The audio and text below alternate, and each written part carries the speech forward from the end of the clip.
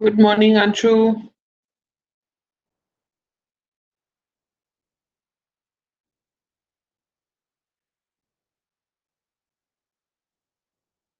We can't hear you.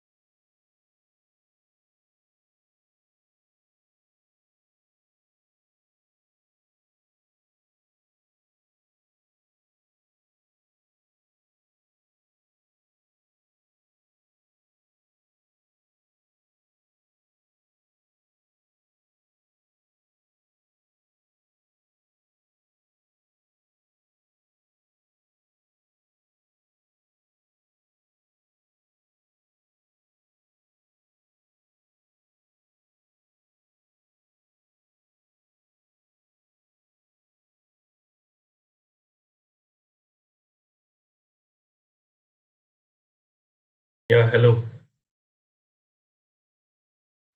Uh, is the voice clear?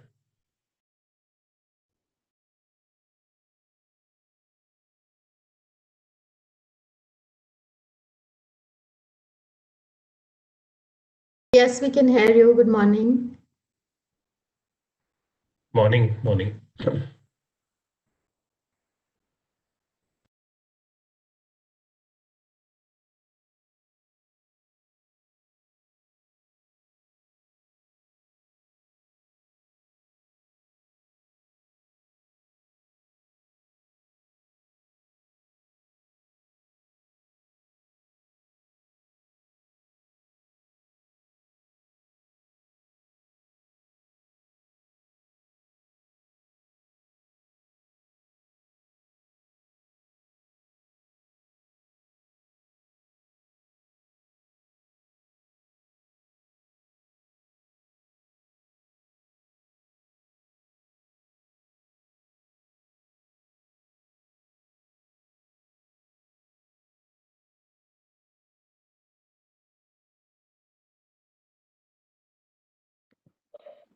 Morning, Rumli.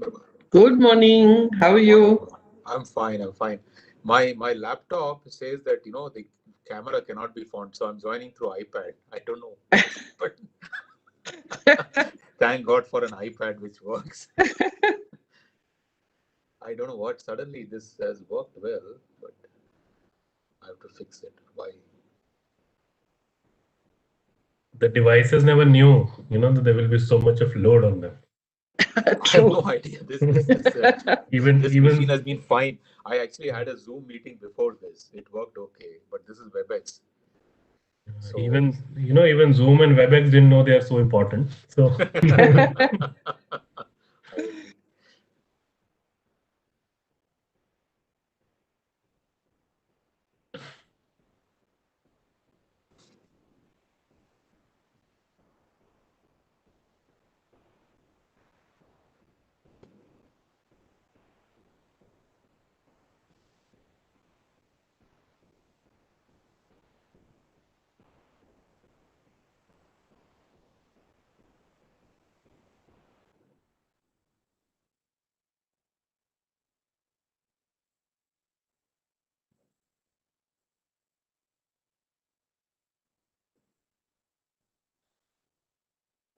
Morning, Mukundan. Morning, Ramanan. How are you? Good, good. Thank you. Terrific. We seem to be meeting more when outside Tata Group than inside Tata Group. I enjoyed your talk in that Berkeley conference. Very nice. It was very Oh, comprehensive. but it was very nice of you to be there so long, so late in the night. No, it was really, and all the other speakers also, they shared so many, Yes. insightful things. Yeah. very much so. I think, especially Microsoft was very good, I think. Yeah, that was right. Also, that the person who spoke on, yeah, Microsoft was the last speaker, right? Microsoft last, I think she didn't go to specifics, but she overlay the general principles. Correct, But I correct, think important to know what specifics they can do. correct. And the other one was NVIDIA, which is the other one. Yeah, Which is NVIDIA again, was very nice. Yeah, correct. So the audience is primarily today is primarily corporates and CSR and NGOs and all that. yeah, I think they would have had. I think Seema can tell us. Seema, broadly, how many attendees we have and what is the background? Good morning. Morning. So we have over 200 attendees, and we are a mix of primarily, of course, corporate representatives from the CSR teams of the corporates, foundations, as well as from civil society NGOs which implement the CSR programs. So that's a mix that we have, but predominantly corporate participants, Chairman. Okay, great. And actually, just to say that we are ready, and I want to welcome everyone and request the chairman to please start the proceedings. We are ready to go live now. Just give me a minute.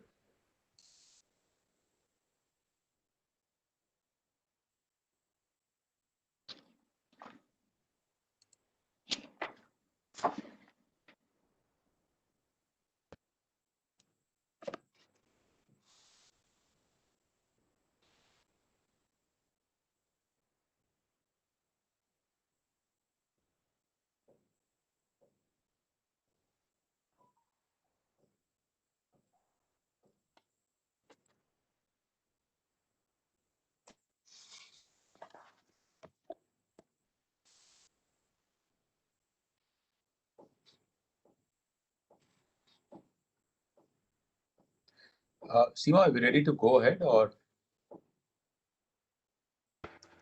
Yes, Chairman, we are live on the CIR digital platform Hive. We're already live? Okay. Yes, Perfect. please. So, good morning, everyone. Thank you for joining us on this CSR conference, which is held every year by CII to bring all of us together on what we can do and what we ought to be doing to build a more inclusive, more equitable nation. And all of you have done great work during all these years, and we need to do more. Today with us are several eminent speakers, and I just want to introduce them first before we dive into the session itself. Uh, I would first start by saying we are very thankful for Ramanan Ramanathan, Mission Director, Atal Innovation Mission, Additional Secretary, Niti Aayog, Government of India, to be with us. His presence means a lot, and he will speak about various elements of how uh, our current government is building in several elements which can bring in equitable future for us, more inclusive future for us, using all the tools of innovation. We have a very special address in the opening session by Mr. Anshu Gupta, founder of Goonj, whose organization has done terrific work all over India and continues to do. And he's going to speak about broadly the directions we need to look at, and we look forward to his guidance. We also will have address from my colleague and the senior colleague and co-chair of CII National Committee, Rumjum Chatterjee, who is also the group managing director of Feedback Infra. We have a message from Mr. Suresh Prabhu, the G20 and G7 Sherpa of India, for Government of India. He's not been able to be with us, but certainly has sent his recording and has sent his best wishes to all of us here in our endeavors and our efforts together. So, firstly, I welcome you all once again, including the industry, media, and people from civil society who joined in a virtual platform. I just would say that this is new for all of us conducting these programs virtually. But I think over a period of last few months, we've all gotten used to this platform more than physical meetings. Hopefully, with this vaccine and the news we are hearing, good news we are hearing about changes on the way, we will probably be able to meet face to face very soon. And I'm very sure the CSR organizations of various companies and all the CSR entities, all the NGOs which are there will play a pivotal role both in vaccination, also more importantly in building the common ecosystem and making sure the communication to communities happens. The communities are pulled in the right direction and don't move away from vaccines just because of some misgivings. I think that effort will be there. But rather than speak about that, let me speak broadly about our theme for this summit, which is Future Forward Rebuilding CSR. And this has been done in a way that as we come out of this pandemic, I think we need to rethink the way we do CSR. There have been several learnings which we've had in the last few months. I think those learnings have been put to work. And also there are certain changes which are being requested from government, and government is actively working on those, and those should help us to move forward.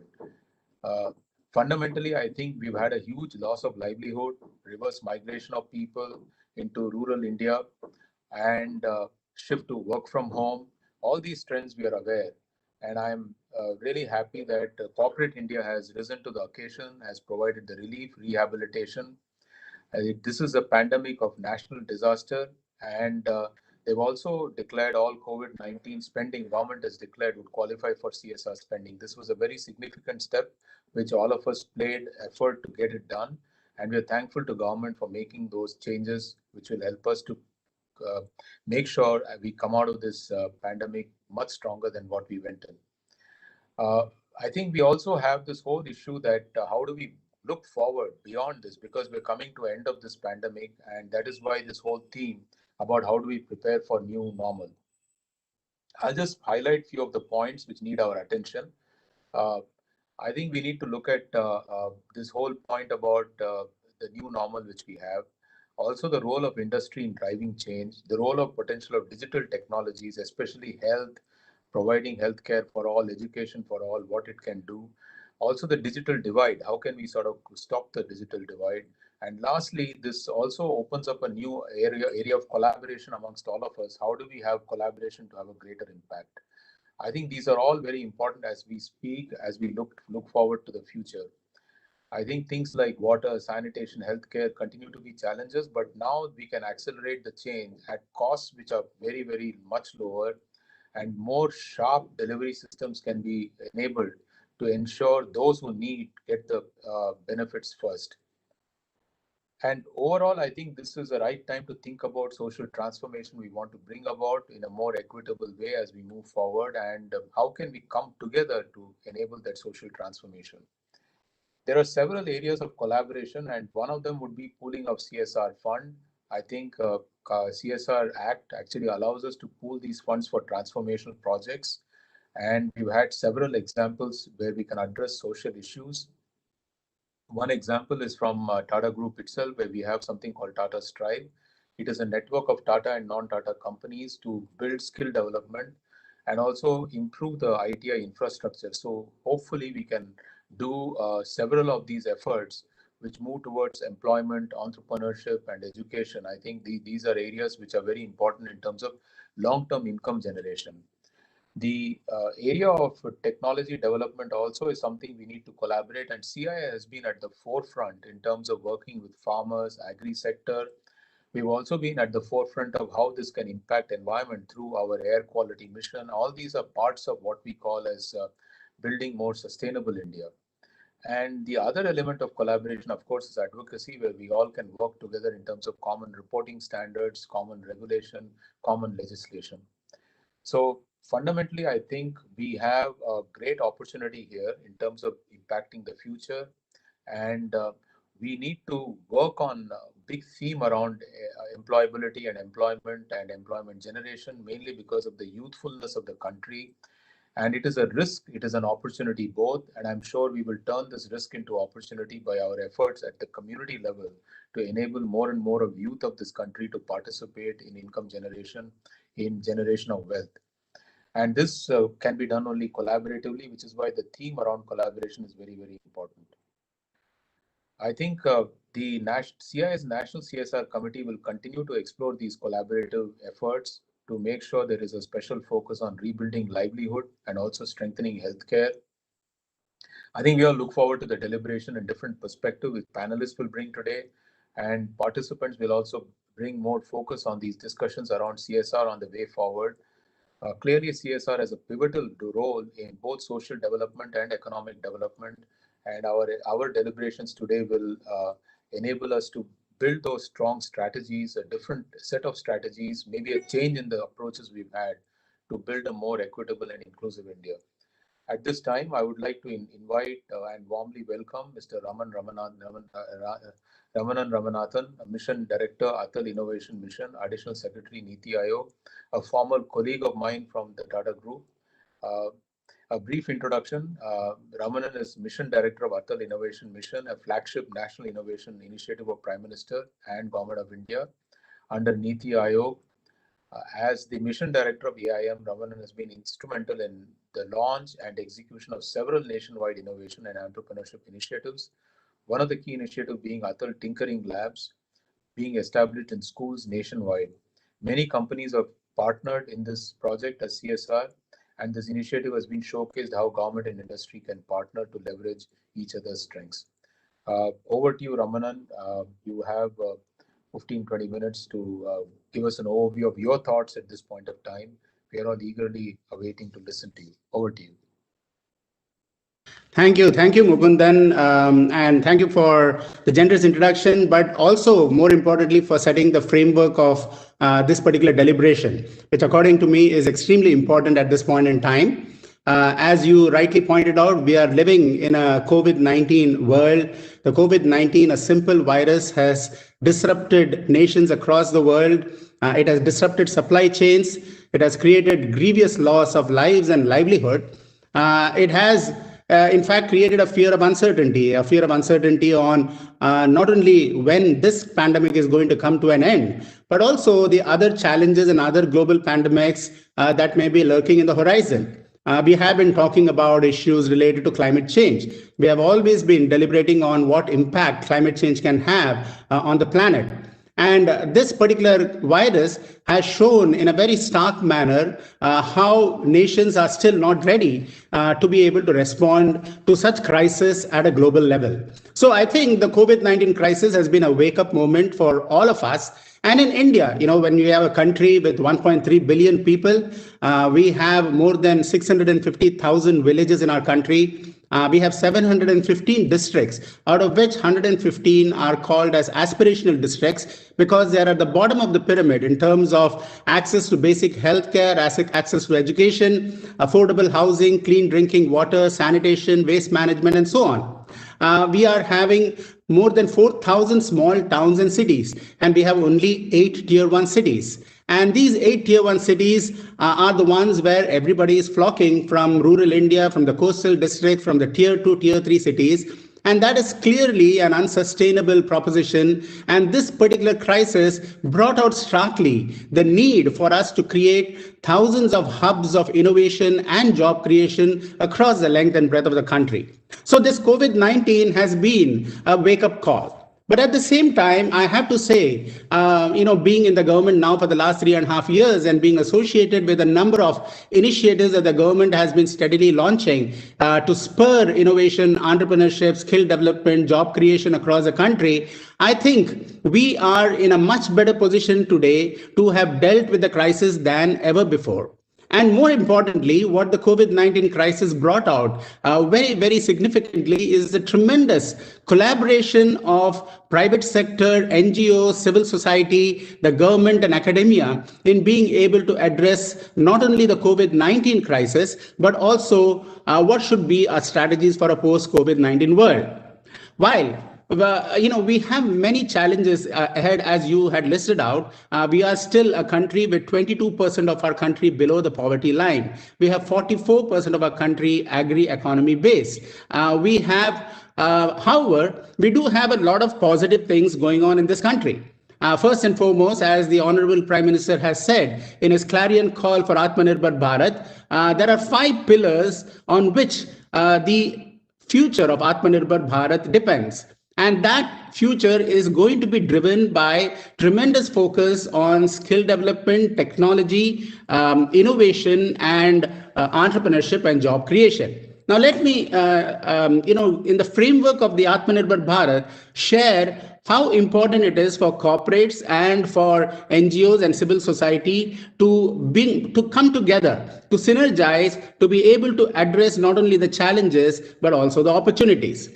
We are living in a country which has a demographic dividend, which is the envy of many a country. We have 101.3 billion people, but more importantly, we have 65% of our country under 35 years old. We have 1.4 million schools in our country, over 10,500 engineering and related institutions, and over 39,000 colleges. Now that means almost a force of 150 million young students who are going to be entering into the workplace over the next 5 to 10 years. Now, that's a tremendous advantage for any country to have. It represents a youthful workforce and energy that should be the envy of many a country. But how do we ensure that this demographic dividend does not become a demographic nightmare? That is only possible if we are able to create a nation of job creators, not just job seekers. We have to make sure, therefore, that a culture of innovation seeps through and permeates every part of the country, whether it is in the remote districts, the coastal districts, the tier 1, tier 2 cities, or whether it is in corporates or in NGOs or in civil society. We need to ensure that we become a problem-solving, innovative, mindset-oriented nation. Now, our school systems, for example, have been focusing on rote learning, and this has played its advantages to us so far. We have built, after all, $190 billion ITS industry as a result of our focus on education. But our education has so far focused on how do you get good marks in the school, go into a university, get into a good university, get good marks again, go to a university abroad, and then get good marks again and join Google, IBM, Tata Group, TCS, Wipro, and so on. So we have excelled in becoming job seekers. Not only have we excelled in that, we have excelled in being able to provide services to global multinational companies all over the world. And they're flocking to India because of this tremendous focus on education and the ability of Indians to be able to deliver high quality services. But what has brought us here is not going to take us further. We have to become a nation of job creators and problem solvers and innovators if we want to position ourselves in the 21st century. And therefore, the Atal Innovation Mission, which has been formed, has taken this at heart. It is housed in the Niti Aayog, as you are aware, the National Institution for Transforming India. And every one of Atal Innovation Mission initiatives is towards two things. One, creating a culture of innovation across the length and breadth of our country. Creating a problem-solving innovative mindset in our school students, in our university students, and also in the industry. By the way, even in the industry, we have to promote innovation. Every corporate has to see how you can promote innovation and innovative thinking in your employees so that they are not just doing the routine things, but they become the agents of change and become the change makers. Mahatma Gandhi said, be the change that you want to see. If that is what you have to do, then you have to be disruptive both in the organization and outside. And therefore, the Atal Innovation Mission has launched thousands of Atal Tinkering Labs across the country. Now, these tinkering labs are dedicated innovation workspaces where the latest of technologies like 3D printers, robotics, IoT devices, miniaturized electronics, augmented virtual reality, do-it-yourself kits are being implemented in schools so that young students from grade 6 to grade 12 get an opportunity to tinker with, play with these technologies, create solutions for problems they see in and around the community that they live in, acquire a problem-solving innovative mindset, and thereby seed in themselves the potential of becoming an entrepreneur or an innovator of the future. Now, we have launched more than 10,000 Atal Tinkering Labs across the country. 6,500 of them are operational, and more than 5 million young students today are accessing and creating prototypes of innovations for problems that are aligned with sustainable development goals. One of the advantages of launching an initiative like this, which according to me is a game-changing initiative in any part of the world, there is no other country which has launched at this level. Such an initiative not only enables you to acquire problem-solving skills, but also gives the opportunity to introduce the concept of sustainable development goals, creating innovations that are going to be sustainable in nature, and also creating 21st century skills that are required. Now, how do corporates play a role in all of this? In fact, every one of our initiatives has been to involve corporates, to involve NGOs who play a very active role in making these initiatives successful.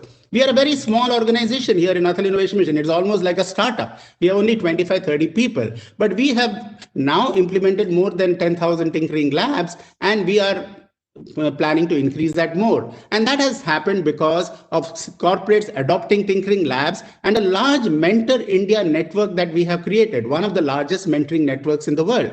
More than 10,000 mentors have voluntarily attached themselves to Atal Innovation Mission so that they can mentor young students from the tinkering labs, from the incubators, from the startups, and so on. So this is how we are building and taking advantage and leveraging the demographic dividend and CSR contributions. Every one of Atal Innovation Mission initiatives, for example, or anything related to innovation and supporting entrepreneurship is under the CSR Regulatory Act. So you are able to contribute not only from the point of view of CSR, but also you are able to, from a non-CSR point of view, how do you promote sustainable development goals and be a part of that ecosystem. Now, when these students who are going into universities they have to find a room and they have to find a space to be able to leverage their creative potential that they have developed in the schools in the form of startups and entrepreneurs. So the second part of Atal Innovation Mission is how do you create an ecosystem of entrepreneurship that supports young startups? We have launched for that purpose hundreds of incubators across the country. These incubators are designed to be world-class incubators. So the selection of an incubator is not just we give a grant of 10 crores to these incubators so that they can foster hundreds of startups. But the important thing is that these startups require support from the corporates and from the partners who are able to ensure that they bridge the various valleys of death in a startup's life cycle, whether it is mentoring support, venture capital support, whether it is business planning strategy support or domain support or access to domain and technology labs across the country. So that is how corporates can play an instrumental role in fostering a nation of startups.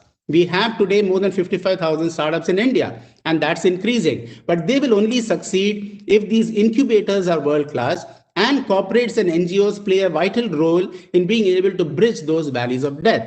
Now, the third part that is very important to understand is Atal Innovation Mission wants to ensure, and the government wants to ensure, that we bring the benefits of innovation to the remotest parts of our country. Now, if you want to do that, we need to establish community innovation centers. So we have launched a series of community innovation centers across the country, and these community innovation centers will spur and replicate and apply innovations which are relevant to that community. For example, if you are in Goa, how do you ensure that the innovations are focusing on the fishing industry, the tourism industry, the cashew nut industry, or the mining industry? That is what is going to drive local innovation and local job creation. So these community innovation centers play a very important role, and through that, social innovation is being amplified across the length and breadth of the country. And that addresses the fourth pillar that the Honorable Prime Minister mentioned, and that is the pillar of socio-economic good. How do you ensure that socio-economic good and bridging the digital divide, making our society more inclusive and making them have access to all the basic things, whether you are in Salem or in Sikkim, you should be able to communicate and you should be able to market your products to Seattle and San Francisco. That's what the digital technology and digital medium is enabling us all to do. So how do we leverage digital technology to be able to bridge that social divide? And finally, all of this is because of the pillar of technology. The pillar of technology is making technology has become affordable, accessible, available, and advanced. You are having 3D printing revolutionizing the way you are able to conceptualize, design, define, and create a product right in front of your eyes. You don't need large manufacturing shops now. Your Kirana store or your small MSME unit can become an integral part of manufacturing accessories for the larger market. Robotics and automation is driving the next level of automation, but that is also enabling a new cadre of services and technical support services that are required in order to make it happen. Communication technologies like 5G technologies are going to create huge amount of possibilities because of the mobile revolution that has already swept India. The jam trinity that we are talking about, the 1 billion, more than 1 billion bank accounts which have been facilitated by the government, more than 1 billion Aadhaar IDs, unique IDs, and more than a billion phones is going to ensure a revolution in terms of solutions that can be brought to the remotest place of the country. And finally, we all need to ensure that these technologies and all of these pillars will get the support from CSR as well as corporates. From my point of view, Atal Innovation Mission, and I had the good fortune to coordinate a search for COVID-19 solutions across the country on behalf of DBT, DST, and all the Startup India, Invest India. What was remarkable was, Mukundan, that in this particular initiative, more than 1,500 startups within 1 month offered preventive, assistive, and some also curative solutions for the COVID-19 crisis. And that came from the startup community. So it was a wake-up call. From my point of view, this is very similar to the Y2K watershed moment that we had in our history. In Y2K, the whole world woke up to the Indian IT service capability. Y2K was a trigger, but then they suddenly realized how India could play a big role in supporting the entire world. And that built a billion, $190 billion industry. In the similar manner, this COVID-19 crisis has revealed to the corporates, to many institutions, to academia, government, that startups hold the key for us to be able to respond to this crisis in a very agile manner, leveraging technology, leveraging a fast growing economy that India has, leveraging the demographic dividend. Now, in all of this, I think it is very important that corporates embrace all these initiatives of the government. The government is very agile. Imagine an Arogya Setu solution just being rolled out within 3 weeks. That happened because the government bypassed the normal routes of an RFP and so on and so forth. It brought together industry, civil society, NGOs, and the private sector and the government to be able to come up with this solution now which ranks among the top 3 in the world. So I think there is a tremendous opportunity for all of us to put our heads together and put our act together to make a huge difference and create the Atmanirbhar Bharat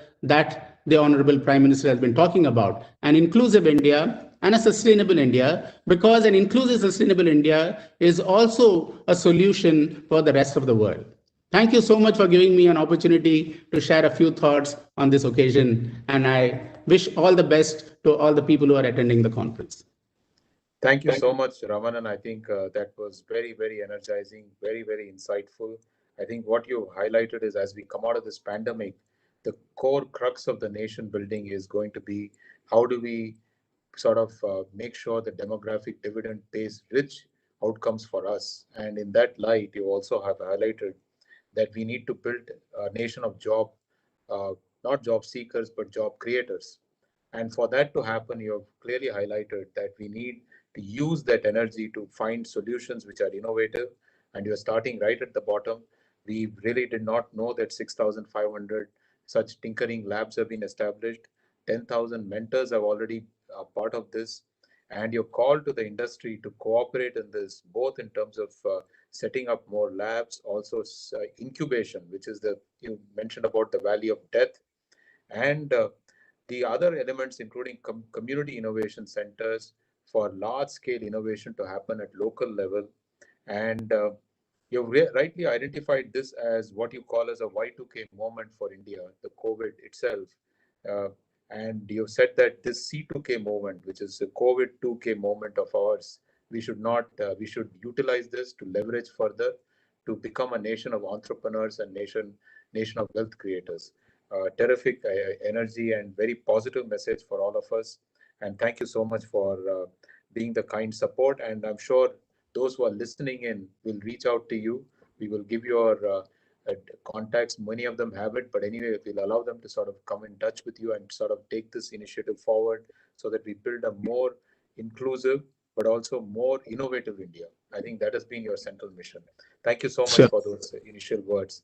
At this point, I have the pleasure of inviting Mr. Anshu Gupta of Kunj. We all know him very well. He is a recipient of 2015 Magsaysay Raman Magsaysay Award, and he founded Goonj with a mission to highlight some basic but ignored needs of people on development agenda. And he used clothing as a metaphor. Under his leadership, Goonj has taken a great level of growth in terms of utilizing the urban waste, which has been growing at rapid pace, into something which can trigger and work on rural development issues. We look forward to hearing from you, Anshu, in terms of how industry can play impactful role, especially in the backdrop of this pandemic, and also how you think we can make our communities, in fact, more resilient against future crises. I think this is only one of the crises which has highlighted the fragility of the system, and your inputs and insights on that will be very, very useful. Over to you, Anshu. We are all eagerly looking forward to hearing from you. Thank you for being with us. Thank you for inviting me, to speak on this. And I think my 10-15 minutes will be also full of a lot of random thoughts. I don't, talk in the structured way, because this is also something which has given a lot of time for all of us to reflect. And and I think no one is doubting on the intentions of all of us, but somewhere it's extremely important for us to understand what worked, what didn't work, and what worked, why, what didn't work, why. I mean, how come and this is something, I must have said in the last few months, at least 100 times, that the images of those millions of people who were walking on the road, was it just like one time, event, or were these were new people in the society, or these people actually exist and these are not even invisible, but we never wanted to see, you know? And what happened actually, that these millions of people didn't trust people like us, right? Who are largely the decision makers and the opinion leaders. So what kind of society have we built? I think that's the question which each one of us really have to need to really think about it. And of course, I'm not doubting on the intentions of people. A lot of people did the best they could. I mean, there are enough people who were cooking at 5:30 in the morning, 5 in the morning, with whatever utensils they had, and within 2 hours they were on the road to distribute food or to give food. I mean, this was also an epitome of goodness. Fine, large number of people didn't participate in these activities, unfortunately, but then a lot of people participated, and let's build up on the good. But the most important part is that my question, and when we talk about the CSR or the civil society, or whatever responsibility we talk about, it's extremely important to dig into myself and find out that what kind of individual I am. How do I really behave in such kind of crisis? A person like me, who are the product of subsidy of this country, and it's extremely important for us to understand that. I mean, I did my mass communication from IMC. I did my journalism and advertising in PR. In '98, when I was leaving Escorts, there was a very simple calculation which I did, that the institution where I studied, the fees should have been about 50,000 rupees, 1 lakh rupees, whatever in those days. And I just paid a few thousand rupees. The other question to myself was that, was it possible to do this education if that fees was 30-40,000 rupees? The answer came no, because I come from a very beautiful but middle class family of those days. And I know that the family was absolutely unable to afford that. So I think that was the realization that I am the biggest product of subsidy of this country. I mean, right from my education to my food is actually subsidized, grossly subsidized, and largely subsidized by the farmers of this country, right? I mean, how it happened that a large number of people who made house for me remained homeless, and the people who have been feeding me for the last 30, 40 years, unfortunately were forced to come in the queue to get the same 10 kg rice which they have been producing, and giving it to me on a very, very subsidized rate. तो मैं ये मान के चलता हूँ कि it's extremely important for us to see कि भाई हम उन जख्मों पे तो पट्टी नहीं लगा रहे जो हमने दिए हैं, I mean, and that's very important to really realize somewhere कि क्या, can we really be more people oriented than the processes? Because what worked in this pandemic is the people. What worked in this pandemic is those smallest possible institutions and the last mile worker who were absolutely ignored. If you talk about the ASHA worker, if you talk about the PHC, if you talk about the many times ignored government health systems, if you talk about the government toilet, if you talk about the municipality workers, whole lot of those people who we have been not caring as a nation actually worked well. and all the fanciest airports and the biggest possible buildings were actually closed. All the most expensive cars were not working, but the cart of a municipality worker was working. It's extremely important for us to see that if we are talking about transformational change, what is that transformational change? Are we really understanding the problem in a much deeper way? Because in my opinion, as of now, for the next few years, there is nothing like post-COVID.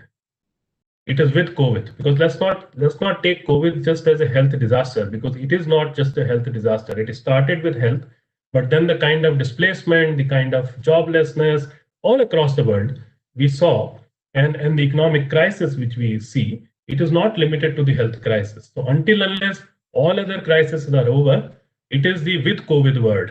It is not the post COVID world. I don't think that we are going back to the same kind of seminars in the future, even when the vaccination has come to the same level, because now we know that there is a better solution where we can actually avoid a lot of this travel and still meet each other. But yes, we can't hug, because that's a fake hug which comes on our WhatsApp. That's a different issue. So we will do that, but not in the same level. My humble request to all in this space is that I think CSR also needs to continue to fill the gaps. CSR, or most of us, need to learn more. Most of us really need to change our lenses. I mean, it's very sad to see that even today, the farmers who grow more than 100, 200 different variety of pulses and rice are still called unskilled. And many of us who do a lot of innovation on papers in IITs are actually called innovators. मैं बहुत बार कहता हूं कि वो दो आम की कलम जोड़ के तीसरा आम जो बना देता है, how come that person is not innovator? Why are we not valuing those people as skilled people, instead of saying that when we make them or convert them into plumbers or or mechanics, they are skilled? Why are we not valuing what people already have, and why are we not building upon that? What is a harm in remaining? I mean, a large part of the population remains dependent on agriculture, but in a better way. What is a harm in that? This entire concept of bringing people from villages to city to remove the poverty, it failed. It miserably failed. Globally, it failed, because even if we are now trying to bring more people from the villages, we need to be answerable to ourselves that have we really solved the problems of the people who came? And if we really solved their problems, why did they go back?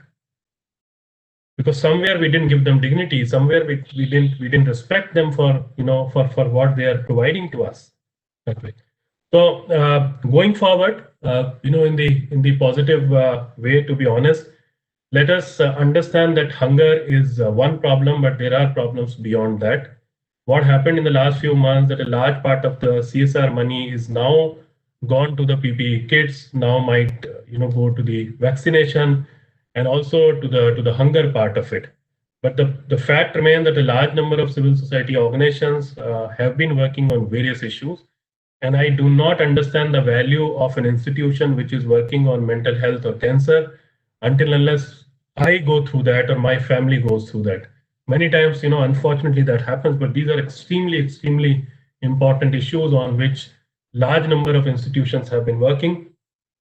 Because we work with hundreds of partners, we see that there is huge amount of resource gap, because large part of the money which was allocated to them is now gone to the hunger part, but we need to go back to those causes, those institutions who have been working on those issues for decades, and these are extremely, extremely important issues.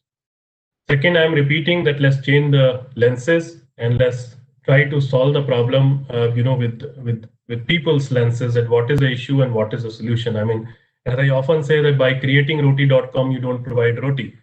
It's very easy to say for people like us that the life is simple because we can order, food on the net. But what we are not understanding, that right from growing that vegetable to cutting that vegetable to cooking to delivery, it's all human. No machine is delivering that. No internet is delivering that. It is all human.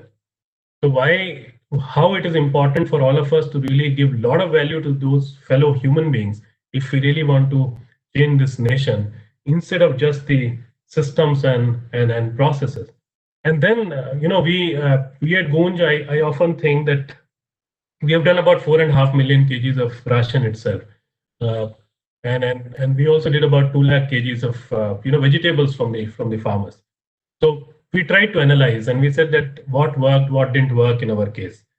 And we realized that maybe creating a network with a lot of trust and equal value to each other, that worked best. Because what happened is that you actually laid a pipeline in the country, like the telecom sector and other people are laying the optical fibers. So I think that's how we laid a pipeline in the country of relationships, of dignity, of equal participation, of removing the demeaning words like donor and beneficiary, but treating everyone as a stakeholder, of understanding that every single person, every single institution can bring a lot on the table. And it is not only the people who have money, but maybe the other people who do not have money but have skills, or who have local resources, or who can open up their life for us to enter in their life and in their area. I mean, that's their contribution, and it's a big contribution. I don't open my gate for any unknown person. And these people in the community really open their entire life for people like us to operate, to experiment, to pass, to fail. That's a huge contribution, to us. So how do we really value the people for whom we are trying to work as much bigger giver than the taker? And my last point, and then, if you have time for Q&A, wonderful. Otherwise, my last point is that it is high time that we understand that I am able to do all this again because of the people who made house for me and who have been growing food for me. Why it is important to go back to the village India and divert our lot of resources to village India. A lot of people were cribbing before this crisis that cities are overcrowded. Right? Now millions of people decided to go back because those are their roots. This is the time that instead of doing a lot of work in the cities, we go back to the Indian villages and solve the problem there itself, because people have chosen to be there. People have gone back to the roots. And this also proves two larger point going forward. One, we have been saying that we in the country, we in the world should not wait for a disaster to respond, because poverty is an ongoing disaster. And we need to really tackle that in a big way. Second important point, we all are migrated. Most of us are migrated. I am certainly migrated, but I migrated by choice. A large number of people do not migrate by choice. Those are wrong perceptions, notions, and this pandemic and the reverse migration has proved it. Those people are migrated by compulsion. Even today, in 15,000 rupees, it is extremely tough for a family to survive in a slum. But even in 5,000 rupees for people, it is still little bit possible to survive in the village with lot of dignity. How do we make sure that the people of the villages start producing for the villages and not only for the cities? How do we make sure that we do not treat people in the villages of this country, which is a majority of the population, as just the beneficiaries? They are the giver. I mean, the day we start paying minimum wages to the farmers of this country, Mukundan, we can do this calculation. Me and you cannot even touch rice. So we are on the constant subsidy, and we are the constant beneficiaries of the farmers or the people of the villages in this country. I think that's where we, as opinion leader or so-called, leaders in various forums, as we all are called, need to really realize. And it's high time that it's not about giving back; it's about paying back. It's about changing lenses. It's about wearing those lenses, and with those lenses, find the problem and find a solution. No big solution from the city will really operate. It's a huge country, so data is always good. I mean, getting a million or few million is just a matter of a few villages and few cities. But we should not, feel too happy about it. I think even when we have a large data of the success, there's large data which needs our attention. And fortunately, with the CSR Act and with surviving in this pandemic, now it's possible for us to really respond to that. I'll stop here. Thank you very much. Thank you very much for that, Anshu, for that overall reminder. And I think you very well highlighted what we are up against. That this poverty is an ongoing disaster, not that disaster is finished. I think it's a great statement of what we are up against. You also have highlighted that people who came to the cities came by compulsion, and we have to look at their issues as not as giving back, as paying back to them. But I think to be clear, you started with a reflection, which I think was very, very important. I think, and one of the key things you highlighted in that reflection was one, the image of these million people, but more importantly, you said the key driver is the trust had broken down. I think that hit the core in the way we have perceived the whole issue of this pandemic. And you have clearly highlighted that how are we looking at this whole CSR and CSR effort, and how have we built the whole systems. The systems which have worked, as you mentioned, have been the frontline workers, have been the municipal workers, the ASHA workers, and the big things we thought we were building, the infrastructure projects, really were lying idle and shut down. So you sort of gave a lens for us to sort of reflect and look at it. And I think very important to bring that lens. And when we look at a transformational change going forward, your whole idea was first, look beyond hunger, look beyond PPE, look beyond vaccine. We need to look at the next stage, and don't forget many layers of work which need to get done. And you've highlighted many of them, like mental health, cancer. I think all these things which got neglected in this last few months have to be restarted again. Second is that to look at the entire problem from people lens rather than from our lens. I think that many of us have been faulty of. And the issue you brought right at the forefront is this whole issue of uh, dignity for the beneficiary. And the point about your whole concept of how much they've subsidized us, and why are we not looking at this as a paying back rather than as giving back. And clearly, I think you've highlighted a very whole set of issues. And the way you said is that this journey is not going to complete in a short run. And this journey is not going to be done by moving people from village to cities. But this is going to be done by not only looking at our cities to be better, but focusing on how do we make the villages even better, so that this whole migration stops, and we make the living all across India much, much better. I think you've highlighted a great sort of a landscape which the CSR needs to look at. And lastly, also, when you laid all this together, I thought there was a theme of collaboration. We can't do this alone. I think everyone is doing little piece, but put together, it can be a great impact. And thank you for those kind words of reflection. I will leave it to Seema on one offer you made about question and answer. So I'm going to make an announcement. I will invite Rumjum to come in, but Seema, if people want to post their questions, they can, because we won't get Anshu many time and Ramanan that easily. This is the time people can ask you questions. So I'm going to watch my chat box, but you are master at it. I'm working with an iPad today, so if you can leave to all the audience that they can post one or two questions, and it'd be wonderful to come back. May I now invite Rumjum while people post their question. Anshu, you please be with us. Please be with us for some more time, and Ramanan, please be with us. Rumjum, over to you on your thoughts. And also, I think you need to weave in what both the speakers have said. Absolutely. I think they've left a lot of important messages for us as we start to reflect on this whole as a CSR committee of CII. Over to you, Rumjum. Absolutely. Thank you, Mukundan. And it's great to be here with everybody once again on another National CSR Summit. This year, of course, the theme of saying future forward, rebuilding CSR, and particularly after we've heard both Ramanan and Anshu, the definition of rebuilding CSR we have to take much, much more seriously. Future forward, yes, from where we are today, lots of messages I think we have got. The pandemic certainly brought us into a situation where we are all rethinking. We are rethinking not just how we will tackle our own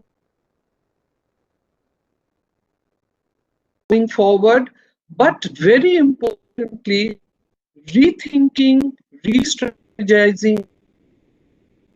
That I think has become very, very crucial And therefore, the newer challenges, that the opportunities that lie ahead to do things differently and to relook through very different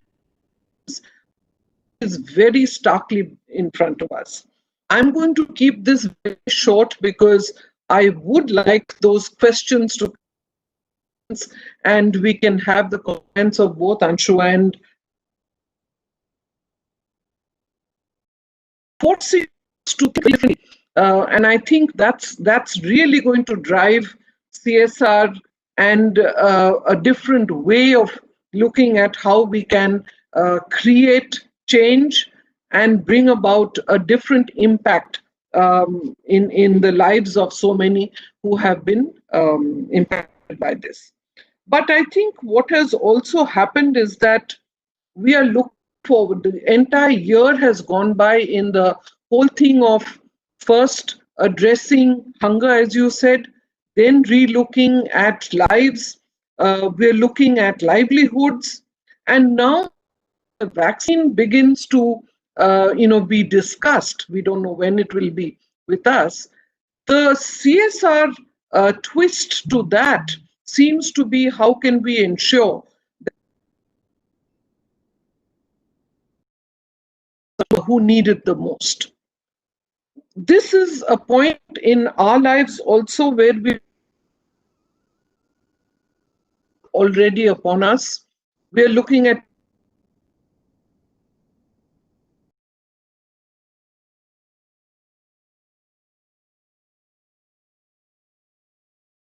we can ensure that people are able to get the fruits of economic recovery in their lives in some meaningful. We spoke about systems and processes that we saw crumbling and the gaps very clearly showing up.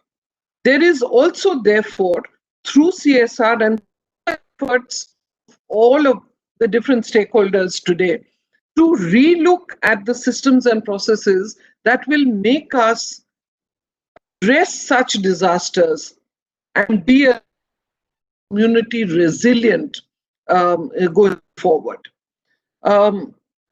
This summit every year has served as an excellent platform to bring together some of the best minds from different civil society to discuss not just how CSR can play a role, but also through those efforts can bring about greater social development at the grassroots. Now, today's summit, of course, through different sessions today, we will be relooking at the ways that we need to redefine CSR and the critical role that it is going to play challenges that we are today facing. As I said, I think our focus this year is going to once again remain on addressing the needs of what has been thrown up by the pandemic. It has been hunger, it has been livelihoods, but right now, I think the focus is very clearly once again focused on the whole issue of access to health. And with the vaccine almost imminent, we are going to focus a lot more on saying how we allocate that, how do we ensure that everybody gets access to the same, and of course, making sure that the supply chains, the cold chains, the records are updated so that all those who need it are certainly going to be able to access it. But I think I want to go back on a point that I heard Anshu reiterating, saying let us relook at livelihoods, and that too in the rural livelihood sector. Can we ensure that the migration is not one of compulsion, that migration is not necessary foremost, so that we are able to ensure that lives of dignity and the quality of life improves for those who are in the rural sectors, and CSR initiatives will go a long way in certainly building that and reducing the kind of disparities that we have seen. So with that, I'm going to um, uh, hand you over back to Mukundan so that we can certainly go over some of the issues from the audience that we would like answers from. And thank you once again for participating and being with us, Anshu and Ramanan. It was lovely to hear you, and I hope that all of us will really be able to address many of the issues that you pointed out as being so, so critical for us. Thank you.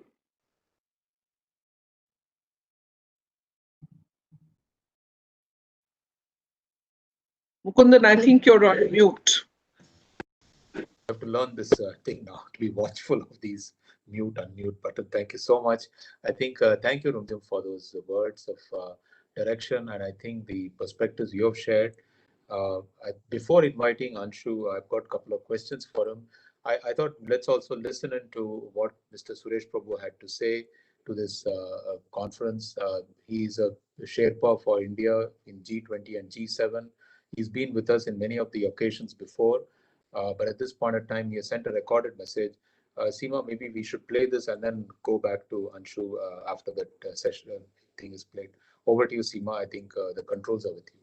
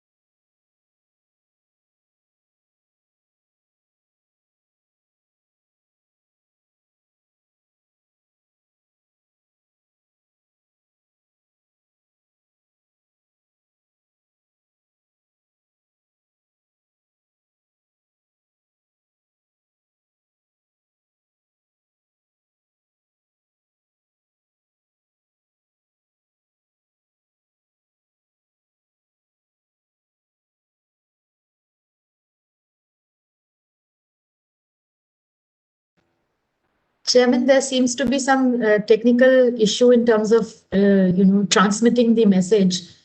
So maybe we can take the Q&A first, and then by then we'll try to see if we can sort this out, Chairman. Apologies for this. No, not at all, Seema. I think this is very minor problem these days, which we have encountered. I'm sure we can at least read out key messages. So I think let me start while we, Seema, you collate questions from the audience. Anshu, I just wanted to highlight in the perspective of what you said, how are you reorienting Goonj itself?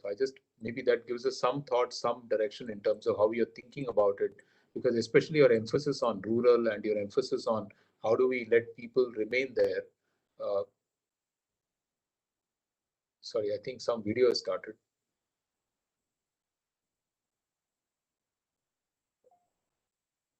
So do you want to address that, Anshu, in terms of? Yeah, I can. I thought the video is there. No, I think it's not. Yeah.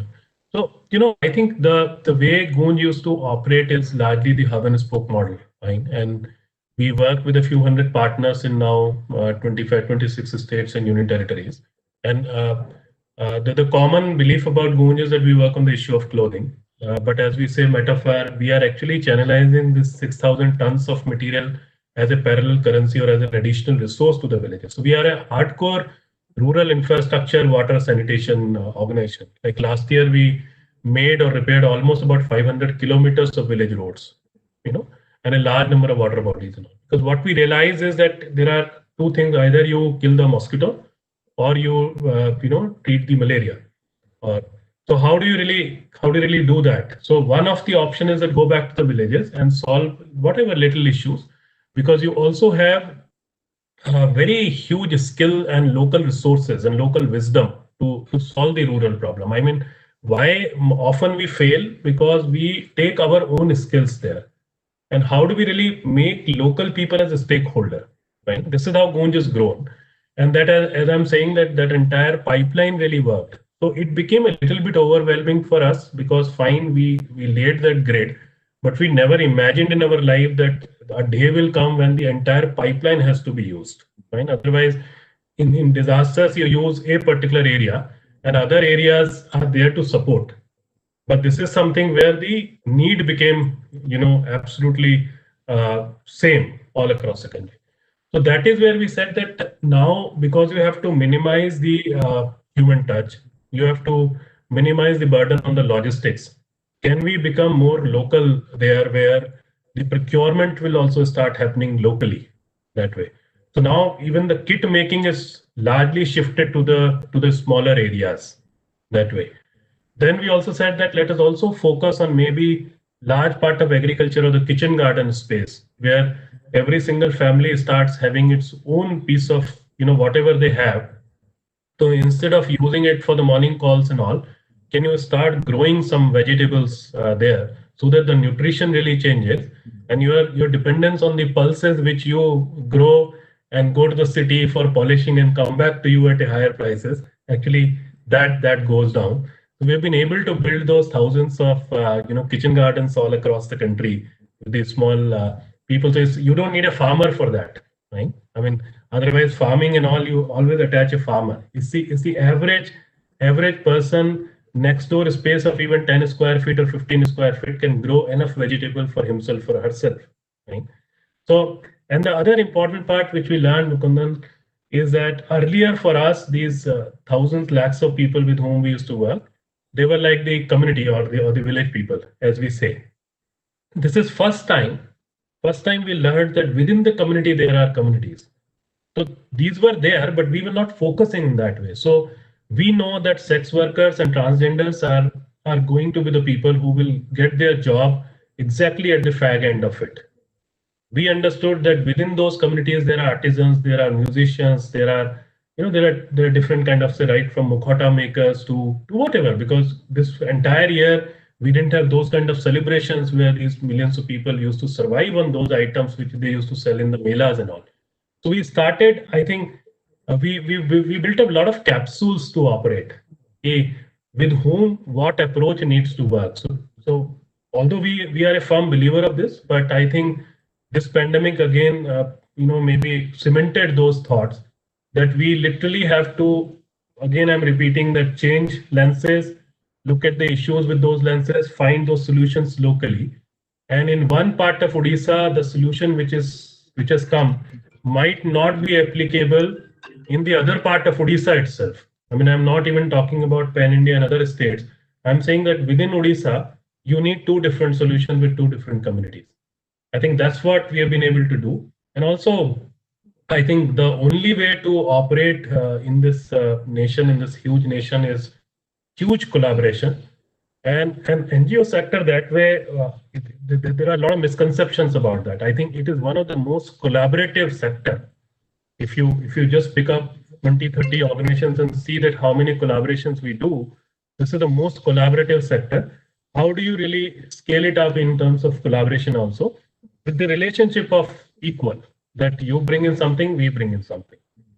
Again, repeating, not donor beneficiary, or resourceless or resourceful. It is that everything is a resource. So when you make a road, your skill is a resource. When you make a bamboo bridge, bamboo is a resource.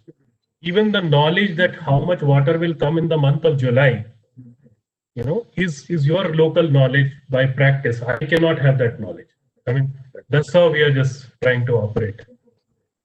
Terrific. I think a lot of messages in terms of make it much more local, much more localized, skill based, and then build this whole thing in a decentralized way rather than some central sitting in the office in the center. I think great messages, Anshu, for all of us.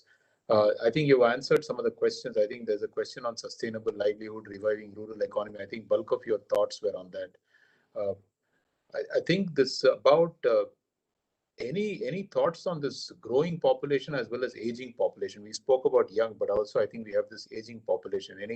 Any aspects, any thoughts you have on that? To be honest, I would say I talk a lot about the dignity part of it. Right?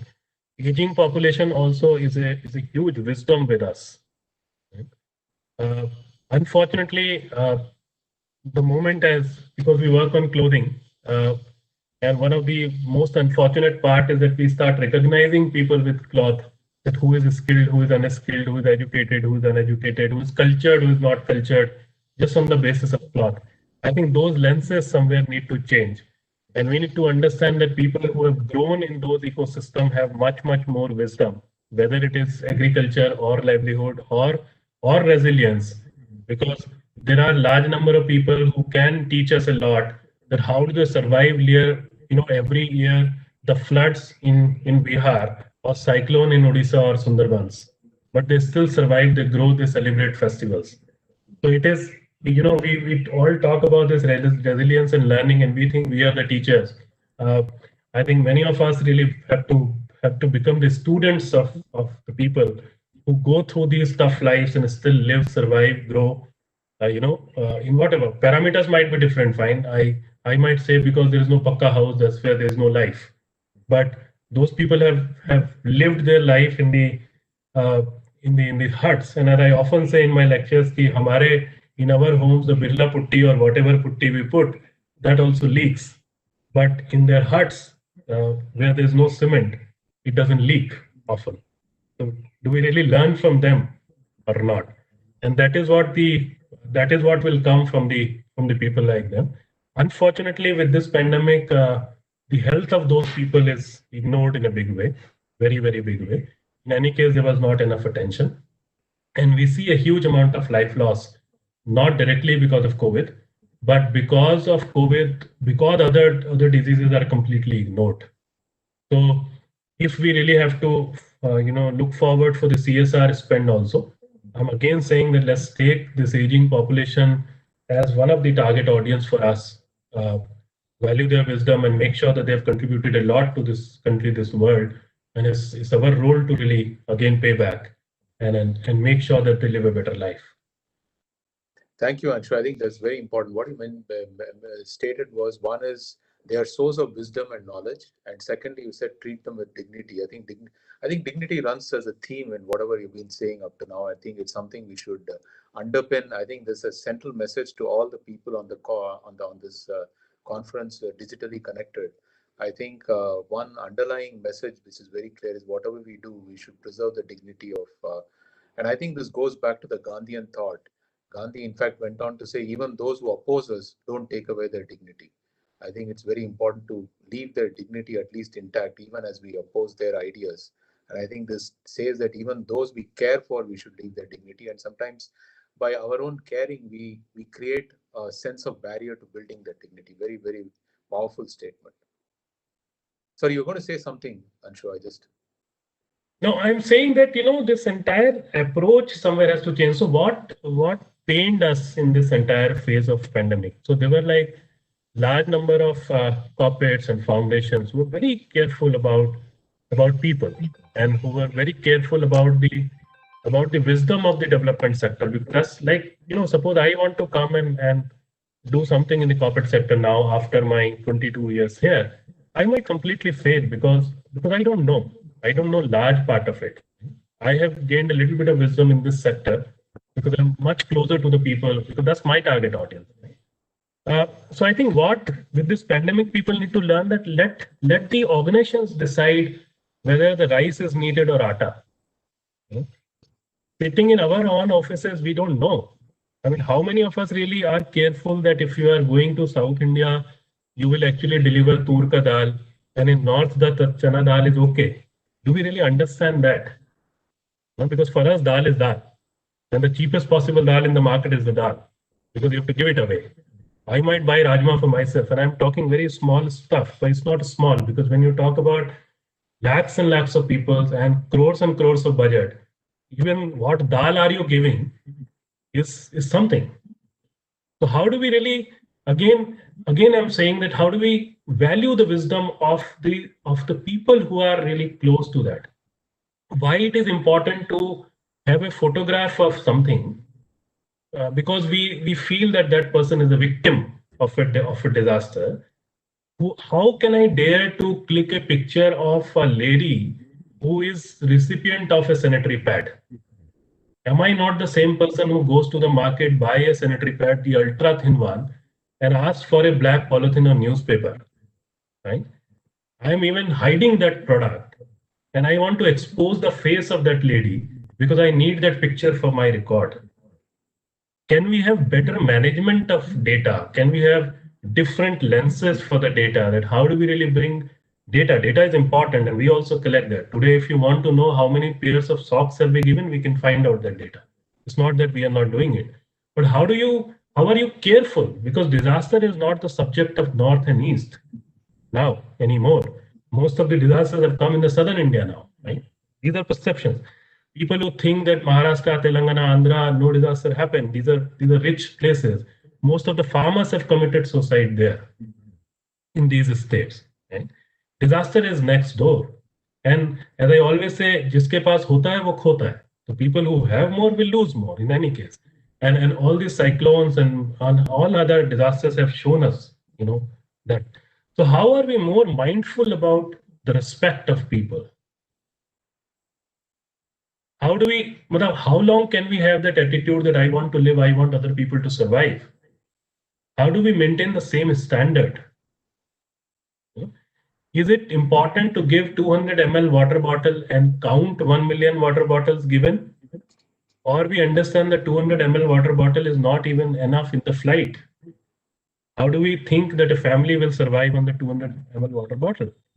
How do we come out of this dirty game of numbers? Because there are two ways of working. One is that you talk about the work. The second is the work talks about you. And many of us in this forum know it, that work ultimately talks. It takes time. It might not give you an instant Facebook post, okay, or maybe a report to the management, but it does talk, and it does talk much deeper with a lot of respect and with a lot of motivation. I think I'll stop here because the dignity and motivation, all that I can go on and on, because that is something bothering me a lot in any case. I'll stop here. No, I think a very, very important subject, Anshu. I think you have brought a very important perspective, and I think we will keep this in our mind. I think this whole point about the other lens, you actually unpeeled the other lens in the last 5 minutes much more clearly for all of us when you first mentioned. And really thankful for all your perspective. Seema, there are several other questions, but most of them are in the same vein. So I just want to leave it, and I want to check with you about the message from so Suresh Prabhu. Can we play it, or do you want to sort of defer it for later point? And over to you for closing comments, Seema. Thank you, Chairman. I think we will try and play it during the break. So I would just like to, in closing, thank all of you, our distinguished speakers, for their insightful thoughts. Mr. Ramanathan, who had to leave, but excellent, as you, Chairman, pointed out, excellent and very inspiring talk. Is it the C2K moment for India, and how do we leverage that? The point that you also recapped. And of course, Anshu, thank you so much for the reality check. I think it's very important for us to get this reality check, and not just a check, but also very, very insightful understanding of how do we actually, move from the way we have been defining our CSR, I would say interventions and investments. I would even call them investments rather than interventions, but defining them through the lens of whom we are trying to help, but with dignity. I think that's really important. And I want to just say that we had in the CII, with one of the small programs that we do in the villages of Punjab and Haryana, we had the similar experience. I'll be very honest, we started the program by looking at it from the lens of air pollution in Delhi. And we thought, and we couldn't solve it because that's not the lens we should have anyways used. And I think all of the people who use this lens to solve the problem of air pollution should actually change the lens, the way Anshu was saying, because the moment we put the lens of the farmer's problem, we were able to actually come up with solutions. So this is a practical example of how in CI itself we learned this lesson. I must admit that we didn't think of it that way.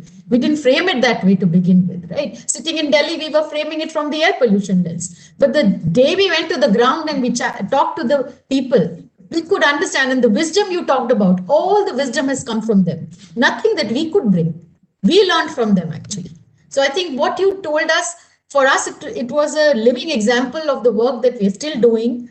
And we think that problems or issues and can be solved with the collaboration you talked about, and completely, like you said, with this equal partnership, trust, dignity, empathy at the core of it.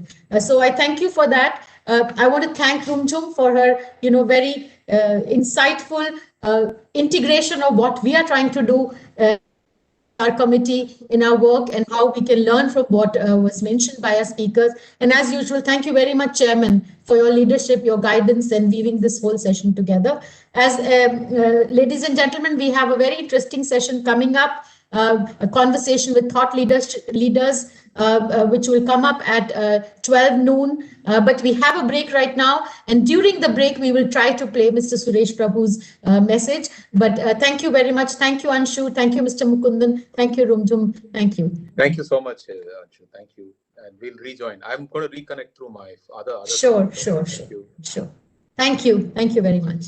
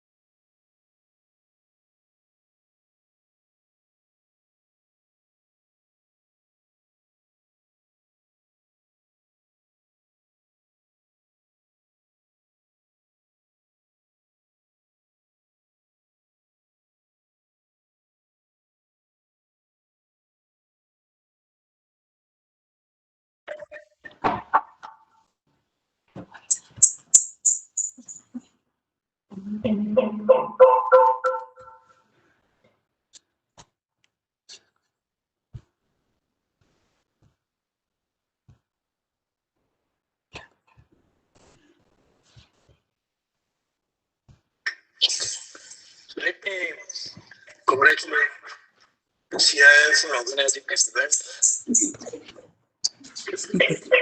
Focusing on a very important issue. The role of CSR in rebuilding societies, in revitalizing individual lives, improving the daily life of all the people of the country. We all work together in the context of society. What the biggest challenge humanity and facing in recent times? Post-COVID. That we have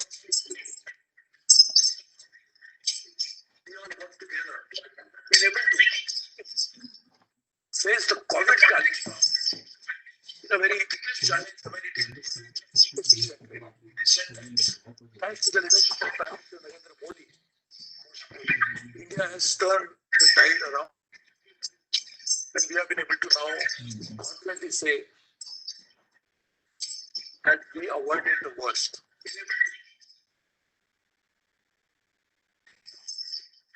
In a very valuable, very soon, this administered for the people of the country.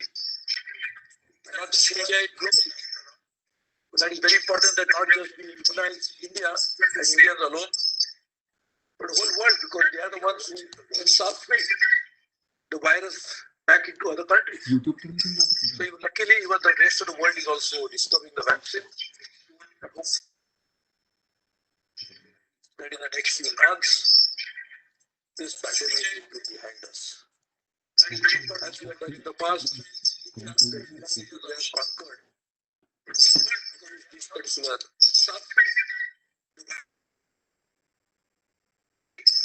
prevent future diseases. CSR it has now become part of India's corporate law. The companies are required to contribute part of the profit to for undertaking certain notified activities which benefit society at large. They are corporates which were doing this for many, many years. As part of their high responsibility, not just for legal compliance, but for them to fulfill their social obligations. They considered stakeholder capital activities. They consider society that we are not just answerable to shareholders alone, but we are answerable to a much larger audience by ensuring that we make their lives better. So they had a moral compliance rather than legal compliance.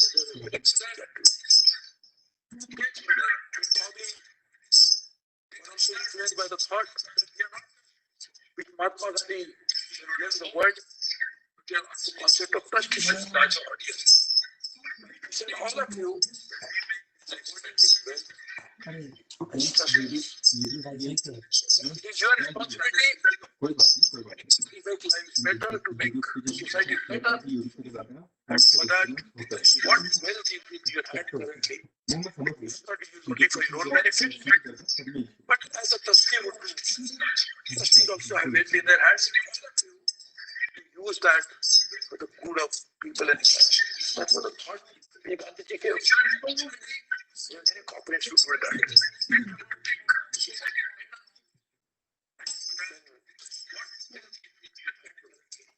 The founders of the Tata Group, more than when they're constructing complex to make steel, they realize the job of this company is not just to make steel, but to create society. So Jamshedpur, more than all the services modern municipalities are doing as a part of their controversial responsibility. This company Tata did it, not just the next day, by providing water, by providing facilities. Last section of society were not there employed, but also services. The concept of CSR has to be seen in the context of our high responsibilities and our duties towards society at large. But we can't be seen to be doing something which benefits only my bottom line. But so can we think about society's bottom line? Can you think about not bottom line for your bank or your institution or your company, but people at the bottom of society? Rather than thinking about bottom line, as we say in accounting parlance, below the line, above the line profit, can we go to below the bottom line? People below who are really suffering and they need help. The companies will not be doing undertaking some activities. We have to fulfill single obligation. And you say they'll be doing this, but they'll be doing better to change the society. So below the bottom line, wherever companies need to change the society as large by undertaking activities of this nature. As you know, those companies have become even more successful than the others only because they established a different kind of bond and relationship with society at large. So it's the corporate interest that societies get integrated and aligned to corporates. And corporates benefit immensely when there is such a clear role definition happens with corporates and society thinking about the same objective at large. Corporates get advantages. Managerial ability, which is normally missing in many other forms of business or government. Governments have the power. They have the sovereign authority. They can make laws, they can enforce laws. But a government machinery is not always designed, not always, many times it is, but not always designed to deliver the best of services to the people of the country. So just imagine the government's power and corporate's ability to deliver and manage is combined together. What could be the huge socio-economic benefit society at large can have? And therefore, we all must work at this CSR Summit to find out how we can develop this relationship between corporates and governments working together for the common objective. What are the primary objectives of the government? For the society. Because governments are the agents of society. Who are the target audience of corporates? Obviously customers. Corporates cannot survive without customers. Where the customers come from? From the same society. So just imagine society become better and society, part of that society which corporates are now serving realizes that because of this corporate, my life has become better. We'll have a far better so-called customer loyalty than the best marketing strategy can have. So in this, by doing a good CSR project, working with the government, working independent of government sometimes, the corporates can bring huge tangible and intangible benefit to their own shareholders, who are their primary sponsors anyway. The amount of goodwill that is earned as a result of the CSR is far, far more valuable than the assets that lie in the balance sheet of these corporates. And the benefit that will accrue to you will be for a long, long time to come, for years to come. Therefore, this CSR Summit, which is happening post-pandemic, must definitely work on some of the social challenges of India. Even today, we have a problem of water. The Prime Minister launched Ghar Ghar Jal Yojana. Every household will have a water, and he's working very aggressively. He's working on wellness clinic for the country to address the health challenges. He's working for the welfare of farmers, for the fishermen. He's trying to create both physical as well as social infrastructure for the country. I fully understand that corporates have limitations. They can never compete with resources that are required for such huge socio-economic objective with the government. Government has far more resources. So government can definitely use the resources. But corporates can supplement it. Corporates can use as soft power of managing it with government's hard power of legislating. Government and corporates can work as partners for the same objective that both of them have, is to make lives of people better. Corporates try to do it through products, through services, by offering it to customers to make the life better. Governments try to do this by providing better services. If both join hands and can work together, we can have a far better world than what it is today.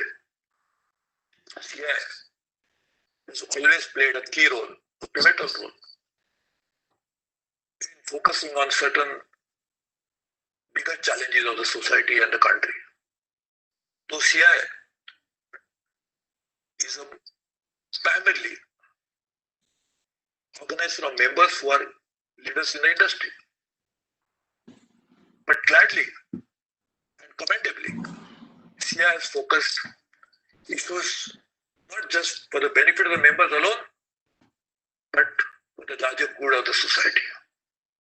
Here is this platform. This CSR Summit can focus on health and other challenges. I'm saying health only because of we are just meeting during the pandemic. Though the worst is getting over, still we are in the midst of pandemic. I hope this summit will address health challenges along with other socio-economic priorities that India has got. Let's bring the best of us together to address the worst of our challenges. And if you do that, this will be a very important platform in which CI has brought together almost all varying stakeholders to work together for this common good of each one of us. So let me congratulate CI once again, and I hope this particular summit of CI on CSR will go a long way in making the lives of better using the corporate society on one hand and government support on the other. There are a lot number of NGOs who work in this field with a lot of dedication, motivation. They put their heart out. So NGOs need support from government as well as corporates. NGOs bring the best in terms of commitment. The government can bring the best in terms of legal as well as administrative support. Corporates can also support them managerially as well as financially. Therefore, all the three key players, the NGOs, the government, the corporates, come together. The CSR will not just remain a topic to be talked about, but will be seen as a reality on the ground where the people would have benefited immensely. And I hope this particular platform will do exactly that. Wishing you all the best. Thank you very much.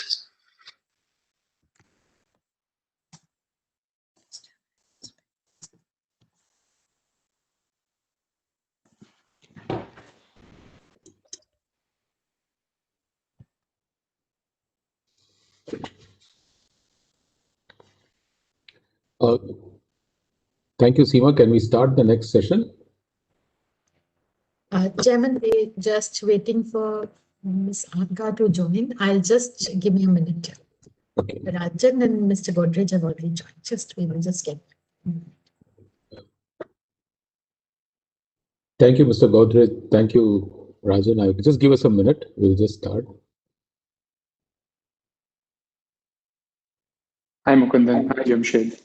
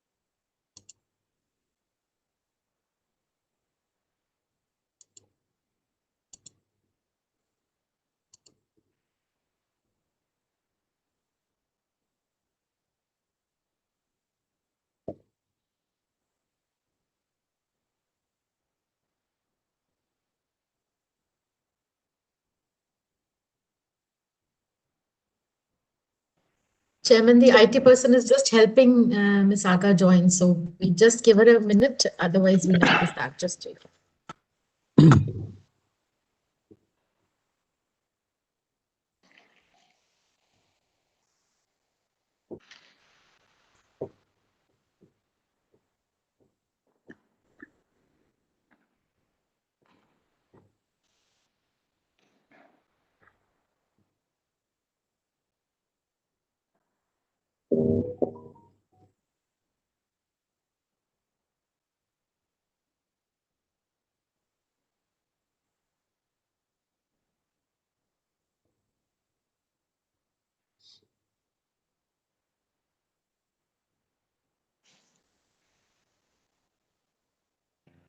So, Chairman, in the interest of time, and then since Rajan and Mr. Godrej have joined, maybe we can start. We are helping Ms. Anu Aga connect, so we'll bring her in. Okay, we'll do that, Seema. I think that's the most appropriate. So I think firstly, let me start by welcoming everyone back for this very important session of thought leaders. We have a very interesting panel and very eminent panel headed by Mr. Jamshed Godrej, the past president of CII and the CMD of Godrej and Boyce. We have Ms. Anu Aga, the director at Thermax. Both these organizations have led the country in terms of their social impact, not just the business impact, in terms of creating an ecosystem which all of us can be very proud of as we build more equitable and sustainable India. We also want to welcome Rajan Navani, Vice Chairman and Managing Director of Jetline Group of Companies. He's been working at this whole initiative of India at 75, CII, which has also been sort of cascading this entire process as India reaches its 75th year of independence.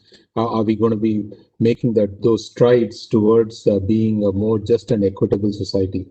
Just to recap, in the morning when we heard both Raman Ramanathan from Atal Innovation Mission as well as from Anshu from Goonj, I think they gave two different perspectives. Very important to keep this in mind in the times of COVID.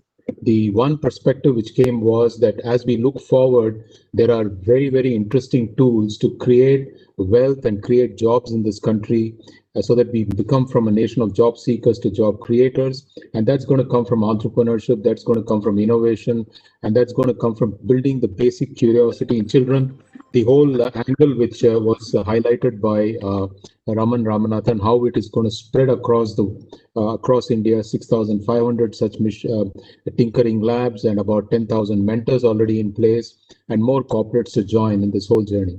The second perspective came from Anshu, who sort of said, let's reflect on CSR and let's look at where we are and where we ought to go. And this whole laborers walking back to their hometown created a reflection that maybe we need to look at a very different lens.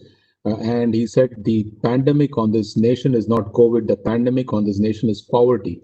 And I think the whole basis of addressing poverty through the lens of and he said, don't use the word beneficiary. Actually, we are not giving back, we are paying back to them, those who have sacrificed to make us what we are. And I think it's a very different perspective to this whole issue of what we call a CSR. At this point, I think we are glad that we've got a panel which is going to move us forward into this whole thinking beyond where we are and future forward, as the theme is.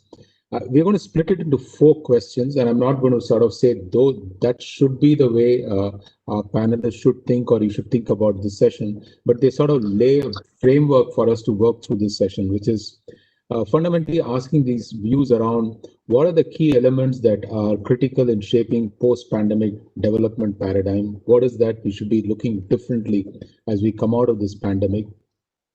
And what are the tools? What are the processes?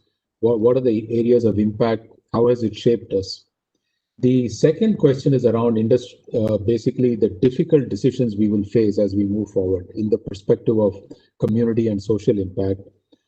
And then the question around trends and approaches of how do we sort of using CSR as a tool to rebuild the nation, and which are the areas we should actually be focusing, industry should focus to rebuild their communities. So let me start off by saying if we could probably address the how our panelists see what are the key elements as we look at CSR, as we come out of this whole pandemic, what is the development paradigm we should be looking at?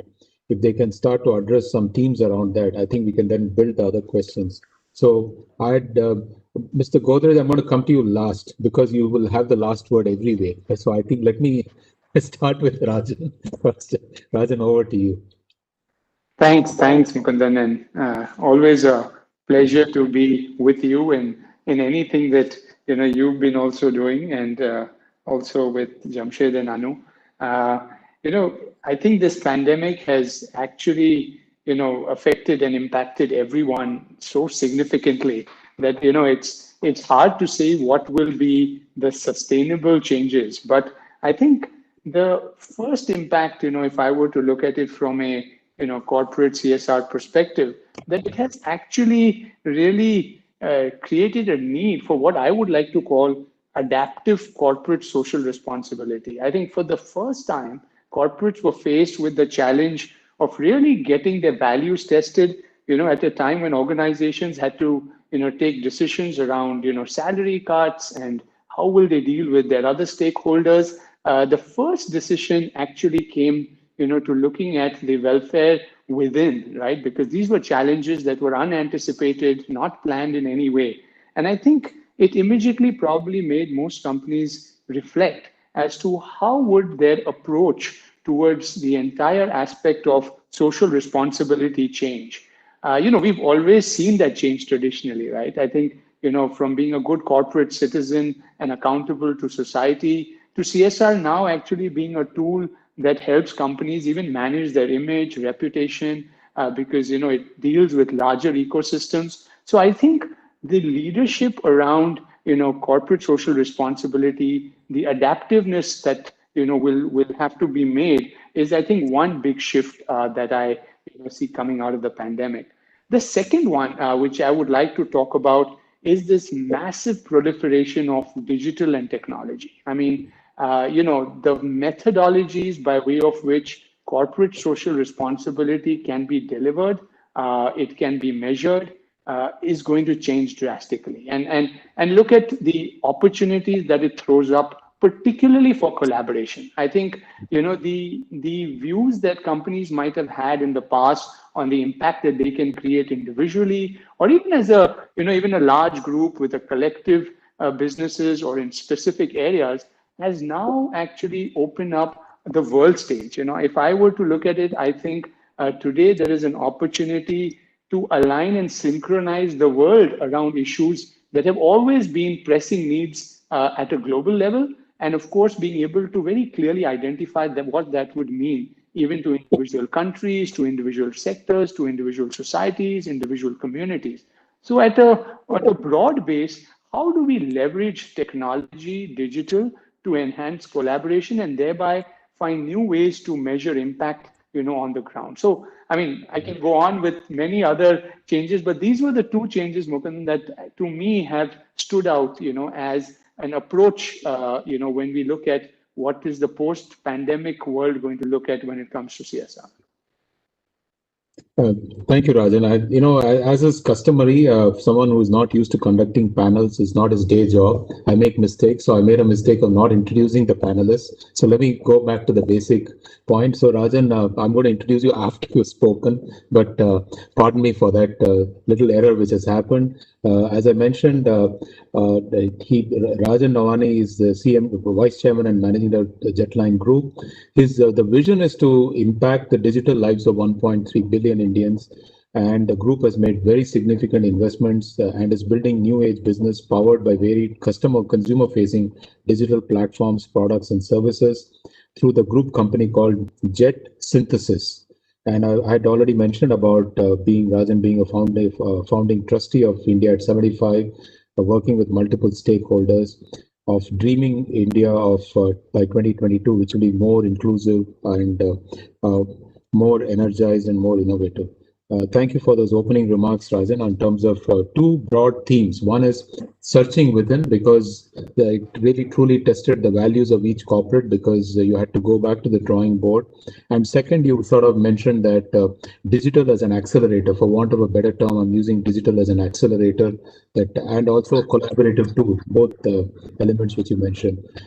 Before inviting Mr. Godrej, I'm going to, it doesn't need an introduction, but nonetheless. No, but please skip the introduction. Okay, I will defer to your wishes, sir. Now, over to you, sir, for your opening thoughts on this. What are the critical issues, which are elements which are shaping post-pandemic, as we reflect on CSR itself? What are your thoughts on that? Yeah, the most important point that I have always liked to stress is that even though the CSR sort of laws, require companies to spend money, but more important actually is the people in not only in our own companies but the other people involved, who have to look at how to deliver some of these goods down the line. And my worry always is that money can always be made available, uh, and will of course depend on profits that companies make, etc.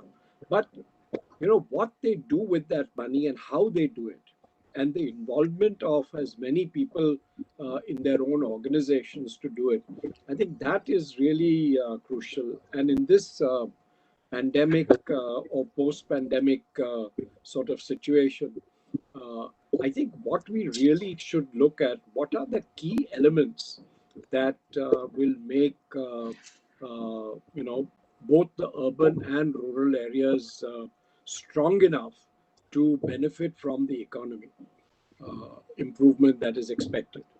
And I think that the partnership that's required, with government, local administration, and corporates is really very crucial here.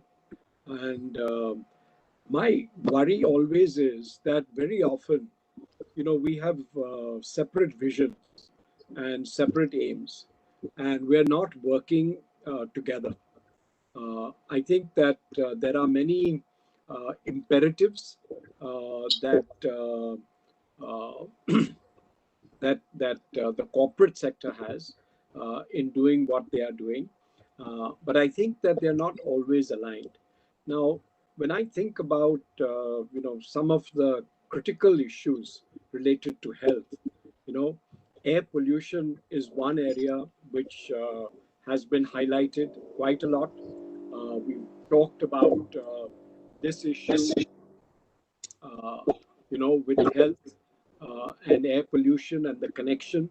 And I have a feeling that we don't have enough of society on board on that, because it was amazing that during the pandemic, when there was hardly any work being done, no transport, no industry, etc. It was amazing at the level of cleanliness in the air and the skies and the water, etc. And people realized very quickly that there is no doubt that economic activity is creating all that problem. Uh, so, how do we go back to economic activity in a way that does not again result in high levels of air pollution, water pollution, etc.? I think, to my mind, the health related aspects of this pandemic are the ones which we need to address first. Now, of course, it's not just economic activity that is doing it. We have to look at our patterns of growth. Uh, Far too much emphasis on urban development, very little on rural development. And I think that the point that you mentioned, Mukund, earlier about what what Anshu from Gunj was saying, that look at the plight of the those who have come from rural areas into the cities to work, and the sort of hardship and impossible situation that they had to undergo. And I think if we don't look at how we are going to gradually, increase industrialization and employment generation in rural areas, whether it is through agro and agro-based industries, or through other initiatives like construction and housing, or whatever it is, that I think that emphasis seems to me to be missing in this in the post-pandemic period. Uh, I think we certainly need to do much more thinking and working together uh, on this. I think there is a feeling in the government, which is what sort of does bother me and upset me quite often, that they have to put more and more roadblocks in the way for whether they are NGOs or whether they are corporates, in order to be able to do what is correct and right. And that is something I think that we need to address directly, and we need to create that. My own experience of working and setting up factories in rural areas, as I'm sure you also would know, is that the local community, and the local leaders of the community are not on the same page, and this is something that when I look at a place and I say, well, there's a water shortage. What are we doing about it? You know, they very often they'll say, well, that's not, why do you bother about that? Do this and that. This is what I want you to do. I don't want you to do things which will sort of have a longer term impact and not be available in my term or something like that. So I think we have to manage this short termism versus the longer term improvements in quality of life. Let me leave it there now. Thanks. Thank you very much. I think a very, very important point. I think you started with volunteering, saying that I think involvement of people, rather than just measuring it in money terms, I think one key issues. The second element which you highlighted was this point about the rural-urban divide. I think that ran through as a theme across whatever points you sort of highlighted. And then you brought in this whole point about health. While it is core, you're saying let's build back better. I think the whole theme seemed to be, as we come out of the pandemic, let's not go back to what we were before. But here is an opportunity where we have said that air is better. Can the economic growth come without adversely affecting many of the factors which went negative in our past pattern. There's other overarching theme which you're highlighting is this partnership. I think partnership with government, the local leadership, and how do we build trust? I think so that the missing connections are made in a more powerful way. And you're saying so that people talk the same language. So you left a lot of threads. I think we'll come back to these threads as we move in the conversation. We have Anu has joined us now. Sorry, Anu, we started and. I'm sorry. No, no, not at all. I think we wanted to start the conversation by looking at your thoughts broadly in terms of as we come out of this pandemic, are there some elements which are critical as we look forward? Because this has shown us some sides of the development which we had not seen. Like what Mr. Godrej spoke about, the laborer going back to their villages, the plight of them seeing the way they are. The frontline workers actually turned out to be the ones we needed to depend most, but we never focused on them. The municipal workers, the health workers, the ASHA workers, they were not at the center of our work, but suddenly it became a machinery which worked. And this razzle dazzle, airports and infrastructure we had built were all empty for that period. It showed us the other side of the coin. But your thoughts on how do we sort of look forward, look beyond as we come out of that would be, and reflections on what happened to Anu, over to you. Thanks, Mukundan. Let me begin by narrating how I felt when we all learned about the strange virus called COVID. I was extremely anxious about the safety of my family and myself. In my meditation, I could not get rid of this fear till I saw on TV the plight and images of thousands of migrant workers walking miles to get home with their families, carrying what little they possessed. Due to the sudden lockdown, these poor contract workers lost their jobs and therefore their daily wages. With no support in an unfriendly city, they were all desperately trying to get home with no form of transportation other than by foot, trying to return to their villages where they were assured of food and a roof over their heads. I recall that we as a family, as well as Thermex Foundation, started getting desperate calls from NGOs and gurudwars saying that people in our own city were starving. I remember one Teach for India student desperately trying to reach the TFI CEO to say a neighbor was weeping for help and finally died of starvation.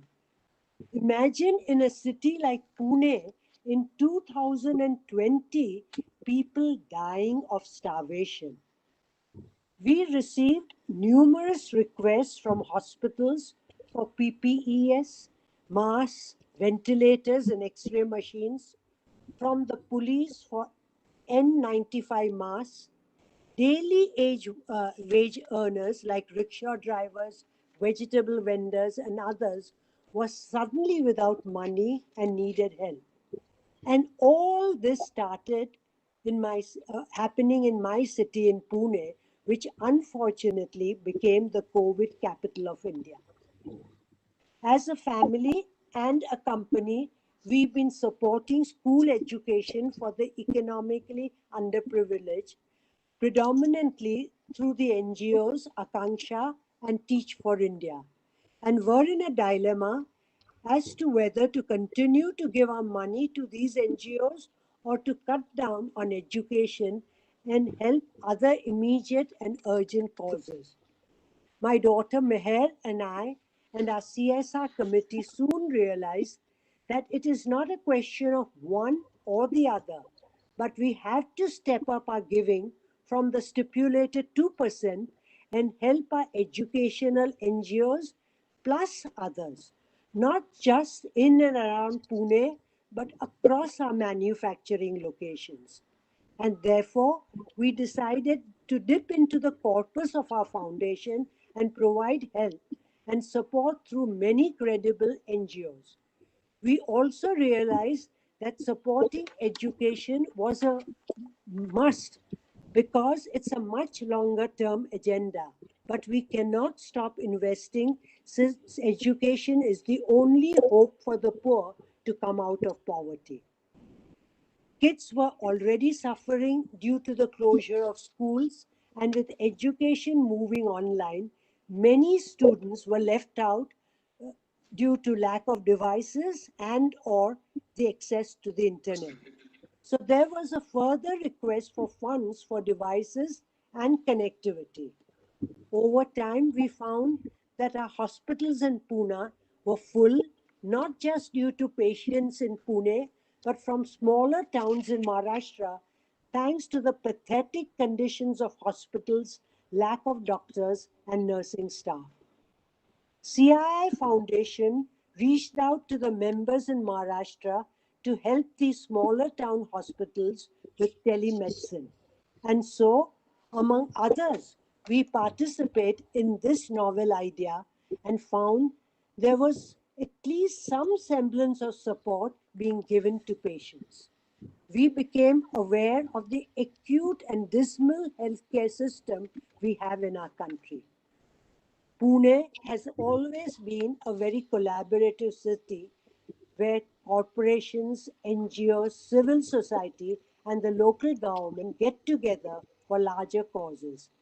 The pandemic was a trigger to bring us all together yet again and help prioritize the utilization of money on a much larger scale, whether for setting up quarantine facilities or buying PPP kits and ventilators for hospitals. And let us not forget that when COVID 19 first struck India, the entire supply chain was paralyzed. And so getting equipment from abroad was very difficult since it needed special permission for goods to be flown in and then trucked to Pune, which the corporate sector did extremely promptly and efficiently. The pandemic has made us acutely aware of many lacunas and cracks in the system which already existed, but to which we chose to remain blind. Seeing the plight of our migrant workers got some of us from the corporate sector together, along with Dasara, an NGO located in Mumbai, and through a couple of other grassroots NGOs like Ajivika Bureau and Jan Sahas, we decided to put together a social compact which lays down some basic tenets that all companies will agree to follow with regard to their workers, contract, permanent, or temporary. We have only just begun with about 15 companies between Pune, Mumbai, and Ahmedabad signing up. We began with a review of our processes in a very positive way in order for us to learn from one another and try and help and support each other to bring everyone to a bare minimum level. For example, to ensure same wages for males and females, providing separate toilet facilities for females, security and safety, hygiene and sanitation, registering the workers who are not from the city, from the state, and so on. And then raise the bar slowly year on year for ourselves and hopefully our ecosystem. Another area that the pandemic has brought to the surface is the breakdown of the entire healthcare system, whether it be hospitals, lack of doctors and nurses, or lack of equipment. During the pandemic, it was also observed that in our city slums, there was physical and sexual abuse, and our school kids had to bear the brunt of it. Our NGOs had to find innovative ways through the helpers, Didis, that lived within the community, whereby our kids could get in touch with us and seek help. The abuse was enhanced due to their living conditions, tiny spaces with no outlet for their frustration, and we talk of safe distance. An outcome of many without jobs is the sudden lack of safety in all our cities. I read in the news that in November alone, some 3 million people had lost their jobs in India. If this continues, the poor could be up in arms, just like the farmers are fighting against the three laws recently passed. The new normal, to my mind, will be to heighten our levels of sensitivity, not be satisfied by helping one or two NGOs, but getting involved to improve large scale reforms, whether it be health, education, sanitation, etc. And think of innovative ways to create many entrepreneurs who can then provide job opportunities to the youth in our country. The government and corporate tend to focus myopically on GDP alone. From now on, can we also concentrate our efforts on HDI, Human Development Index for India? Going forward, apart from increasing sensitivity, can we go beyond our pet projects and start to collaborate with each other, NGOs, and the government to help improve our cities with regard to HDI, whether it be education, health, sanitation, employability, or entrepreneurship? Let us remember, business cannot survive in a society that fails. Therefore, it is in our own self interest that we start questioning, supporting, building, lending our skill sets, and also parting with money alongside the government and civil society. So, together, we work towards making a humane and just society. Thank you. Uh, Thank you very much. I think very same some sort of a theme which is emerging, which is around collaboration and coming together. Rajan, you mentioned, I think Mr. Godrej mentioned, and now Anu has mentioned the same. I think working together with all, because to create a greater impact, we need to go there. I'm going to come back to this looking forward on the social compact, what you mentioned, I think at a later point of time. I mean, what things we can do. But Rajan, to you at this point of time, I just want to ask this. Anu spoke about telemedicine. There was this whole issue of digital divide, not having, and you spoke about digital.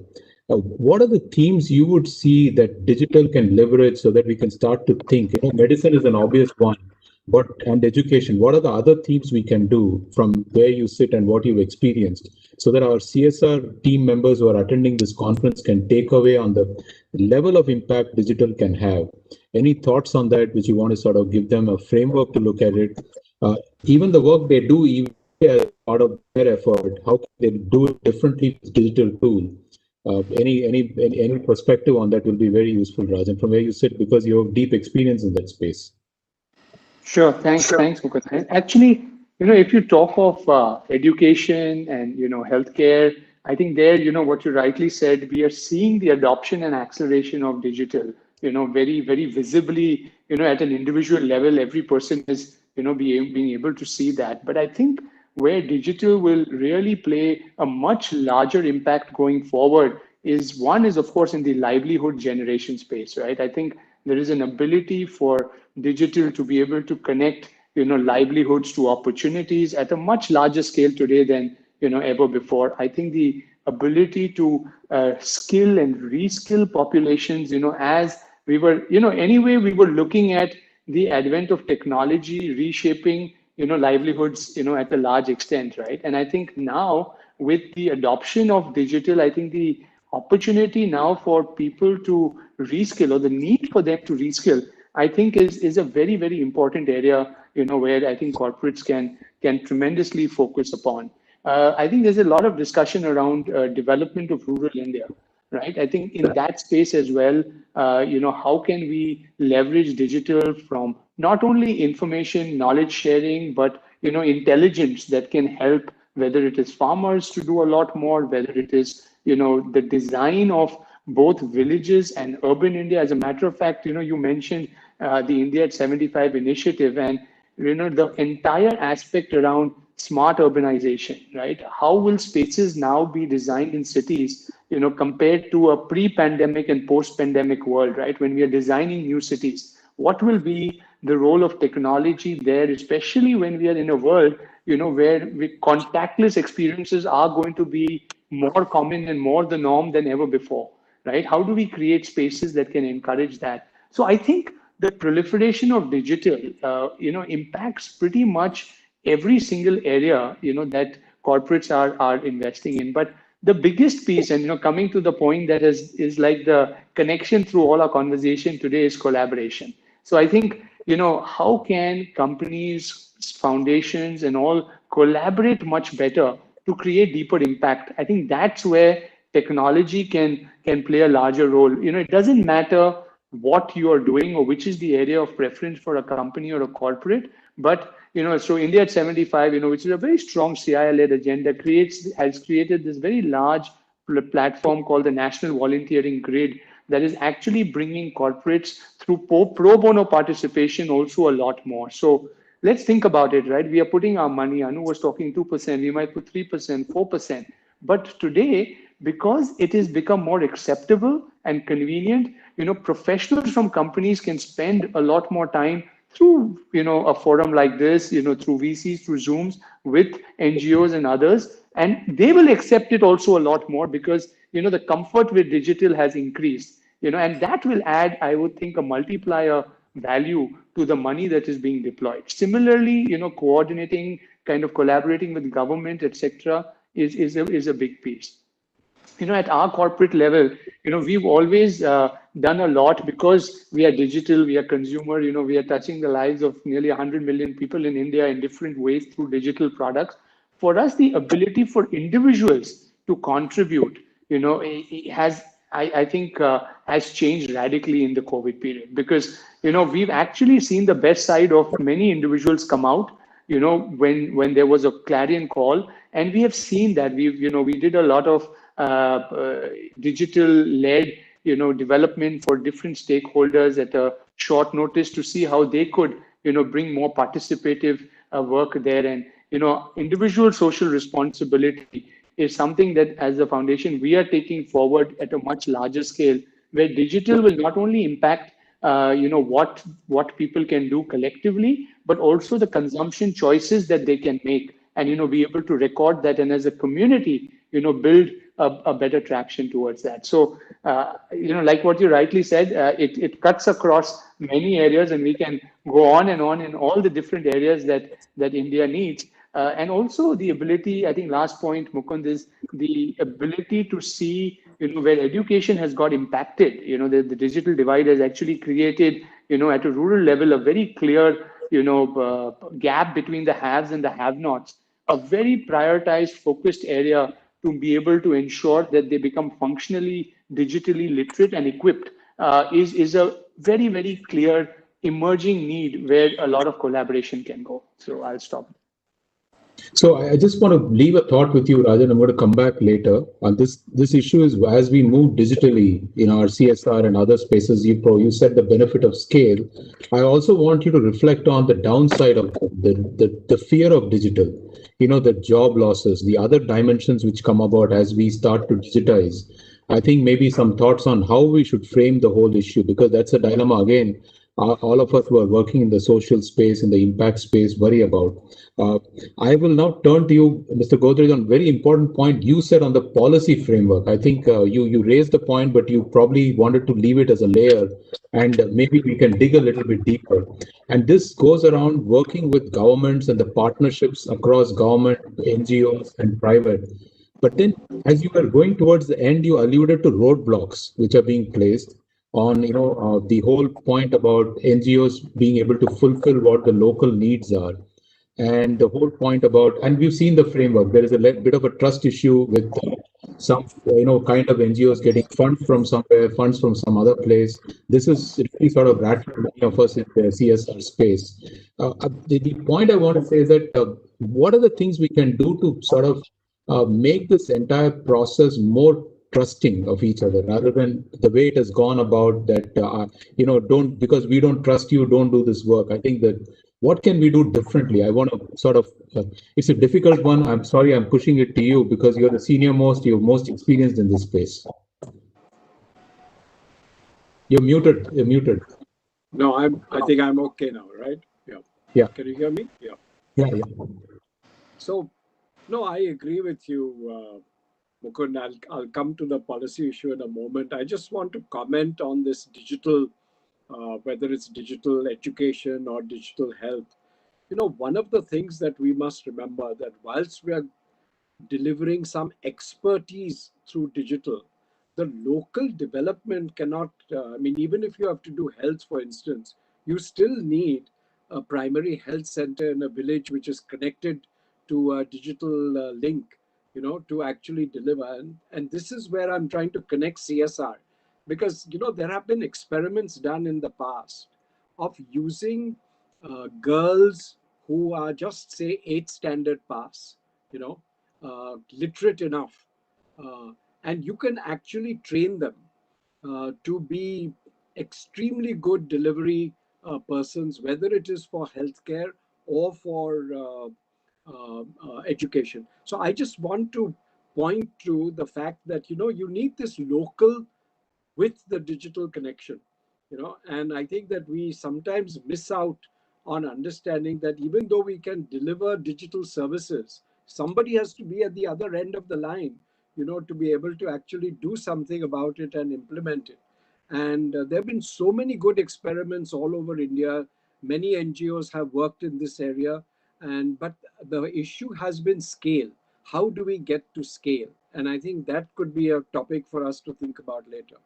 So coming to your question, the basic issue is trust, as you rightly said. Uh,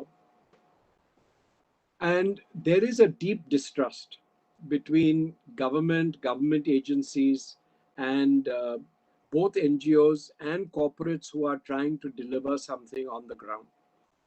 And this distrust has come about, I think, because that the whole idea of open societies and collaboration somehow have taken a sort of a fork in the road where uh, that shared understanding and shared uh,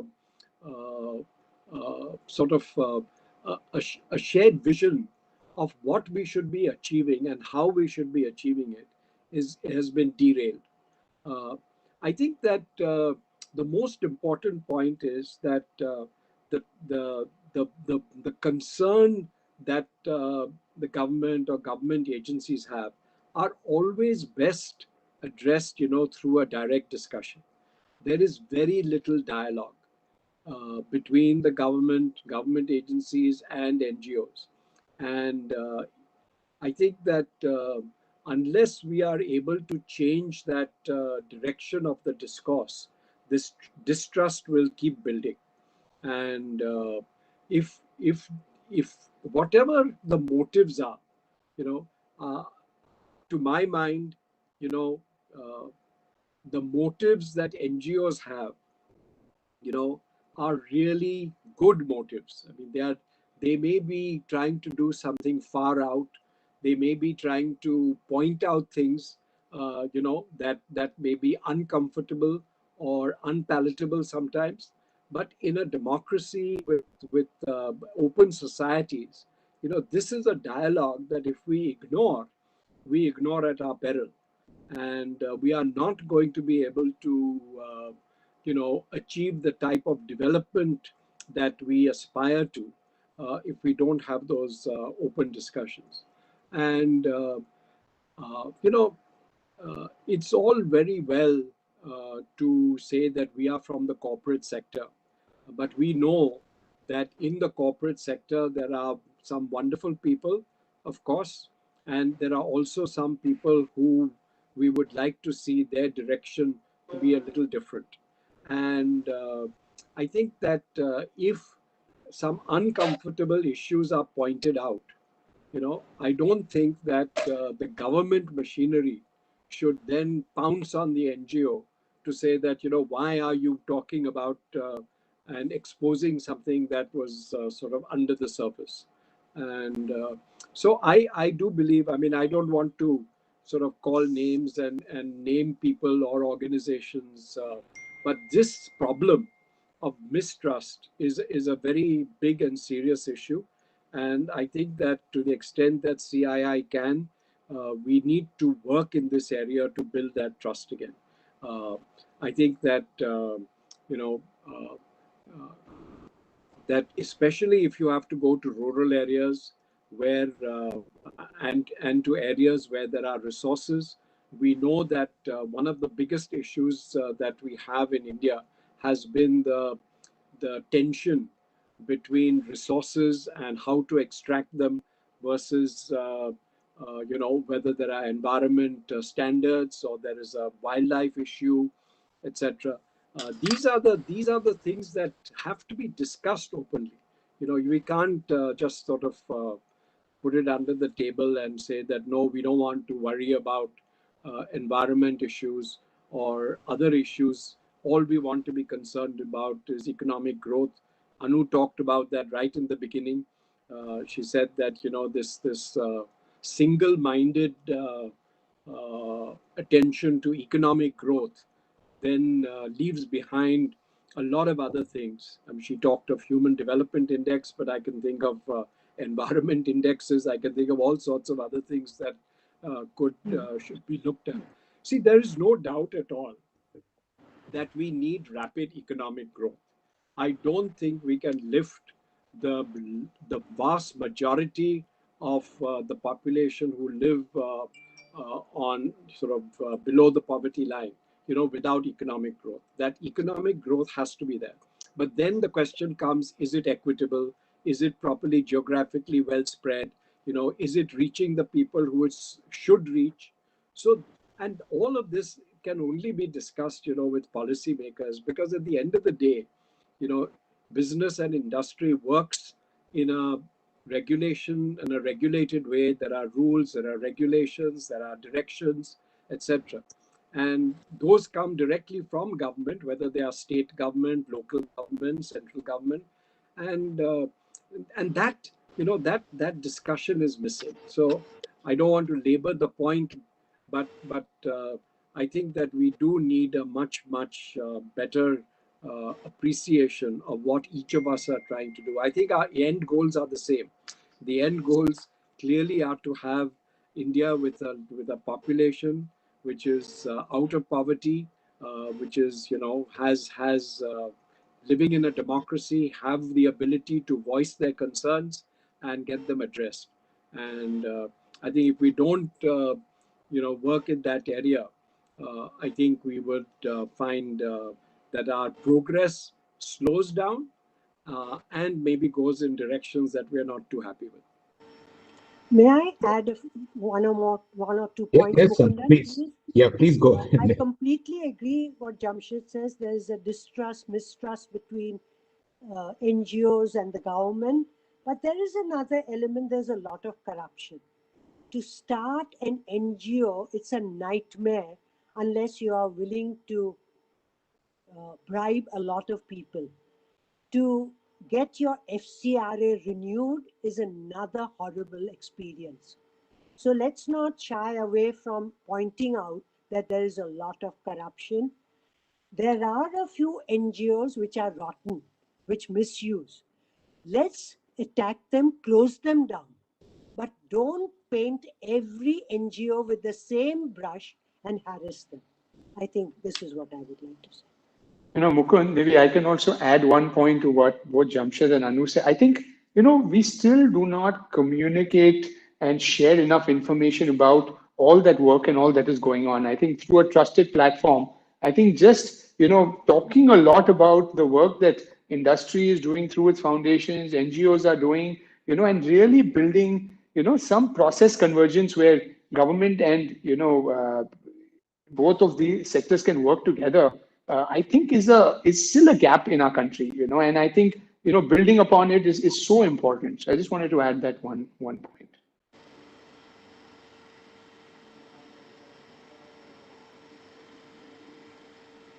Mukund, you're on mute. Yeah, sorry. I think the trust and building the trust back, I think, is critical. I think the second element is how do we become a mature democracy which believes both discussion, debate, and dissent are part of the same process. Somehow we don't want dissent, but we would simply want to stop at debate, sometimes not even debate. But I think we have to get more mature to say that, listen, I think debate and dissent are both important, and we should do in terms of what kind of development we want, what kind of impact we want. One of the things, Anu, you mentioned about the social compact, which you signed, 15 companies have signed. I just wanted your thoughts on what we need to do to accelerate it. What can we do? Because Sure. it seemed like a very good idea. Yeah, if CII could spread the messages to all its members about it, manufacturing people, not IT or something. Right now, we started in Mumbai, Pune, and Ahmedabad with only 15 or 16 members.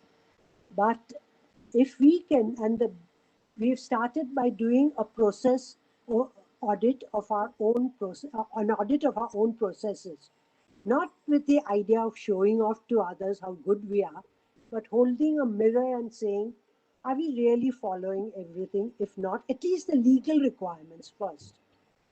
And then help others also whom we can influence, like our suppliers, anyone, to really be a little more humane towards our contract workers, especially, and step by step improve the thing. So we start with the basics, but go on doing better.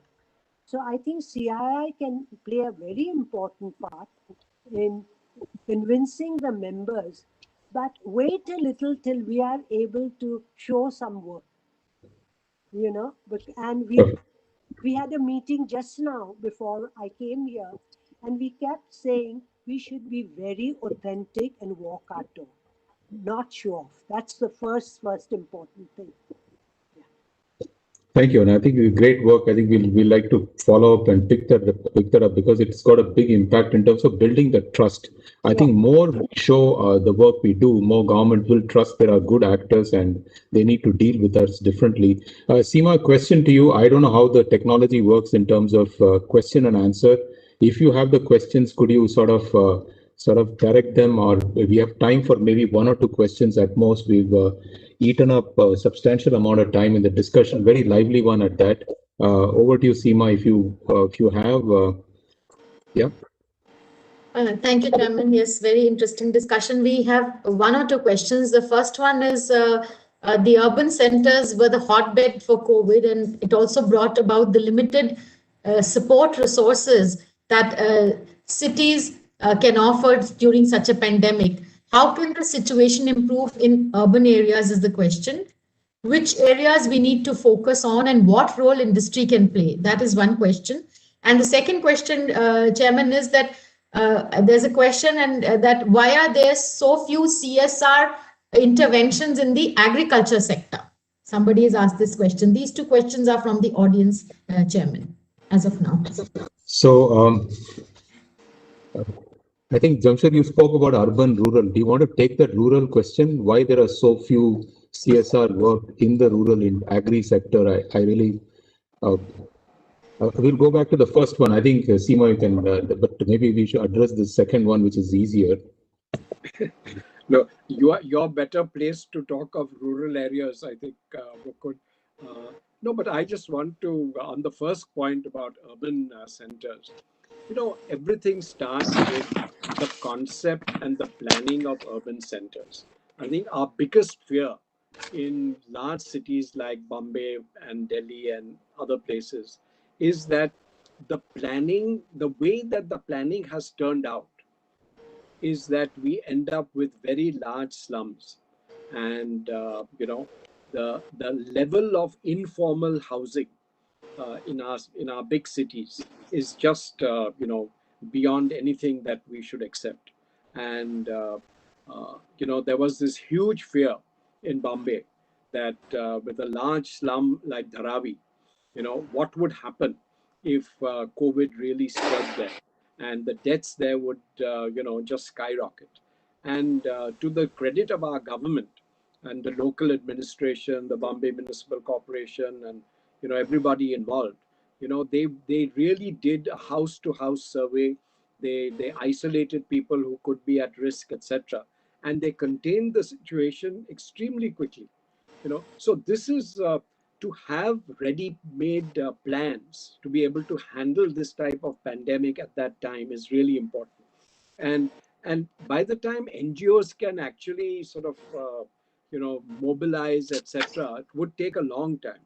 And the government machinery is right there and then, and they are the ones who have to act immediately. So I think but the bigger question really is that the urban planning of, say, having working centers in one part or two parts of the city, people living in another part of the city, this type, it adds to transport needs, it adds to all types of other pressures in the city. And we really need to move to the concept that is being discussed more and more all over the world today, which is known it's called the 15-minute city. And the idea of a 15-minute city essentially is that from your place of work or your place of residence or your place of enjoyment or whatever, you can walk within 15 minutes or bicycle within 15 minutes. That's the idea.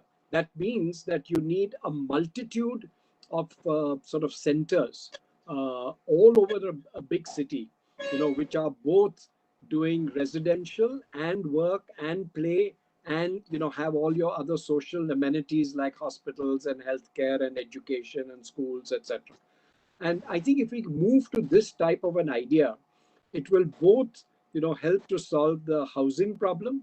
It will also help the whole issue of emissions from transport. It will it will address the quality of life, where children and others can easily walk to work and walk to school. Everything is available, and it's being experimented right now in Paris and other cities in South America, etc. But this concept is something that we should be debating, talking about, figuring out how we can get there. Because otherwise, what will happen is that the cities will grow and the slums will grow, and we won't, and the transport and the bottlenecks in transport will grow, and we have to break that. It has to be broken somewhere. I think I would like to just add what Jamshid said is town planning, certainly, but our mindset change. We look upon cities as those places where the rich and the middle class can live. We can't do without the services of the poor, but we won't provide for them. We won't have housing for them. We won't have proper transport for them. That mindset has to totally change, I think. Thank you. And Rajan, any points on this? Yeah, sure. On both those questions, on this, I think, Jamshid raised this 15-minute city. Also, again, if you see how societies are getting organized, Japan's 5.0 Society 5.0 initiative as an, addition to Industry 4.0, linking both of them, which is again very strongly technology and digital led, is a solution that I think can work well in India. I think a lot of CSR and corporates can actually spend time to see how to make that equitable, inclusive society really happen. But to the other question, which I think talked of why CSR has not focused on agriculture, or really I would say more rural development. See, what has happened is a lot of rural migration happened to cities for better livelihoods, and even the overall development of India was based on people coming in, getting skilled, having more affordable urbanization, housing, making it sustainable. But the COVID has actually shown that a large part of the people who have migrated back may not ever come back to the cities, right? And at that actually gives an opportunity, I think, for a lot of companies and others to now look at, how they can develop those areas. I think creating off-farm employment, in that area is also something that will retain people there. And, typically we find most companies, when they set up plants in areas that are a little away, they ensure that they develop and invest, in the communities that are around that. So I think if there is a way for corporates to really be able to, justify, if there's enough infrastructure and enough commitment to this, to really, build their plants and others, and many of us have done that, but to scale that and accelerate that, and that I think would also create, other opportunities in those markets. But specifically on agriculture, I think there is a lot of CSR work which is happening, but it can definitely be accelerated. So before we end, it's been a very lively session. I'm going to come back to each one of you to say if there was one single message you want people to take away, what that would be. I will wrap that up with 4 messages I could find. So Rajan, you want to go first? What would be the one single message you want to give to the entire audience as they go back, reflect on the work ahead? I think I will go back to the primary one that, what is adaptive corporate social responsibility going to be like? How do we adapt a lot more through our processes and systems when we are addressing maybe different issues, different ways of addressing an issue, and definitely incorporate a lot more of digital and technology as a thought process as we are looking at impact and how we measure success. Thank you, Rajan. Anu, over to you. Go beyond in CSR, go beyond your pet projects, supporting one or two NGOs. Look at the larger issues facing your place where you're staying and collaborate with companies, with NGOs, with government to find solutions before we invite another COVID. Last word to you, Jamshed. Yeah, thanks. I want to focus on the fact that government agencies have limitations on what they can do and how they can service. There is a big role for the voluntary sector. There's a big role for the corporates. So I think that you know the important point is that if we want to get ahead with our Human Development Index, etc., this collaboration with the private sector, so to speak, and the government is crucial in order to make the development and changes that we would like to see. Thank you, Arik. This has been a fantastic discussion. A lot of themes, a lot of interesting ideas to reflect on. I think we'll go back and reflect. I want to assure you that we all will do that and take this forward. One issue of look within, look at your values, the trust piece, the collaboration piece, and the whole issue related to how do we sort of use the tools which are available, whether it's digital or all. I think these are all the themes which are emerging out of this, and a lot to reflect upon. Seema, we've probably very close to the time we targeted. Over to you, and to take it forward and conclude this piece. Over to you, Seema. Thank you, Chairman. And I think there's not much to conclude except to thank each one of you for the very, very useful insights that we got from you. I think this was meant to be a thought leadership session. It has really given us great insights that how do we future forward as we rebuild, as we reframe the CSR strategies. So thank you so much for that. And as Mr. Mukundan mentioned, we will in our CSR work through both the National Committee and the CII Foundation, take these insights and see how we can put these into implementation both through CII and the CII Foundation. So thank you once again. And we have a break now. This is for the participants who have joined in through the CII Hive. We have a break. We start our next session at 2 o'clock. Meanwhile, we encourage you to go to the B2B lounge of CII Hive and network with your co-participants. So thank you very much for staying with us. And I thank the panelists and our chairman once again. Thank you, Chairman. Thank you very much. Thank you all. Thank you. Thank you. Bye. Thanks, Seema. Thank you. Thanks. Thank you. Bye.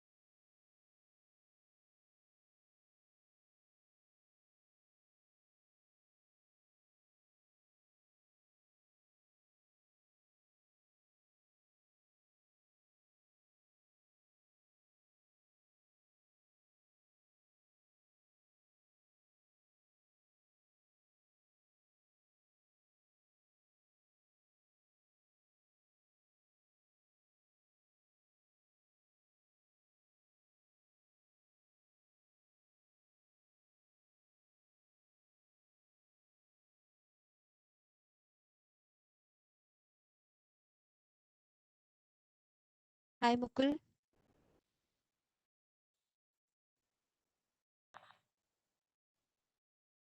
Hi, Hi, Mukul. Seema. Yeah, Hi, Seema. So nice to hear from you. How are you? good. You can switch on your vid. Oh, okay, it's fine. Now it's on. Gitanjali, you can also switch on your video.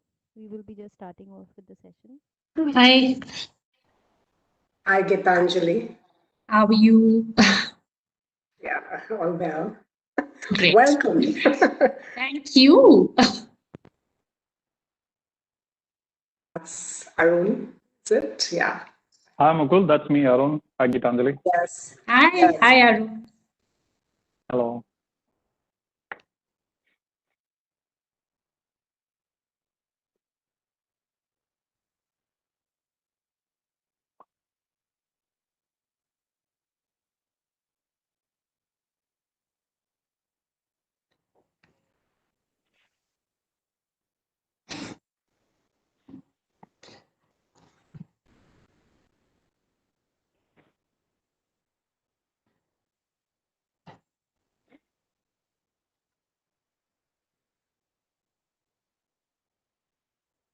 I think this is the post-lunch session. Oh,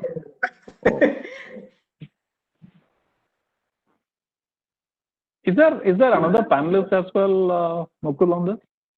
Yeah. Joyita is there, and Ashish Dhawan is also joining for the initial, hopefully about 10 minutes. Let's see. Okay.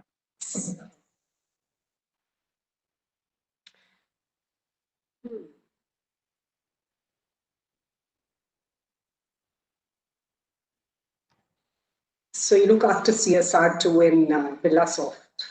For me, well, in a way, yes. It rolls into me. Okay, yeah. So so please don't ask me extremely matter-of-fact questions because I'll be extremely 30,000 feet level in my responses. Yeah. So I lead the people function at Birlasoft.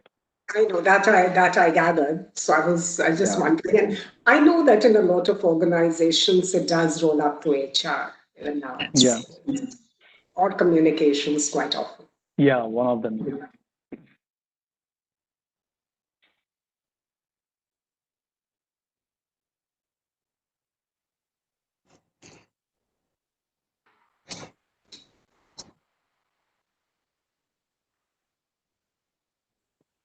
So And Mukul, you're I'm with with ITC. I'm with ITC. Okay. I am in the social investments function now. Oh, you are, okay. So you're based out of Bangalore or Calcutta? Kolkata. Okay.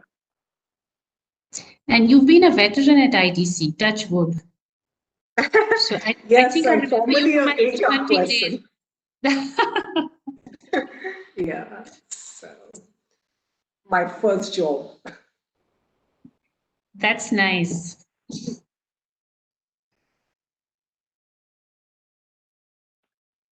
I was also an HR person prior to Oh, you this. were? Okay.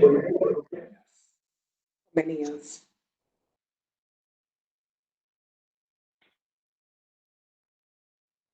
I had a few friends of mine in ITC. Like who? There was a guy in the sales function. What was his name? Vikas Garg.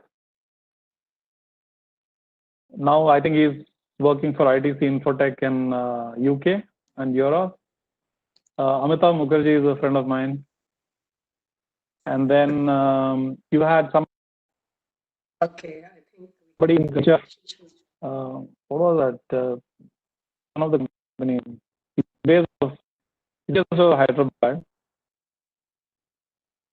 Hi, Ashish. Thank you for joining in. Of course. I'm Hi. making that 10, 15 minutes. We were most upset that you had to rush off like No, this. I'm so sorry. Some things are just outside my control, unfortunately.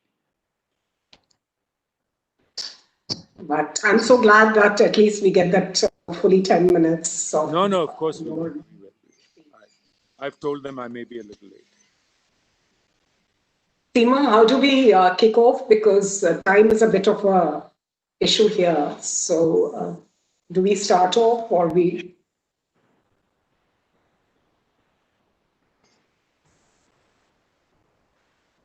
Seema? We can You're on mute. we can start with the session. All are there, so So, all right, and welcome to all of you to this session on new tests for CSR, redesign, reorient, and realigning it for the current year and going ahead. So we have, what shall I say?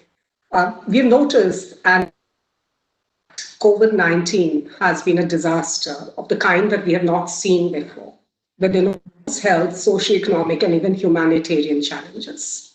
Unlike other disasters, it is not localized, but has impacted all of us across geographies. We saw a fantastic and a very generous response where relief is concerned. Individuals, corporates, civil society organizations came together to help. Rapid collaboratives were formed to support with food, PPE, health service delivery, and what have you.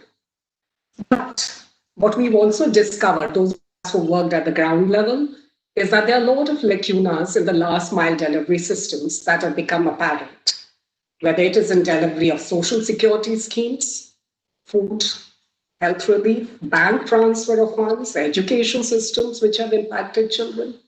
So this crisis has actually revealed quite a large gap in our disaster preparedness, from inadequate health systems to systemic disparities that impact marginalized communities the most. Not so much you and me, but the impact is pretty significant for some of the others. Equally, if we look at the development sector, we are likely to see a lot of impact as CSR funds have got diverted and have impacted ongoing programs. And also our partners, the civil society organizations, the non-governmental organizations who have played such a big role in helping in this pandemic situation. But there are positives. Digital has become really big and has the potential to continue to be leveraged for CSR delivery. Coalitions have been formed, and while they were formed and they came together very rapidly, they have the potential to continue to be leveraged for CSR delivery and for shaping the CSR ecosystem as we go ahead. And there's positive news on the vaccine. But the impact on the sector and its long-term implications on CSR, including funds, is likely to continue for the next couple of years. Whilst short-term relief to meet this acute need, happened and continue to happen, all of us, I think, in this space believe that there is a requirement to revisit what we can do in the medium term and, more importantly, in the long term to build resilience.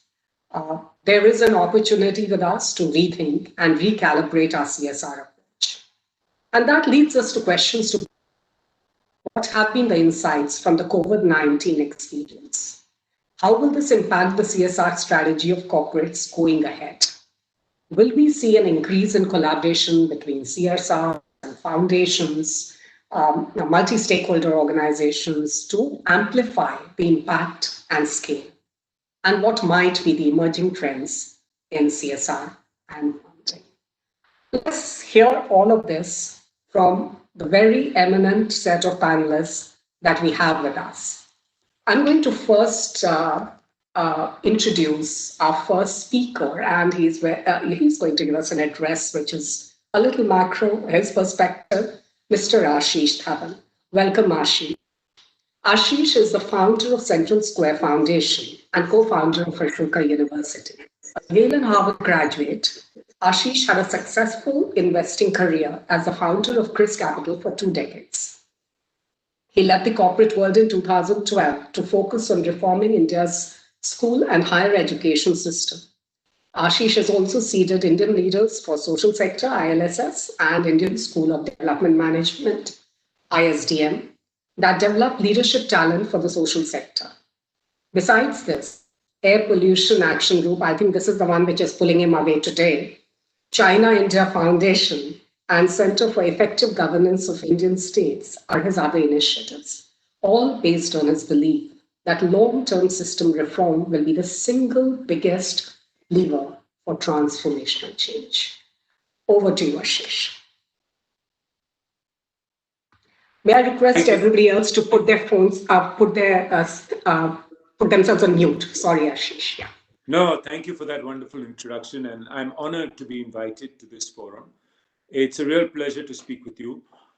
As you mentioned, I think COVID is a real setback. I mean, it sets us back economically by a couple of years, but I think socially by potentially even more. If you look at the number of children who are out of school or other sort of life conditions that the bottom half of the socioeconomic pyramid are faced with, it is a fairly severe setback. I just want to set the context by saying that, look, we are still at a very nascent stage of development in India. We have a per capita income just north of $2,000. We've entered the lower middle income status. We need to ride this curve up to $5,000 and $10,000 of per capita income over the next few decades. And this is the most critical period because very few countries sort of get there. You know, China has gotten there ahead of us, some countries in Latin America, some of the leading countries in Southeast Asia. And now it's India's turn to sort of do it. And we're only going to get there if we can actually get some of our human capital indicators to move up. And if we're going to be able to achieve some of the SDG goals that have been defined for the world, but I think if the world has to achieve these goals, India first has to achieve them because India is such a significant player in making this happen. So I think CSR just has to keep reminding itself that it's such a vital player in this ecosystem of driving change in the country. I mean, if you look at all the foreign contributions, it's about equal to CSR. And then we don't have a real good estimate of private philanthropy, but it may be 2 or 3x CSR. So I think CSR is possibly 20% of the revenue pool going towards social causes, maybe 25%. So it's a meaningful player. It's also a meaningful player because apart from the money, what you bring is really know-how, talent, the ability to get things done, the ability to leverage technology, global know-how, because some of you are global companies that have been doing things on the global landscape, which I think individual philanthropists sometimes don't have, or even other foundations don't have. And so I think that's a real asset that corporates have that can be leveraged.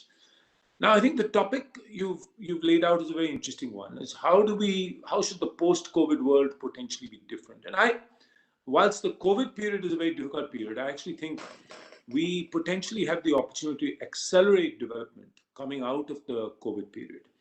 And partly because of the lessons we've learned through the COVID period. And I think there are 2 or 3 big ones in my mind. One is, I think, the opportunity to really rethink the way we spend money. You know, so far, I think a lot of CSR money goes towards well-meaning NGOs who are running their own programs. And sometimes corporates are running their own programs. Programs are good, but let me remind you that all programs have a life cycle. They are born, they develop, they show some results, but eventually they fizzle out because whatever happens, either with an NGO, there's donor fatigue, or even with a corporation, priorities can change at some point in time. And if you're running your own programs, you're limited by scale. I mean, there's only so much one company can do or one NGO can do. You know, I'll give you an example. In education, the Indian government spends 6 lakh crore. I mean, all of CSR would probably spend about 5,000 crore. So it's not even 1% of what the state spends on education. So I think in that context, you really have to think of what your role is. Is it really to just run your own programs and to have a parallel system? Is it to build infrastructure in the school system? Or is it potentially to do something different? I would argue there's the opportunity to be really strategic. So let's take education, which I know best. That 6 lakh crore really goes towards 2 major things. It goes towards infrastructure. It goes towards paying the teachers' salaries, right? Those are the 2 biggest line items. Now, what I see a lot of corporates doing is they're funding NGOs to run remedial programs. That's fine, but those are remedial programs. I can assure you that they'll fizzle out. The other thing corporates will often do is they'll fund infrastructure. Now, that around your physical plant makes sense. But I would urge you to push state governments to do it. I mean, we are working as a foundation in the state of UP, and we push the government to pay for everything. We help them, we help define it, but they pay for it. We don't pay for it ourselves. So I think the real opportunity for corporates, as opposed to funding NGOs the way they've been funding them, is to really look at system reform, which is what I'm interested in. How can that 5,000 crore make the 6 lakh crore more effective? How can that 5,000 crore fill certain vital gaps that are not covered by the 6 lakh crore? How can you drive innovation, which the behemoth called government cannot work on? So I would urge you to push your NGOs to do two things. One is to say, look, let's test new hypotheses. Things are being done a certain way. We want to try something new, something innovative that you've come to us with. Let's pilot it for 2-3 years. Let's get solid evidence, but with the idea that this has to then be transferred into the system. So it can't just be some ivory tower innovation. It has to be something that's very pragmatic and something that can be implemented at scale. So one is money for innovation, for building evidence, because government can't do this. A second is to tell NGOs, listen, as opposed to running your own parallel program, why don't you help the state improve its own system, right? And that's a much bigger challenge, but it's one that actually doesn't cost a lot of money. So I'll give you an example again from education. The central government now has decided to launch a foundational literacy and numeracy mission. So basically what they're saying, this Nipun Bharat mission, is they will put money and they will set the guidelines and define the goals and get all states to compete with each other to ensure that children in primary school achieve foundational goals of literacy and numeracy. This, by the way, is the single most important reform that's required in education. And the government is now behind it, and they're putting their money behind it. The Prime Minister has actually announced this on September 11th. And so the PM is now behind this, the way he was behind Swachh Bharat or Jal Shakti, etc. And so now you have an opportunity to go to an NGO and say, you know, I'm in the state of Maharashtra. I really want the system in Maharashtra to improve and do better on this mission of improving foundational literacy and numeracy in private schools. As opposed to you running your own program, why don't you work with the state to improve their teacher guides, their workbooks, their teaching learning material, their training programs to train the teachers, their coaching program, their monitoring framework, their data collection framework, etc. So really become the behind the scenes actors and sign an MOU with the state to say that you will help improve the state sort of FLN mission, as it were, as part of the national FLN mission. Don't give money to the government. You may be wary of that, and rightly so. Give money to the NGO that will help build the capacity within the system, but aligned to the government's mission. Because I think that will ensure that you have 100x leverage on your money. Because for the 5,000 crore all of CSR is spending on education, government is spending 6 lakh crore. So that's one fundamental paradigm change. I think CSR should be bold and should be thinking of system reform, not how do I impact, 50,000 children or 100,000 children, but how do I, in the state of Maharashtra, government school system has 7 million children. How do I impact 7 million children? I think that should be the ambition with which a corporate should work. And you're not going to get a 9 on 10 or 8 on 10 that you could if you're running your own school. But you can take a system from a 2 on 10 to a 4 on 10 or a 5 on 10, which I think when you multiply scale with impact is much better impactful scale. So that's one big opportunity, is to work on system reform and to do it across health, where the government now has Ayushman Bharat, has a focus on building 150,000 primary healthcare centers, education, Nipun Bharat, foundational literacy and numeracy. There's a national digital health mission, Prime Minister announced. There's a new national EdTech mission that's coming on August 15th. And similarly, other programs in other areas. So system reform. Second opportunity, technology.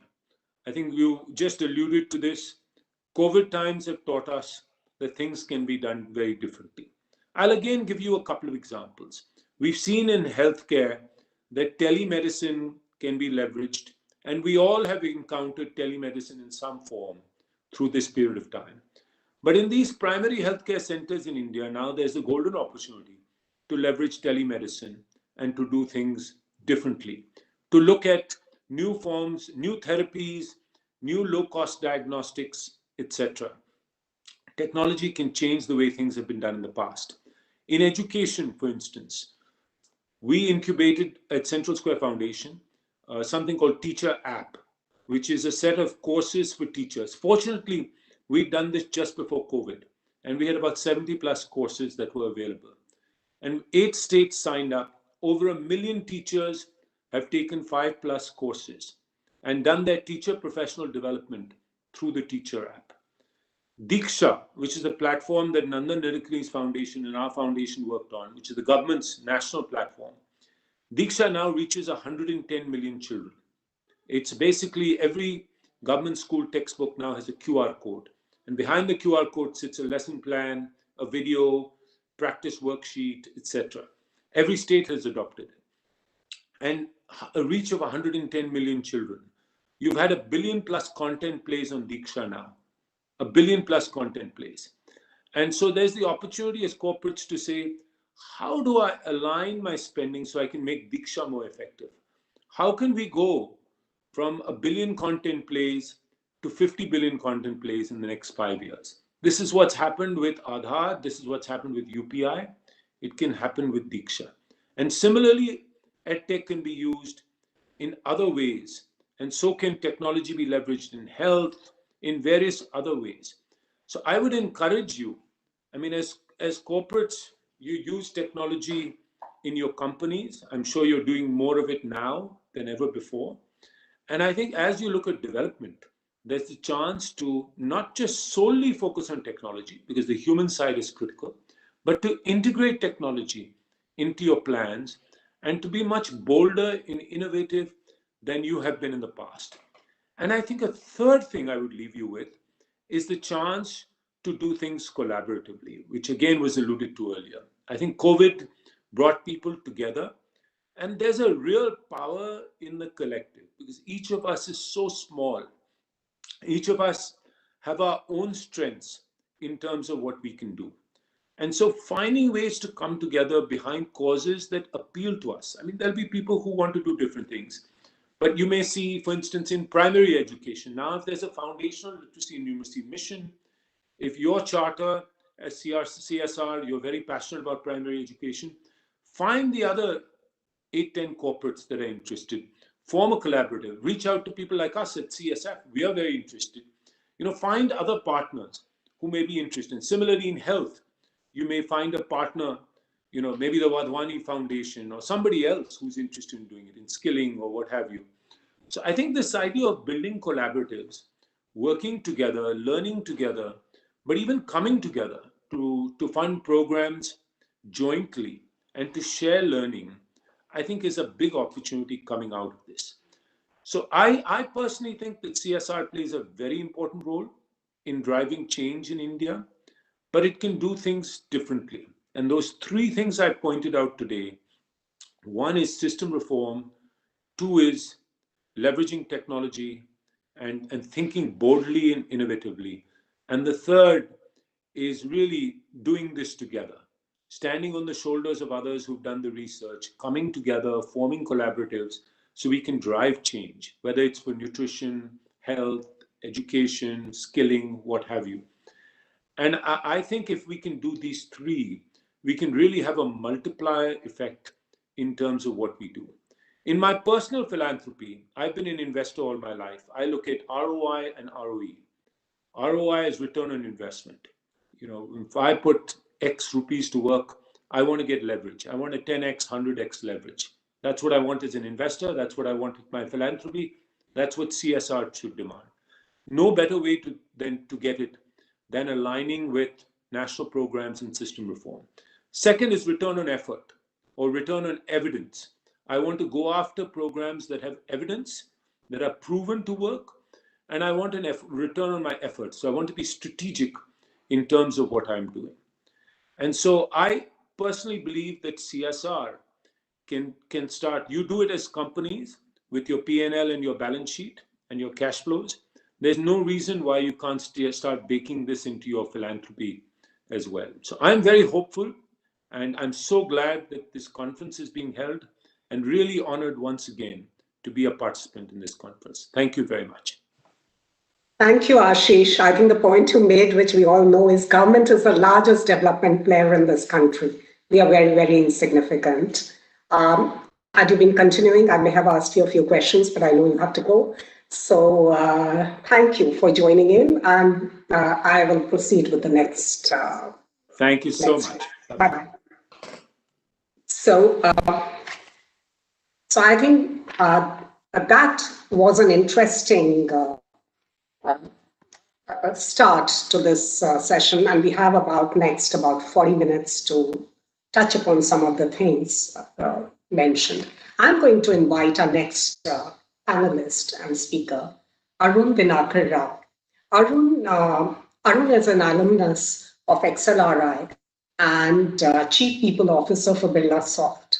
He has over 28 years of experience in IT, ITES, finance and internal industries, including DXC Technology India, Deloitte, Satyam Computers, and App Labs Technologies. Arun has managed large-scale operations and is an experienced change management expert. He specializes in strategy development, OD, mergers and acquisitions, learning and development, and international HR, and contributes regularly to publications, HR forums, etc. Pleasure to have you with us, Arun. I'm going to request you to share, what is it that your company did, very briefly, any insights, and what have been the changes that you see in your organization's CSR strategy. Just really key points, and you have about 7 to 8 minutes. Yeah, thank you. Thanks, Mukul.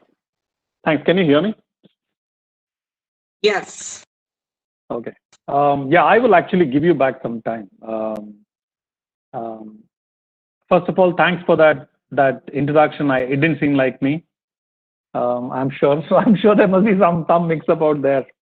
But it was indeed a pleasure hearing Ashish speak, and very insightful. I think what Birlasoft did as a response to COVID-19 was one which was very intuitive. I would not say that there was a great deal of deliberation, macro level changes in planning and execution. What we did was respond, and we put empathy and care ahead of some of the usual heuristics that one would put before one would go ahead and looking at one's plans. As every other organization, our CSR program also has certain critical focus areas that we like to stay invested and collaborate in. So without taking the focus of that, what we ensured was we brought in our natural, if I may say, business response dimensions to program implementation CSR as well. We all talk about agility, right? About nimbleness in terms of execution. These are things that we typically bring into play when we are dealing with our client engagements and stuff like that. That's exactly what we did in terms of COVID-19 as well.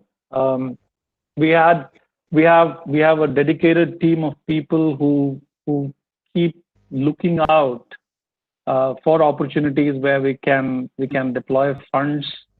We have a bunch of volunteers who have their feet and ears to the ground, looking for opportunities where we can impact.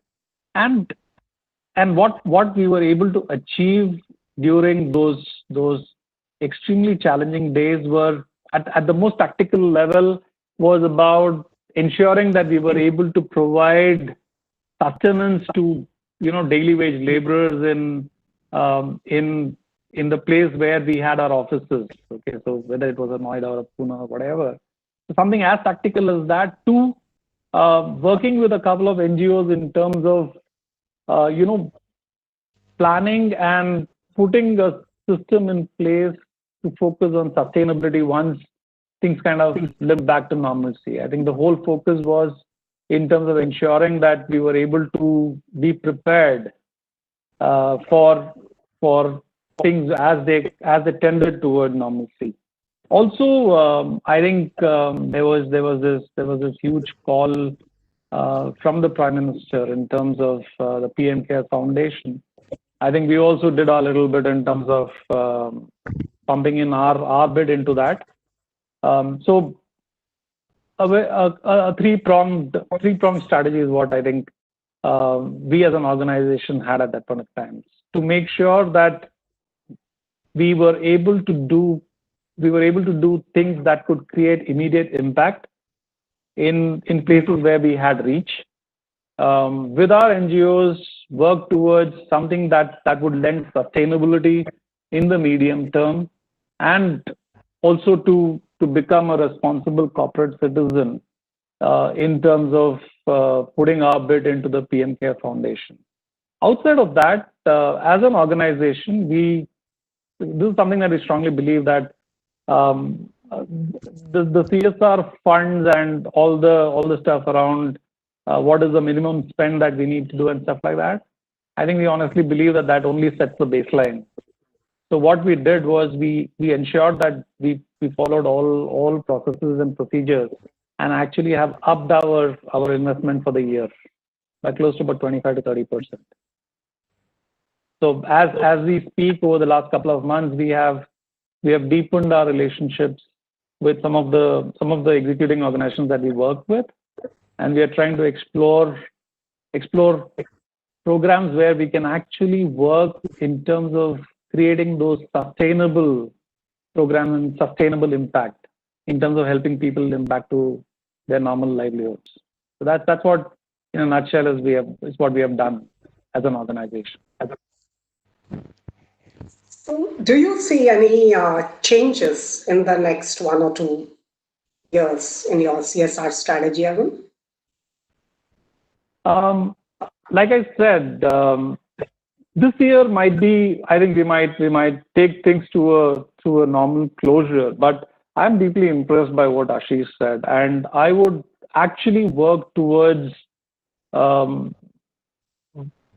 creating ecosystems which could have larger impacts. The focus is in terms of like from being extremely so for the want of any other word and for want of vocabulary, I will say narrow vision at this point of time. But you will pardon that usage when I tell you the context. I think the entire program will gravitate towards helping people learn fishing than feeding them fish. So the focus, as far as we are concerned, will be to create investment opportunities and to identify and collaborate with NGOs, which will help create long-term sustainability. For instance, our collaboration with CII, for instance, we will deepen that. Okay, because that's such a big thing about environment and the damage to the environment. I think we will deepen that for sure. And the thing is, what comes naturally to us, we claim ourselves to be a digital enterprise. I think one thing that we will surely work, and something that also I'm borrowing from what Ashish said, is about seeing how we can help embed technology in the last mile, and that's where leakage is happening. Thanks, Arun. On that note, I'm going to stop you because I think Joyita has a lot to talk about on digital and technology. So let me introduce Joyita Das. Joyita is the lead education and skilling initiatives and corporate citizenship at IBM India. She has over 20 years experience with NGO, non-governmental organizations, multilateral funding agencies, and corporates. She's deeply passionate about improving individual lives and whole communities of practice through education, through collaborations with experts and nonprofits, schools and universities, university systems, and industry partners. So over to you, Joyita. Yeah. So about 7 to 8 minutes. Yeah. Thank you. Sure. Thank you so much, Mukul, and thank you for that context. I know Ashish has left, but I think he really made a real hard, call to action there, right, for all of us to reflect. And honestly, during this time, this year, 2020, a lot of our realities have come up, whether it's in the field of healthcare, education, skilling, one important aspect, which is access to employment or employment, and so on and so forth. I think as an organization, IBM has been extremely strategically aligned, not for now. I mean, most of you know that it's about 110 years, that a company of that many years, when the strategic imperatives had to be aligned with the business units, the CSR law, of course, had not come into place that with spirit, with technology, talent, driving the technology and the talent, people, training them for the workforce, whether, at IBM or, for the ecosystem partners, that continued. What is different? What was different this year? Of course, we had to sort of change gears for two reasons. One, we had a new CEO. Two, our entire focus had to be changed because so much was going around for whether it was in the space of education and training, climate action, healthcare. So we had to change. 80%, or I would say about 90% of our investment from CSR up until last year was towards education and skilling. We ourselves ask this question. Great, we need that kind of professional development, training, content. We need to align all of that, but to what end? Access to employment was still a question mark, right? That was really a big question mark. Now, I'll give you a few examples to show what these mean in terms of working with government priorities or national agenda and working with business priorities or imperatives. Now, what does that mean? This particular, Niti Aayog, I think 3 years or 4 years back, came up exactly addressing this thing on innovation and design, as a culture. India lacked that right from primary to secondary to higher education system as a school, system. So they came up with the Atal Innovation Mission. Now, many partners kind of joined hands. Everybody did their bit, right? It was still very fragmented. Somebody did a bit of training with teachers, students, and to what Ashish was saying that, it was very sort of random. Then it started gathering momentum.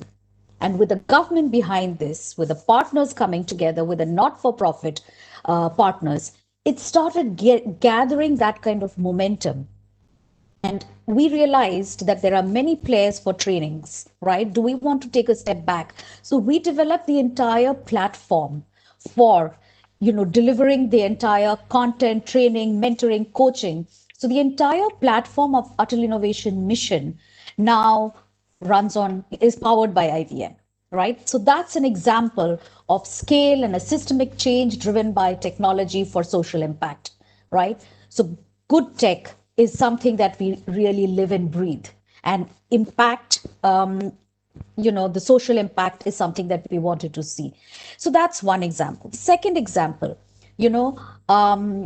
Central Board of Secondary Education board, the CBSC, they announced that they wanted to introduce artificial intelligence as a subject in high school.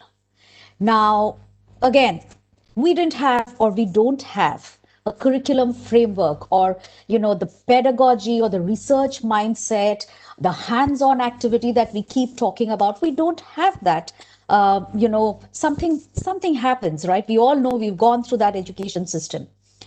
So we had to get into that design thinking mindset with the policymakers, with that design thinkers, with the teachers, with the students group, and of course, the entire CBSE management to help them develop the curriculum framework on artificial intelligence, which is of course built on a lot of capstone projects and professional development training. It's linked with AICT, it's linked with the entire 25 or 26,000 schools across the country.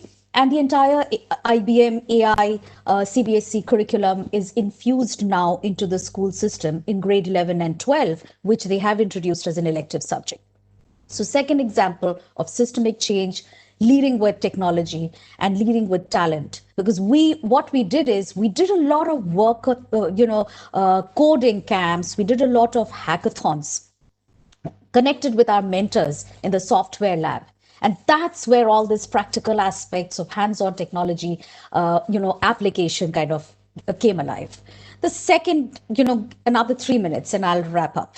So the third example is with the Ministry of Skilled Development and Entrepreneurship. They had a very archaic IT course curriculum, which was obviously out of date for several years. We came up with this entire revision of curriculum called 2 years advanced diploma on IT networking and cloud computing, because we needed to move the ecosystem partners along the whole path that IBM was also driving on hybrid cloud and infusing AI. So we did that, and as a part of the design, we put 5 months of paid internship. So kids or students from the ITI, first generation learners, they came into IBM, and we partnered together with HR for this amazing, unique program, and the first ever to create this 5-month paid internship. And of course, there was very, very minimal, however, very positive conversion, which of course is something that I'll come to the problems side of things later. So, for example, and there are, again, IBM announced, I think in 2018, when Ginny was still the CEO or was leading the show, she announced something that STEM had to lead this. There were several, lead the country, the entire education focus, and skills became the new currency, without the degrees, all the certificates and all that stuff. So we called it, or she named it as new collar economy. How do we drive this new collar economy? And hence, we announced something called STEM for Girls with a focus on 10 states across the country. And it was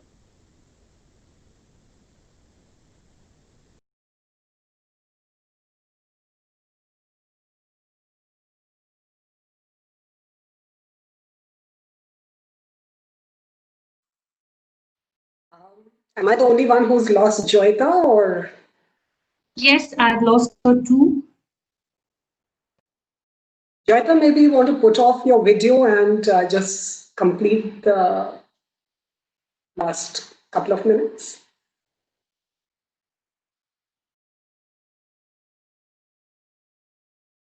Can you hear me?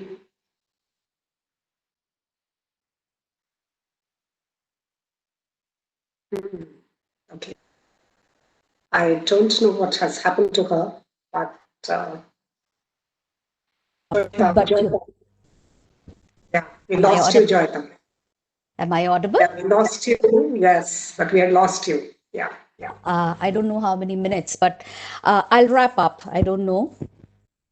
But these are some of the examples that I wanted to share with the audience and with the panelists here. So the long story short, what it means is coalition working together with the government, and with that effort leading with technology and bringing in the human capital together. It is integration into the workforce, or even with a focus of professional development for reskilling. I think that's what we did in even this year. People or students, learners, teachers who were ready, who were very happily who jumped on the other side on platforms, on learnings, who are kind of on the fence, but were very, very determined with their learning. They did that jump as well. Others were actually not something that one organization or corporate can solve. It is a systemic issue that requires a lot of work together.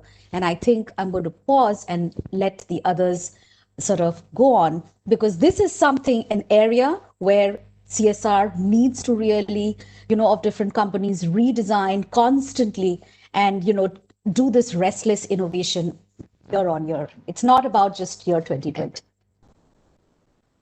Thank you. I think we'll come back to that, because it was interesting to note that how a company can bring out its own knowledge and resources to make a transformational impact in the sector. I think that's what corporate professionals are strong in, and that seems to have got utilized in this case quite well. Okay, and we have a special person here, Gitanjali. So we are lucky to have two people coming in from one organization. Glad you could join us, Gitanjali, at such short notice. Gitanjali Gandhiok is the Assistant Vice President Development at Ashoka. He's part of Ashoka University's leadership team and leads the fundraising effort for the CSR and high net worth verticals, with focus on Ashoka's financial aid program. Prior to Ashoka University, she has worked with RHC Holding, Microsoft, etc. in leadership advocacy, recruitment, and research areas. So that's a very diverse experience. And so welcome, Gitanjali.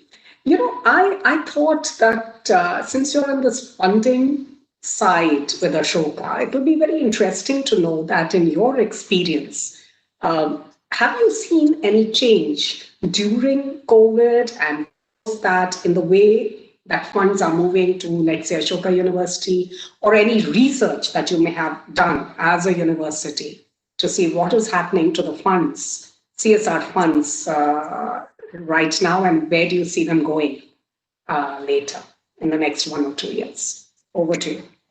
Thanks, Mukul. And, as everybody else has said, I resonate the same. It's a pleasure to be a part of the panel and, in this particular event. A lot has been said, and I think some highly value-added comments have been made and observations shared. From an Ashoka perspective, so just to set the context, Ashoka is a not-for-profit, and it's been built through collective public philanthropy. And over the last couple of years, CSR has actually been a main focus area for Ashoka to raise resources, and largely for our scholarship program, because we focus extensively on inclusion and diversity, to make sure that it is an equal opportunity platform and we can transform lives of a large number of students who otherwise would not be able to avail of this higher education.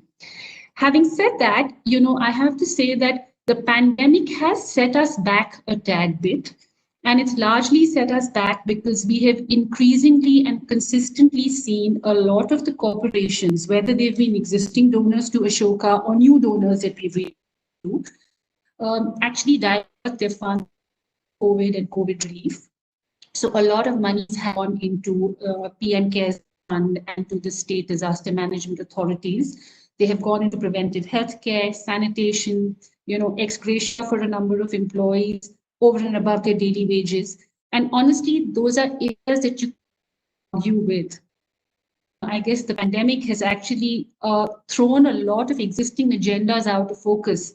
And because it's been unprecedented, I think a lot of companies have taken, to some extent, a short-sighted view. They have diverted funds, which is a good thing to do. However, I think it has also enabled them to hit pause and think of the other development projects that they have been supporting, because a lot of those have been put on hold. And because of funds diversion to COVID, funds for those projects have actually gone dry. So that is, I think, a reality that a lot of organizations are grappling with today, which is what even we see. From an Ashoka perspective, again, I think we've been positive. None of the commitments made to us have been withdrawn. But what we are seeing is a very positive trend towards taking a holistic approach, being extremely systematic, being also systemic, as Ashish mentioned, wanting to be very focused, very strategic. So what's good is that CSR is now becoming strategic basis the conversations we've been having. The ad hoc ticking the box, looking good mindset is shifting. We are seeing a lot of our donor organizations also contributing to in-kind, kind of causes. So, for example, they are setting up counseling helplines, or they are investing resources in setting up their own in-house e-learning resources platforms. They are committing to food supplies, drones, so on and so forth. So we're seeing a lot of that happening. I think the strategic element has been reinforced by a number of them. We're seeing that. Going forward, I would say, so while this year has been reasonably good because it was contingent on profits that were reported in the last financial year, filings for this year have been extended. The deadline has been extended. So we really don't know what the numbers reported by these organizations are going to look like, and consequently what the CSR corpus is going to look like. But I would say we are being circumspect. We do realize that the monies may not come in as freely, perhaps this year, but we believe that we need to wait it out for another year or two, before which I believe that the consolidation of focus areas from a CSR perspective is going to get more clearly defined. There will be many more coalitions and collaborations actually to focus on critical elements. And for us, I think the advantage is education. Education is a necessity, and it is something that we constantly need to keep investing in, whether it's from the commercial for-profit space or from the not-for-profit space. So we are fairly optimistic, keeping our fingers crossed. In terms of some research and numbers that we gathered, so I will confess that since have not been done, we don't have complete 100% spot-on accuracy in numbers. But if you just take CSR spends over the last 3 years, I think the positive is that they have increased year on year from 2018 to 2019. 2018 saw about a 10,000 crore, close to 11,000 crore CSR spend. 2019 saw it upwards of about 18 to 20%. And this year we are estimating an annual average CSR spend of about 15,000 crores. Out of that, about 52 to 53% has actually gone to COVID and COVID relief related issues. The balance has stayed with the other projects that organizations have, but largely they have funneled their focus to livelihoods, to education skilling, employability, employment generation options. So, for example, even investing in plumbing, whether it would be tailoring jobs. So equipping people to be able to sustain themselves, also resilient existence. Because I think the pandemic has taught most corporations or exposed them to the reality that if this could happen and catch us off guard now, there's nothing that can stop something else similar from happening a few years down the line that might have an identical derailing effect. So how do we trust ourselves and actually brace ourselves for such eventualities? Thank you, Gitanjali. That was so. I think it's a challenge. There's even more need to see what we can do differently. If for the next couple of years we are going to see only 50% of maybe a diminished 2% available to spend. Yes. Right? And that requires a lot of innovation and rethinking around it. So, one of the things that all of us have mentioned here is that collaborations are important, and let's not do overlaps. Let's not repeat what somebody else is doing, because that money could be better utilized to either scale up or create a larger impact. But I thought I would like to ask Joyita a question to say, because you've talked about partnerships and multi-stakeholder partnerships with governments and other corporates maybe.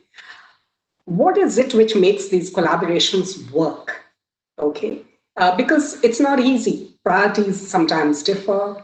Alignment is not so easy. Everybody wants their own visibility. They want to know who's going to be facing maybe the government first or in the front. So many different things are there. So in your experience, there are two kinds of coalitions we are talking. One is coalitions of like-minded people, which means, let's say, 10 organizations which are interested in the IT space and the digital learning space, versus multi-stakeholder, where you're talking to the government, which has a different potentially. So I just wanted to touch upon maybe in the next 2 to 3 minutes quickly, 2 or 3 key points, what make these partnerships work.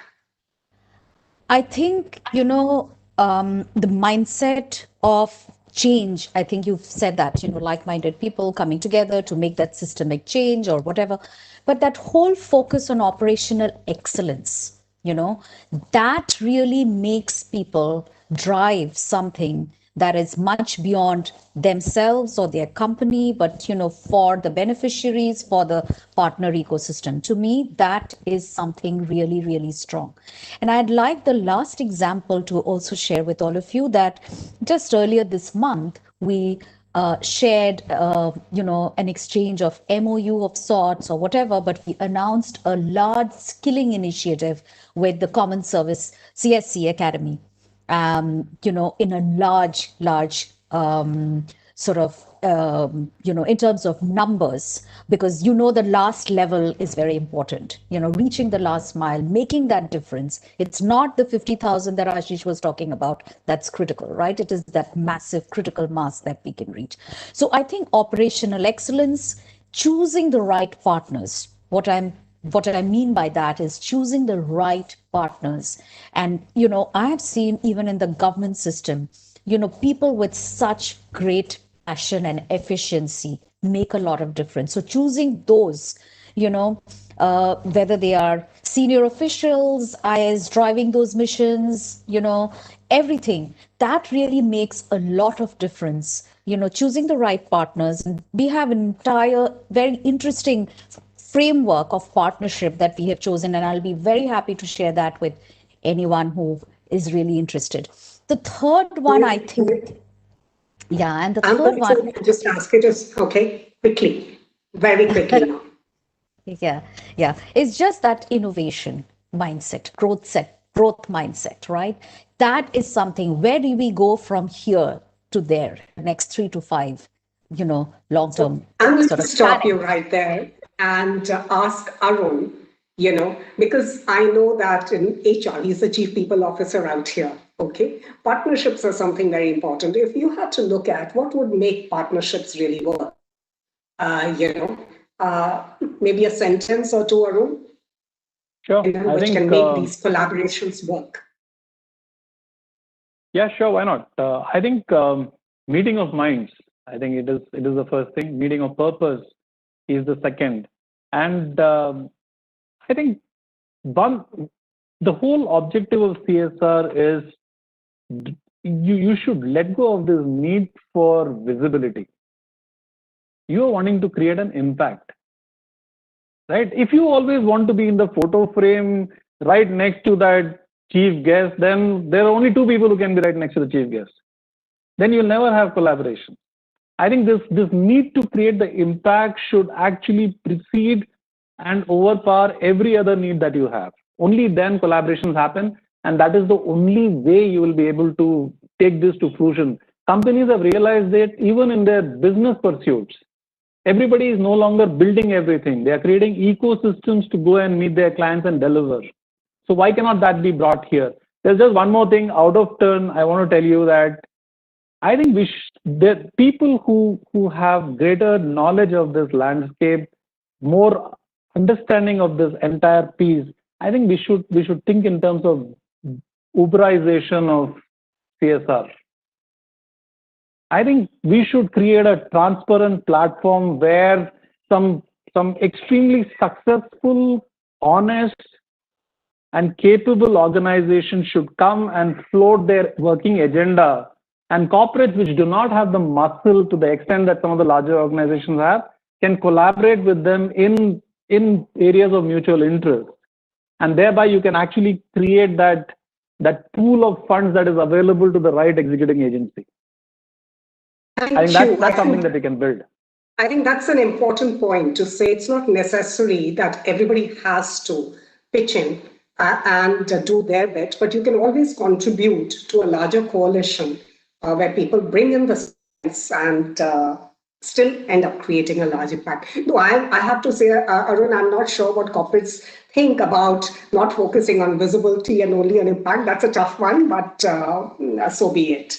So I think we are just reaching the end of the session. And in the next, firstly, I want to just thank all of you. And just to summarize, I think there are a few interesting points which have been made, and all of us have talked about the use of digital and technology, and some wonderful examples have come up which utilize digital. I'm really impressed to note about IBM's AI curriculum getting embedded, in the CBSE system. And Atul talked a lot about empathy and really looking for opportunities to impact, which is as important as the long-term part that we are talking about. Gitanjali, thank you so much. You highlighted the very important point that about 50% of the funds have got diverted and only 50% available. And if the vaccines come in and the vaccines are supposed to be funded by CSR, you can expect some more of this to continue over the next couple of years. We are going to have we have to rethink. And Ashish is not here, but I think all of us have talked about the fact that government is the largest development player in the country. Okay, if we can support their system, then the scale and sustainability that we reach is is very large. And technology and digital, which we have used very effectively during COVID, is set to become the new normal, even in CSR delivery. And the third thing is, whilst we came together very easily to collaborate to make things happen during the relief effort, but the coalitions and the collaborators which exist, some of them were originally meet and greet platforms, but I think they've changed shape. And we hope that they will continue to impact the CSR ecosystem going ahead. Thank you very, very much. And thank you, CII, for giving us all this opportunity, and a wonderful and a pleasure to meet all of you. Look forward to staying in touch. Thank you very much. Bye-bye. Thank you. Mughal. Thank you so much.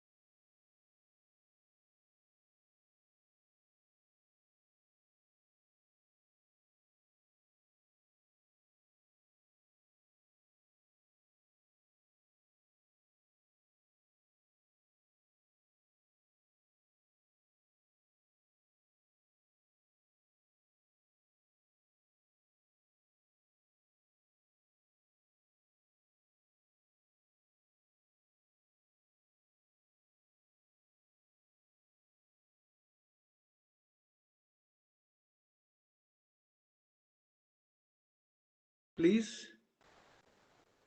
Mr. Parasnis, Ms. Tiwari, Luigi. Yes. Thank you. My name is incorrectly listed here as Anuj because that's the person who, our IT person. So anyway, ignore that. I'm on my video. So all of you can come on your video and unmute yourself. That will be nice.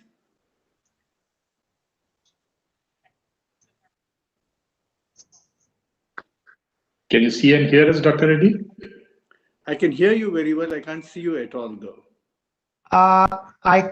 It may be bandwidth issue. I do not know. That doesn't matter. Right. As long as at least I can hear you, that's fine. I'm also on Dr. Reddy. I don't know whether you can see me. I can see Paresh. I can't see you. Okay. Ms. Tiwari, are you there? Are you? Yes, Dr. Reddy, I'm Okay, there. then I can at see least the others, but I can't see you actually.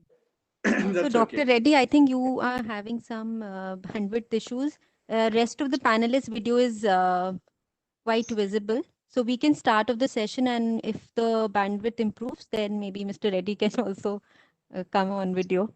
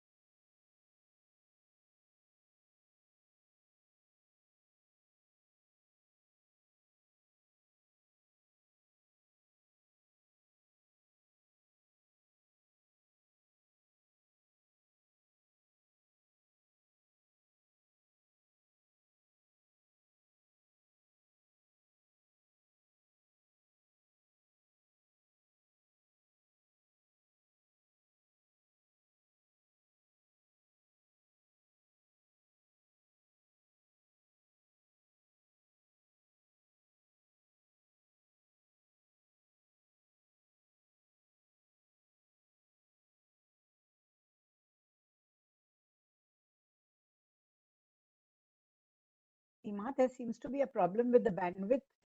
That's what my screen tells me.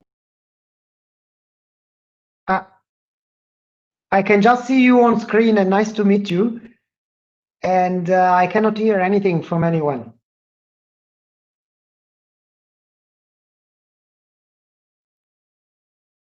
I think, Luigi, we are still waiting for Dr. Reddy to connect and start the session. Okay, let's stay on hold and. Yep.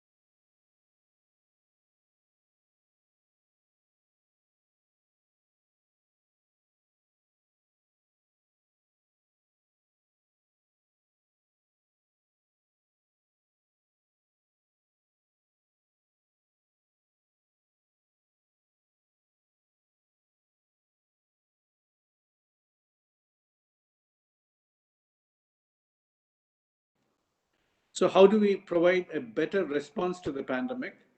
And how can we actually bring in the industry as a much stronger partner in this effort for strengthening rural health services in a very effective manner?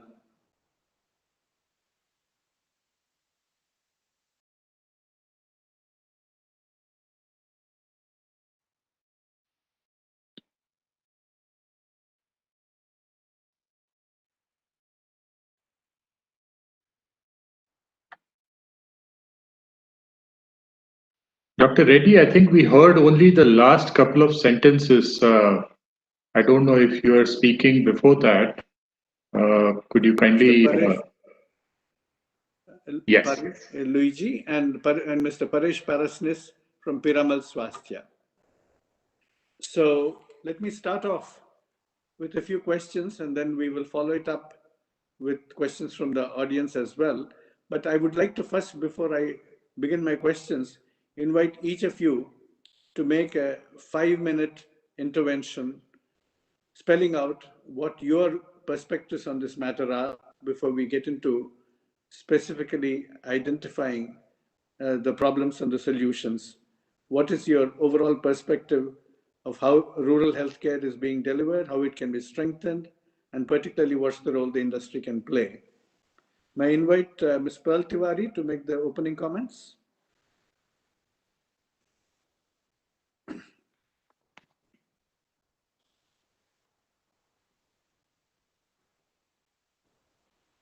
Ms. Tiwari, you are muted, I think. Yeah, right. Yeah. Can you? Hello.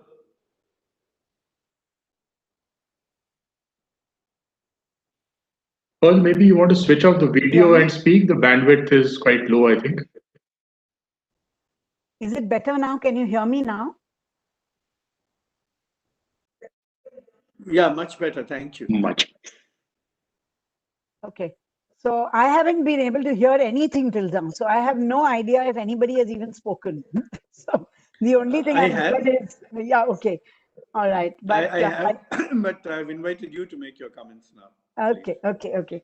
So yeah, so good afternoon, and as I can see some friends as panelists, so I really represent the Ambuja Cement Foundation who has a commitment to rural development, and we work with communities across India. We were started as the CSR arm for doing the community development for Ambuja Cements, but today, with the partnerships we believe in, we've been across India in about 44 districts that we work in. I'd really like to bring the attention to the fact that what is unique about our approach is not just that we do our work based on needs assessment and participation of the communities, but also that as we do, as a part of the project cycle, we build people's institutions within the project that we work on. So for water, we work with water user associations or watershed committees. We create women's federations, farmer producer companies, village development committees, work with the health and sanitation group, and so on and so forth. And it is this leadership development and ownership in the villages, we believe, which we've really invested in and built capacities of, that has really made our projects totally sustainable and stood us in good stead at a time like this when, you know, there is a solid difficulty. So coming to health, particularly, we have this cadre of local village health women who we call Sakhis, who were put into place well before the Ashas happened. So in early 2000s. And essentially, those whom we had trained on primary healthcare monitoring, those who managed, the maternal and child health, ANCs, the postnatal, antenatal care for the young women in the villages. These were our frontline workers who also have then participated in our projects on non-communicable diseases, whether on work in HIV, work on tobacco control, and so on and so forth. Coming to the COVID situation per se, we had the sudden lockdown end of March, and all kinds of movement stopped. Our movement stopped, transportation stopped, and we found that we had an information dump on us. There was sudden contradictory messages we were receiving, a lot of confusion, and we realized that this confusion was also going into all the communities that we worked with. We decided at that point early on itself, so towards the end of March, that our responsibility at that point in time, besides doing the relief work, which we were pulled into because we have very, very good relationships with the local government. And so we were getting ready for the situation with them. But we were getting very good information as a corporate-led, as a corporate-backed foundation from what the corporate had as a business resilience team, which was tracking the virus, the data all over the world and giving us the good guidances. And we felt that it was this guidance and information that needed to seep into the communities that we work with for COVID, whether it was about COVID, the virus, whether it was about behaviors, and so on and so forth. So initially, of course, it was more about sanitization and washing hands and all of that. But as we moved on, it was about mapping the elderly population who was supposed to be the more vulnerable, mapping government centers, whether they were testing centers, treatment centers, local helplines, making all this information available through what we call SPOCs. So what we did, since we already had these federations, we had these farmer producer companies, we had a lot of task force on the ground, which is already a leadership group that works with us. And we asked them to nominate one or two single points of contact in the village. And through these people, we created WhatsApps for the whole village. So we were at any point in time from about the first week of April, reaching about 7 lakh mobile phones with accurate information every single day. And towards this, we did this with a lot of partnerships. So for example, we were led on to Noora Health, who already had a lot of content that they had developed. And while we were developing our own content on these things, we used their content and we pushed it through our network. And so there was a lot of this that I felt that really made a huge difference to the right kind of information and behaviors that our community was able to then display. And of course, as things emerged, when the farmers were allowed to go and, for example, do their agriculture, we worked specifically with the farmers who we had mapped to talk to them about social distancing during harvest, how to behave when they go to the mandis, and so on and so forth. Similarly, when they were returning migrants, looking at their needs, looking at who could be adjusted in agriculture, who could be taken to the Manrega sites, who could be sent in for skill training to our centers, so that we started looking at their livelihoods. And through this whole time, we had the Sakhis, whom I mentioned, who were monitoring and isolating the village for any case that seemed to be a suspicious case. So they were monitoring the case, isolating them, putting them into the right centers, providing the information and support to the families which were suspect cases and so on and so forth. And I think it is this that really went a very long way in making the information so useful and making our communities understand that the responsibility for COVID check in their own villages is in their own hands. As we moved ahead, we saw that in the last 2.5 months, the cases in the rural communities were beginning to rise. And many of the centers that we work with are at least 50, 60 kilometers away from the district place. So we were working very closely with the primary care system there. So we really decided to focus on oxygen therapy. The idea being that if we can use isolation centers with the right oxygen concentrators, maybe we can, the primary care would be able to be managed at that level itself. People would not have to be sent, even if they became slightly more, breathless, to secondary centers. And again, that went a very long way in the back end support that we as a corporate backed foundation were able to give. And of course, today we are talking with the government on vaccination and all of that. So for me, I think it is the belief in that front line, in strengthening primary caregivers, that really went a long way for us. And I mean, me and also my entire foundation totally believes that that is where the support is really required. That, if we can strengthen primary care in India, and in my context, in our context, it's rural India, it will go a very long way, not just in controlling post this pandemic, but in any epidemics or pandemics in the future.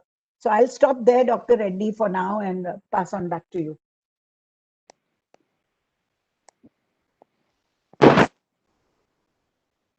Dr. Reddy? Yeah, I've actually joined from another instrument. So let me see. I couldn't hear half of what was being said. I hope it's better now. May I now request Luigi to make his comments, please? Sure. And can you hear me, Professor Reddy? I can hear you now. Actually, I've gone to my phone Great. from my laptop. Oh, and I can see you now. Perfectly okay. Good. Yeah. Good afternoon, and good to see you and be connected. So, good afternoon from UNICEF, and I think, and I will echo a lot what Pearl was saying. Primary health care is really an important concept and an important endeavor for all of us. If I have to share a few quick reflections, first of all, rural India, if we look at the mortality data, taking child mortality as an indicator of well-being or development, we continue seeing that rural populations are more affected than urban ones across the country. I think we should not give this for granted. The trends are changing, urbanization is growing, and the situation also in urban settings should not be given as something not to be looked at, because particularly COVID taught us that the health system as a whole, even in big urban settings, is challenged and presents its strong weaknesses. With that said, if we look at the rural context of India, first of all, we have on the side of the health system a weaker machinery in terms of delivery. We have, in terms of infrastructures, facility, equipment, the coverage per population is insufficient. If we look at the healthcare providers in those facilities, we face the same issue. On the other end, we have communities that are often affected or hit or characterized, if I should be more correct, by different knowledge, attitudes, and practices indicator, poorer socioeconomic indicators. So it is a context that brings its own complexities. It is also a context that brings solutions. And I think community engagement is certainly one critical solution. In that regard, your question, Dr. Reddy, is what can the private sector do? My first reflection would be any firm, company, private sector actor to start with is an employer. It gives jobs to people, and those people have families. So it's inside the communities. And if I think of health not as healthcare, but as starting from behavior and well-being, and then healthcare as well, a lot can be done simply by promoting right messages, right education and right behaviors within collectively employees of corporates. I think we often look at what can be done externally. I would start from looking at how much power and maybe sometimes untapped power there is by influencing community members who are part of your own private sector institutions. And that would be one area I think of focus. And if I dream of uniting power for health around messaging, all private sector providing strong messaging together around certain issues, I think it's an enormous potential power of influencing behavior and influencing change. The second one, a point or reflection I would like to bring as a foreigner to your attention is the incredibly vibrant, active, often a front runner globally. The private sector in India is incredibly active, and the solutions need to be brought to the health sector. So bringing solutions or bridging solutions that can be scaled, be it logistics, be it technology, be it transportation. There are many examples. Now we are all thinking of the COVID vaccines in these days. I think everyone's attention is there. Transportations, logistics, tracking, there are many things that can be thought of where the experience of the private sector can be bridged into the public or the health system delivery. The third and last, and I will stop it there, is in doing this or any other initiative, I think what one should look at is uniting for scale. I think it's probably better to have people or groups coming together into one initiative rather than 200 small-scale separate initiatives, because that will not, at the population, at a district, at a state level, create that long-lasting change that needs to happen. So I would stop it at there, and thank you so much. Over. Thank you very much. Now may I request Mr. Paresh Parasnis to come in with his comments, opening comments, please. Thank you, Dr. Reddy, and thanks to the CII for having me as a panelist. I think when I read about Dr. Reddy being the moderator for this session, it is a daunting task, Dr. Reddy, because a lot of what we have learned in healthcare is really how you have helped us think about at Piramal Swasthya and Piramal Foundation. I think both Pearl and Luigi have brought in dimensions, and I don't want to kind of repeat what they have said. I'll try and build on some of those as part of my opening thoughts, Dr. Reddy. I think if I just pick up what Luigi spoke about on communities, knowledge, attitudes, practices, I think one of the areas that requires a lot of attention, Pearl talked about messaging, is how do we really harness the strength of communities in both co-creating solutions, and which really means that at Piramal Swasthya and Piramal Foundation, we've always said, how does the community and not so much the beneficiary really sit at the center of everything that we are trying to do? And in that process of putting them in the center, how do we really involve them in the co-creation, whether it is through the Panchayati Raj institutions, whether it is through the women's associations, and so on and so forth. So I think co-creation, and the second dimension of communities that I just want to leave with the group is really the role of influencers. And these are not necessarily influencers who hold formal positions of power or authority, but influencers within the community who carry a lot of weightage to what they say and how their word gets perceived within the community. So I think that's something we have seen in the course of this pandemic.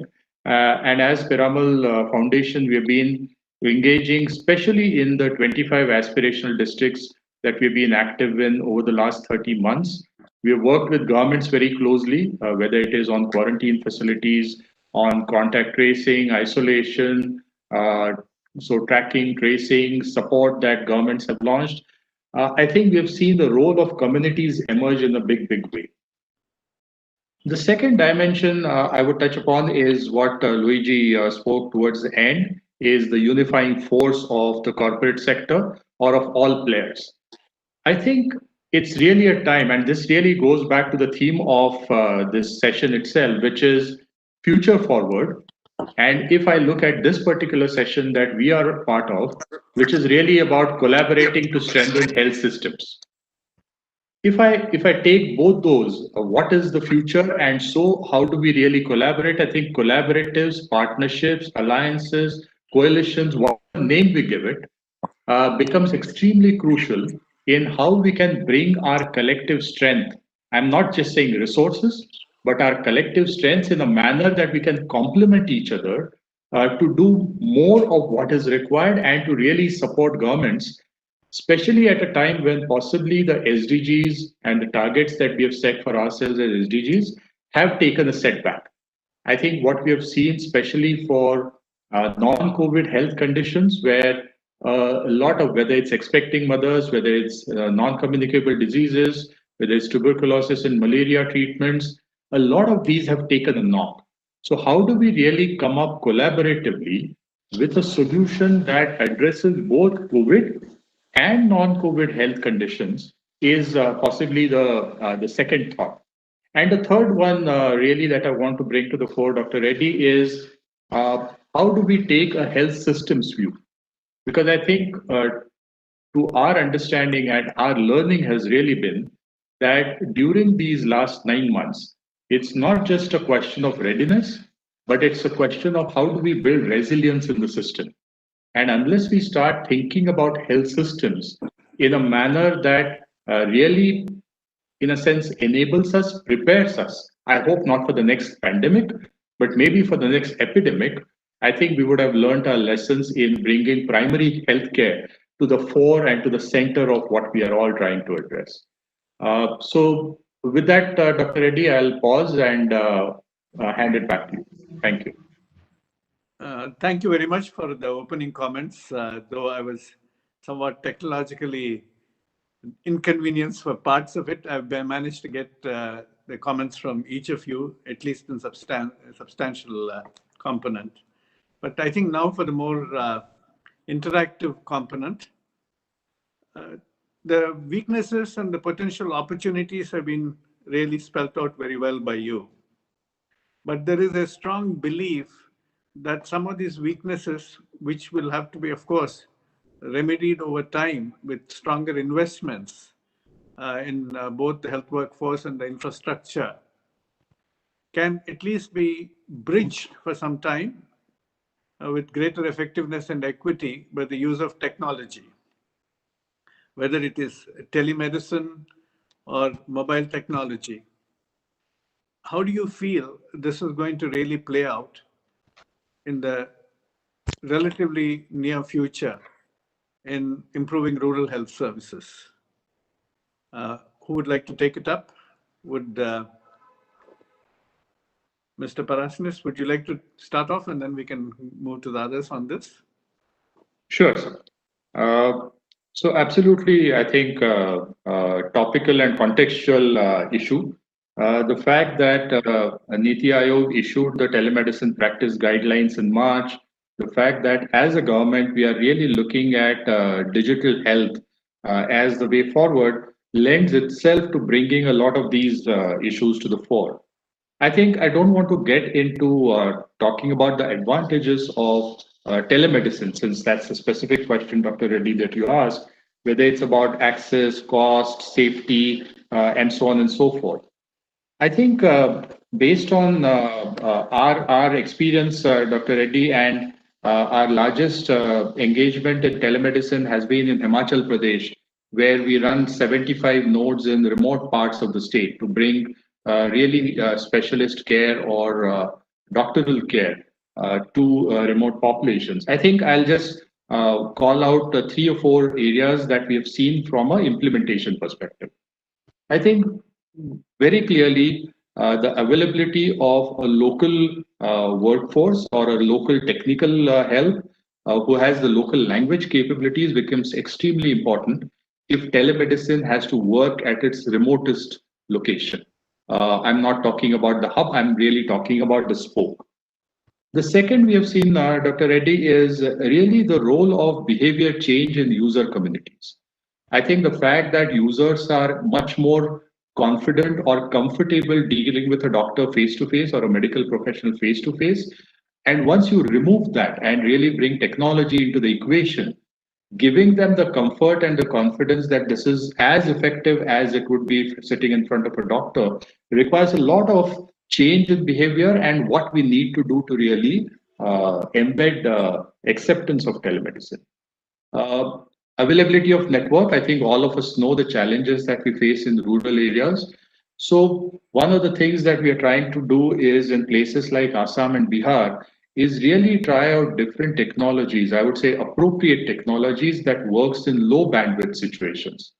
Because I think otherwise the whole advantage of having to or getting to see a doctor and talk to a doctor or a medically qualified person is lost. So how can we bring in appropriate technology? And I'm sure corporate India can have a lot to offer in that space, especially when networks are not the greatest in remote parts of the country.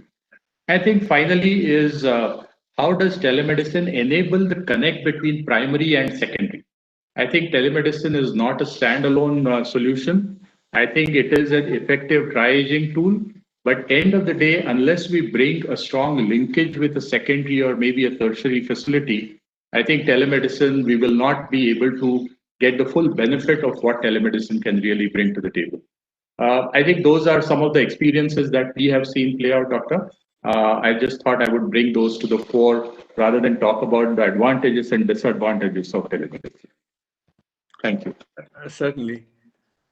Ms. Tiwari, what do you think is going to be the scope of technology when we do not have adequate number of frontline healthcare providers? Do you think we can have people from the community also become very strong, enabled partners, even technology-enabled partners in delivering some of these services? Yes, Dr. Reddy. Yeah, I can hear you now and I can see you. Actually, I've overcome some of my difficulties by moving from my laptop to my telephone. Yes. Yes, I heard that. Yeah. So certainly, I mean, I think we've all, there's no, I don't think anybody would not believe in technology in today's times. So technology is going to be the biggest enabler of, making things happen at scale. And as Paresh mentioned, also bridge that gap between primary and secondary. I do believe what you just said, Dr. Reddy, that the locally trained people can actually play a huge role in you're never going to be able to find the kind of high-end manpower to manage all the technology, and I don't think it's really required either. And we have lots of examples in the healthcare industry itself where we've trained, I mean, Arvind Eye Hospital, for example, has trained thousands of women to manage most of the work that they do in their cataract surgeries, and the doctor really plays such a small role. So really, even with technology, I do believe that till about a year ago there was still a little more fear of these gadgets and technology, but today, because they've all been thrown into the situation, even the basic technology is something that people in the villages not using have now started using. And so I think training frontline people with technology is really not a challenge at all. It's a mindset change that we need to make, that these people can actually make that difference. And I believe that that is really the future forward, that you bring in the right kind of technology, whether it's telemedicine, and then at the back we have people front end, you can actually have this time manpower. What Paresh also touched upon of having the peer comfort. People from the local community who are actually at that front line along with the patient for the telemedicine consultation, it becomes that much more comfortable for the patient to manage that rather than to just have a faceless computer that he or she needs to be talking to. So I do believe that the front line is really the powerful force. I don't think we've used them enough. And when we tried using them in the healthcare, for example, with the ASHAs, we've dumped so much upon them that, you know, we expect them to be like the guardian angel being able to do just about everything overnight, which is crazy again. So I think there will have to be a cadre created and maybe also have a career path for this cadre to see as they move forward. So I back entirely over agree. to The you again. ASHAs are wonderful, but unfortunately, everybody expects them to do everything. Everything. I sometimes say that they're the goddess of all hopes and the beast of all burdens. Yes, so true. Unfortunately, we definitely need to get more people and definitely increase the number of ASHAs as well as other frontline health workers, but certainly we need to engage the citizenry as well. Luigi, whether it is child nutrition or maternal health or infection control or pandemic response, multi-sectoral coordination becomes a very important element. And that often is the Achilles heel of our programs, our health and development programs. How do you think, particularly in the rural environment where a great deal of convergence is needed in primary health care, the industry can actually help support that effort? And what else can we do to improve the level of multisectoral coordination at the level of the rural health and rural development? Wow, Prof, this is a $1 million question, if not more. But I think I want to take it from a couple of things you said. Primary health care as a word, to start with, the concept in itself is, in its inner sense, a multisectoral endeavor, challenge, and business. And I want to open it up to my daily life. We are also not only like ministries in India, we are equally compartmented into sectors. So I am health, my colleagues are nutrition, other colleagues have to do with WASH, other with education. And I used to say to my team that the last thing I need as a head of a health team in India is the health team. I need the nutrition, the WASH, the education, the participation of children, the play, if you want to achieve the targets and the concept of primary health care. And this is to say that I think first we need to break the silos, and in that there are various layers of silos. Some are within us and some are within the institutions in which we operate. So ministries tend to work vertically. I think where the vertical can come horizontal is the community. Because at the end of the day, all these verticals have to rain somewhere. And all these streams at the end drop into communities.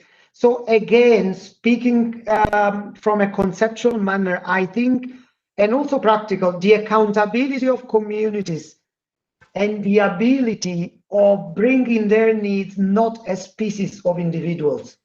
A child is a child. It's not a health or a WASH or a nutrition ministry child. It's one child. So that is something which I think globally we still haven't found a solution to this disease of turning things in either vertical approaches or thinking of life as projects. And not everything is a project. Many things are processes. And that's, I wouldn't have a solution to put to that disease. But I think that again, the role that the private sector can play is again as a catalyst force that comes into play. If you look at health again as something that is broader than just going to the doctor, bringing more, first, the multisectoral message. If you eat well, you're healthy, speaks to a multisectoral concept that bridges the various worlds of which we talk. And second, becoming perhaps down the line an agent that can bring or help bring initiatives across its own sectors together. If the private sector in nutrition and the private sector in technology and the private sector in hospital management care come together to brainstorm on solutions, maybe they come up with integrated solutions that speak from that angle to the concept of primary healthcare in a more broader manner. And last but not least, the private sector has a voice in this country. I believe, and again, being so active and so growing and so prominent, that voice needs to be brought up and make a pressure to break those barriers that we all have in line ministries, in offices, in districts, and help bridge these gaps into one agenda for the communities and not n agendas. Some of it will remain there. The budgets and the accountabilities are vertical. And again, that goes beyond my capability to think how you break that in the near future. But I think after COVID, we need to deeply reflect of how much we have learned of how together as society and multi-sectorally we have reacted to this pandemic. A lot of solutions may not be visible, but probably we have done already in the last 9 months, more than what we have conceptualized as being able to do. I will pause it here, Dr. Reddy. Mr. Parasnis, there are obviously differences between different states of India and different regions of India, and you have something called the empowered districts now, or aspirational districts, and empowered states and aspirational districts. So where particularly rural health services are very deficient, and even in the near future, we do not see the great prospect of large number of health workers being available or health infrastructure coming up. What do you see as the solutions which can be actually advanced through public-private partnerships? Sure. So maybe, Dr. Reddy, I think on the question of aspirational districts, I will draw upon our experience, as I said, over the last 2.5 years. I think building on what Luigi was talking about, the horizontal approach or what Niti Aayog calls convergence, it's something that we have had a chance to actually practice in these 25 districts. And just to take an example, I'll come back to the question in a minute, sir, is the implementation of a village health sanitation and nutrition day, which we saw impacts almost 20 odd different health parameters. And that required bringing together health and family welfare, women and child development, WASH at times, and so on and so forth. But how do we use existing programs of the government to bring in the harmonization that Luigi so effectively talked about? I think it's extremely crucial. What we're trying to do is, in a sense, an attempt in that direction. I think to come back to your specific question on what would it take, sir? I think there are 3 or 4 pillars that we have seen. And I would broadly break these up as what we internally call the supply and the demand side.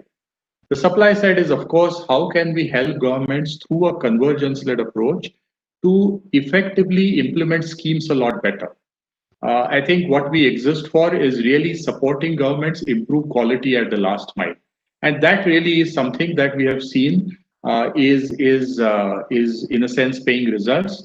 Today, across the 7 states that we work in, our teams are able to work with government functionaries to do more than 10,000 village health sanitation and nutrition days every month. And the idea is these will now get embedded within the government system.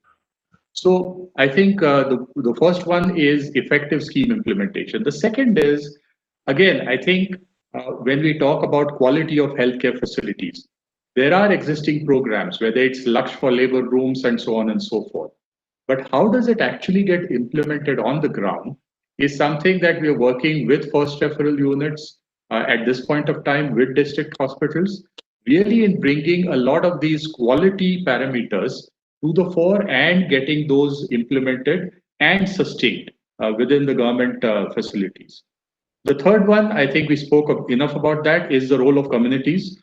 mobilizing communities, because we have seen districts where the trust of the communities in government services has been by and large broken. How do we rebuild that trust? And how do we get communities back to use the services and to hold the government accountable, as Luigi said, for those services becomes an extremely important component. And the fourth one I would say is appropriate introduction of technology to improve governance.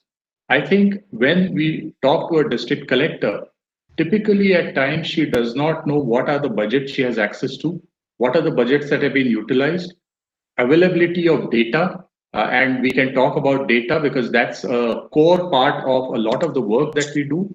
How do we really create a single source of truth? And so, how do we help the district collector really improve the governance in a district as far as health programs are concerned? Becomes, I think, a large component of what we do. So, as I said, facilities, quality of facilities, effective scheme implementation, involvement of communities, and helping the district administration improve governance are possibly the four pillars where we have engaged with the districts. Thank you, sir. Thank you very much.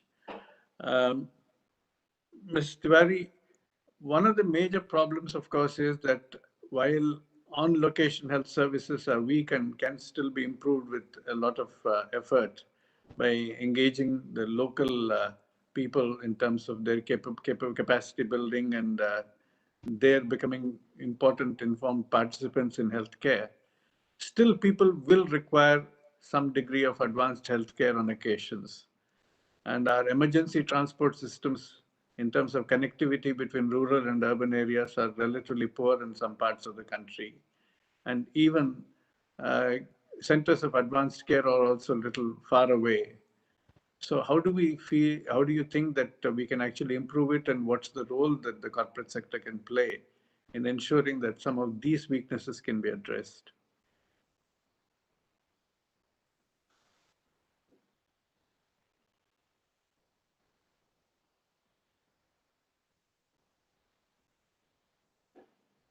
Mr. Tiwari, can you hear me? I think she's lost connectivity, Dr. Reddy. Okay. Then we'll take up the question later then. Sure. Mr. Parasmis, you of course have some experience in this, but Luigi, you have been seeing India fairly closely now from the point of view of UNICEF, and you have UNICEF present in many parts of the country, very much at the grassroots level. What do you think are the immediate requirements of health service strengthening that we should be attending to in terms of improving rural health services? Thanks. Again, take this as the views of someone who has been intensively into this country, but for as little as 1.5 years. But I think we, again, going to what we have learned, I would point to what I believe is 2 or 3 key important bottlenecks today. One is ways of, in a situation where the private sector, formal or informal, they deliver 60 to 70% of certain services for the population. It's making sure that the private sector is fully regulated to standards that and fully accessible, also in the rural facilities, in a way that there is an equal balance of quality and access between private and public sector across the board. I see this as a big challenge, especially for the plethora of unregulated service providers who are often the first port of entry for many. So the standards, the quality recognition, regulation. Second one, across spectrum is, I think, as a big barrier, healthcare providers. Frontline facilities, nurses, doctors, specialists. There is an issue with the numbers, but there is an issue also with the distribution, where they are serving in large numbers and where they are not serving, leaving large pockets of the population unserved or with very unequal access. So then it becomes difficult for certain communities to access services because of these barriers. There are also issues of motivation, satisfaction, career that have come across, but I think the primary ones is the availability and the distribution. A third point I want to make is around, it has been made before by Paresh, and I very much endorse it, is about educating a cadre of health managers. So districts or below need governance. Governance needs management. Management means budget, systems, HR systems. There's a lot of reading the data, reading key performance indicators. So investing at district level at clusters where the governance and management capacity is enhanced through ad hoc education that has nothing to do with the clinical medical education or the health promotion education, or it's more that side of the coin. I think it's a big low-hanging fruit that should be untapped, and I see a big role for the private corporate sector to invest in creating this capacity for healthcare managers. I will pause it here, Dr. Reddy, and I hope that's the question. There is a question from one of the participants. Yeah. What is the role that skilling can play in strengthening health systems in India? Mr. Parasnis, would you like to take it up? Unfortunately, Ms. Tiwari is having connectivity problems. I can hear right now. I can't really, I've gone off my video. I don't know if I'm audible. Oh, you're very much audible. Would you No, like no, yeah, I just came in about half a minute back. But good, yeah, good. I mean, to just quote our own. Both of you can respond. What's the role that skilling can play in strengthening health systems in India? And in that context, if you can also talk about what corporate sector can do. Sure. So I'll talk about our experience when we started skilling. We started with a lot of industrial skilling, and it was about 10 years ago, and we realized that one big aspirational area which we could grow, especially for the women in about 6-7 years back, was of nursing aides and nursing assistants and helping with lab technicians and those kind of healthcare centers skilling needs.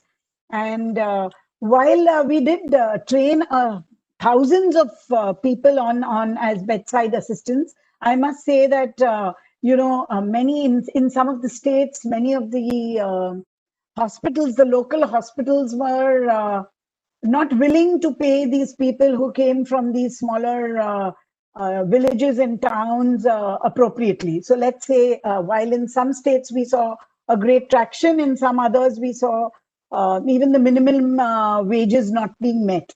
But I must say that when COVID struck and when there was a serious crunch of manpower, especially in these hinterland, thousands of our own former trainees have now got into working in hospitals and have been working through the COVID times as frontline people along with the government system. So I personally believe that skilling plays a huge role in any sector in India, for example. So we do not have the right kind of skills in many of the sectors. And our own experience has been that short-term courses and then courses at different levels. So a basic course, an intermediate course would go a long way in having different people trained for different kinds of skills, starting with basic and moving to advanced. Right now, we either have a nursing course, which is a 4-year long course, or we have the very short-term ones. But I think there is a need to build up a cadre of people in the healthcare industry. I think it's a great question, and I think skilling is something that corporate India is interested in. It excited our company, I must say, when we started skilling, and we got a lot of support in that. We started with one about 10 years back, and today we have about 33 skilling centers all over India. So that is something that corporate India would like to partner in. And I think that there is huge potential there for collaboration as well, between those who want to actually do implementation of skills and those who bring in the right quality of curriculum and certification as well. So yeah, I'll pause there and hand over to Paresh, who I'm sure will have a lot to say as well on this. Thank you. Please, it's up to you. Thank you. Thank you, Paul. I'm not really a health professional, so I'll maybe restrict myself to areas which would benefit from investments in skilling. I think I just want to build on what Luigi said in the earlier response, where he talked about KPIs and how do you actually monitor nothing to do with necessarily health, but aspects of leadership. I think things come to my mind. One is how do we actually enable the leadership within the health system? So whether it's the ASHA supervisors or above that ASHA supervisor, to use data, how to analyze data, and how can it be used for better decision making. I think that's one thing which we have seen really gives a lot of benefits. The second is as field technology gets innovated on, gets deployed in the field, we have seen a lot of medtech providers actually coming with very interesting technologies that work in extreme conditions. I think just the skill or the ability to use that open source technology can really alleviate a whole lot of, when Dr. Reddy, you call an ASHA a beast of burden, the fact that she has to manage so many registers, can technology really automate a lot of that? But she needs to be trained on use of that basic technology, which works on not necessarily a smartphone, but a simple phone. I think the third is really what we have seen as a foundation, both in healthcare and education. What in healthcare gets talked about as supportive supervision. How do we really mentor, handhold, support the ASHAs, the Anganwadi workers, and the ANMs in a manner that they can do their jobs better? And that's really an aspect of leadership. It's not always the stick approach, but how do you really support these frontline health workers in a manner that they can carry out or they can support or implement their schemes better?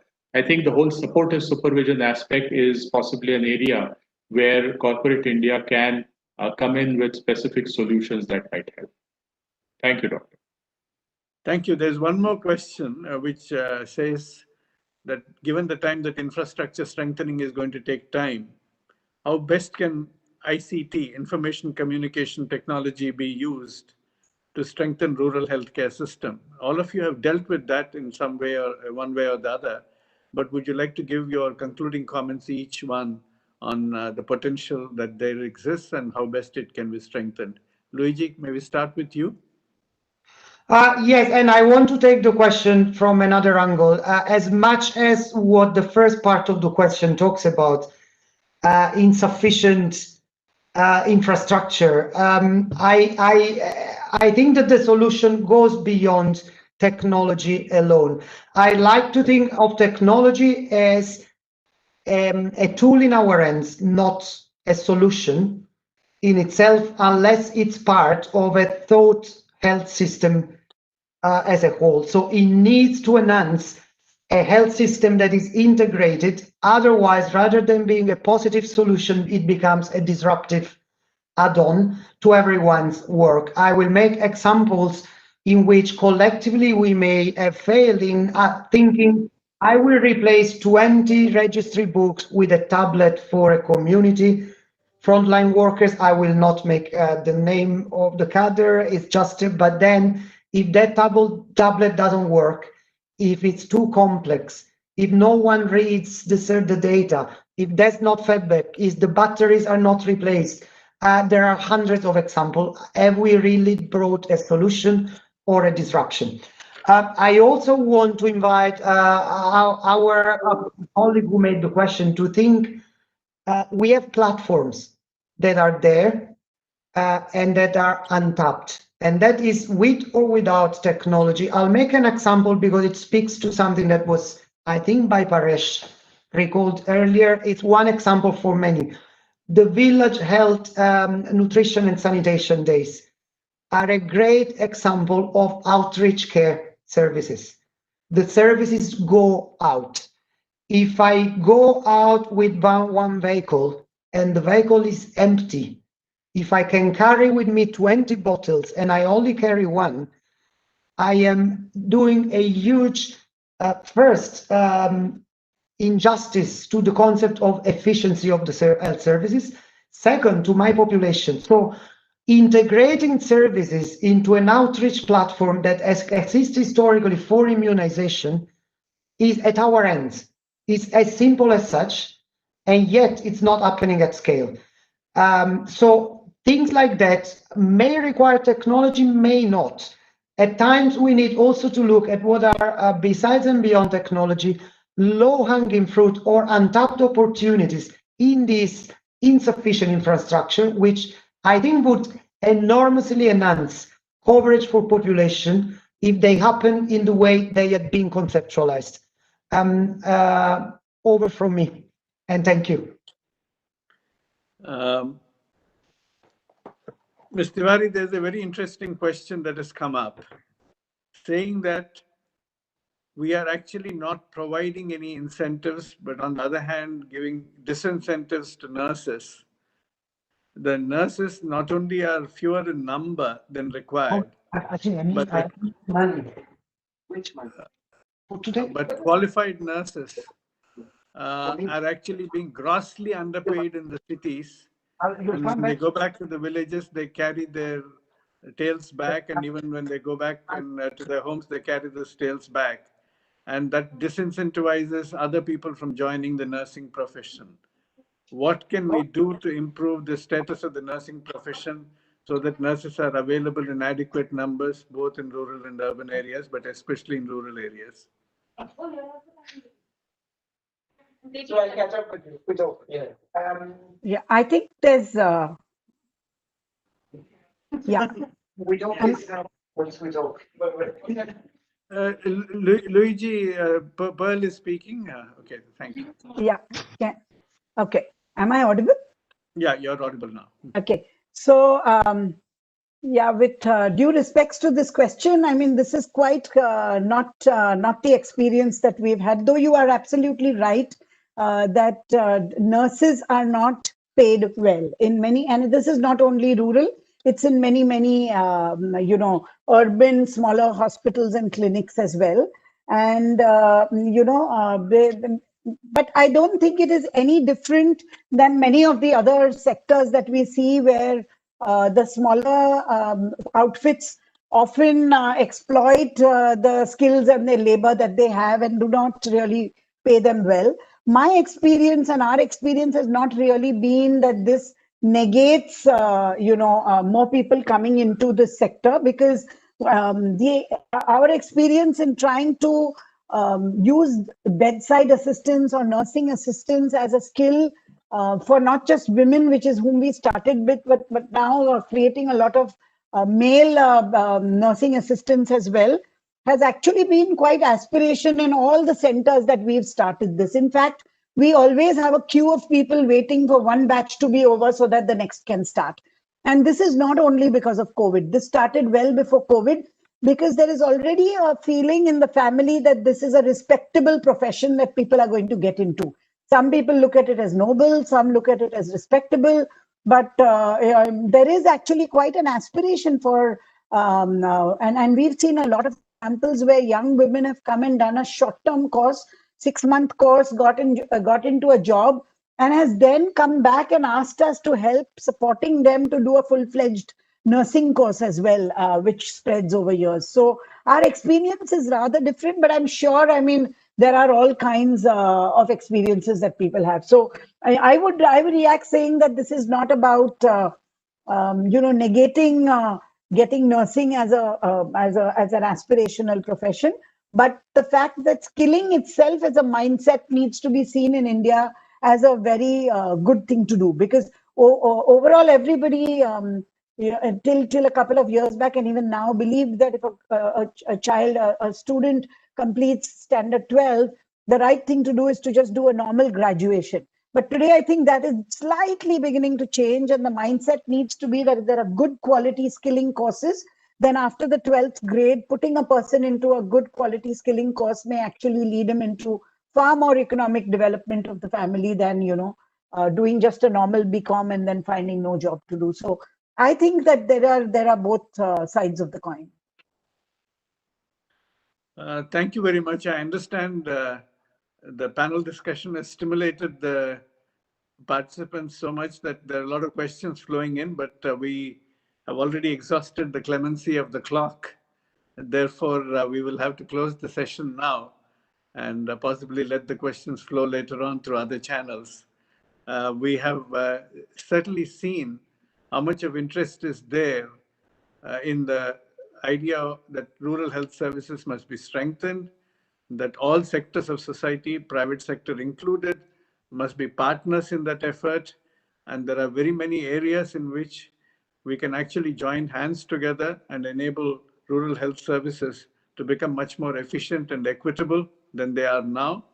And we ought to be able to utilize technologies to maximum advantage, but not look at them as a substitute for health services and other developmental services, that they will be able to supplement and strengthen the health services when we adequately invest in them in terms of human resources, infrastructure, equipment, and systems which function efficiently and accountably and provide connectivity within the level of care that is within the primary healthcare system itself, and connectivity between the levels of care, even to other levels of care. And rural health services cannot be seen as the backwater of India's health system. We have to definitely ensure that health services reach appropriately and adequately and in a timely manner. And I'm sure all partnerships in this society, including corporate social responsibility as a contributor, will be able to make that happen if we find out ways to do it and devote our time and commitment to make it happen. Thank you very much to all the panelists. Thank you, Dr. Reddy. Thank you.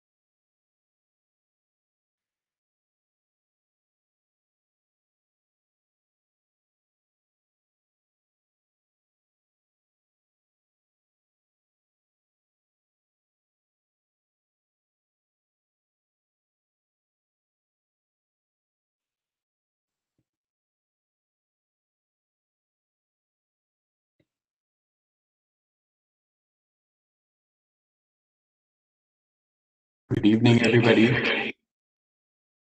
Yeah, good evening. Good evening. Hello, everybody. Good evening. This is P.S. Reddy. Good evening, Mr. Reddy. This is Munish Chawla from Jivita. And Hello, Ravi this- from the. Hi, good evening all. Ajit Chahal here. Good evening, everybody. This is Neeraj Lal from Arvind, Ahmedabad. Good evening, everybody. I am Ravi Srivaran from the Indian School of Development Management. We're based in Noida. Very good evening. Great. I think we'll just wait for the session to start. I'm just waiting for CII team to.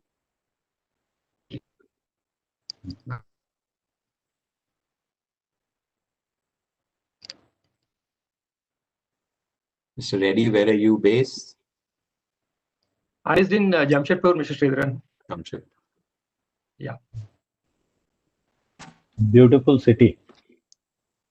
Yeah. I belong to Ranchi, and Jamshedpur used to be a place where we visited quite frequently.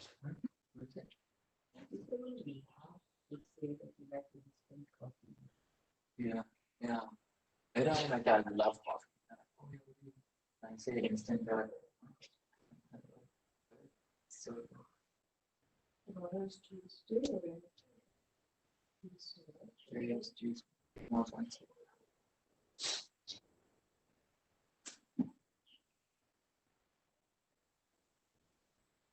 Mr. Reddy, you can start now. All the panelists have joined. Thanks. Good afternoon, everybody. So thanks, panelists, for your time. So this session basically focuses on collaboration for rebuilding livelihoods. And as all of us know, with the COVID-driven job loss and the migration, income for the families of the migrant labor. The question for us is, what should be the medium and long-term interventions to support the marginal and vulnerable segments of the society from getting into deep poverty? I'm afraid that actually if substantial actions are not taken, the COVID consequence would be driving the poor people into deep poverty.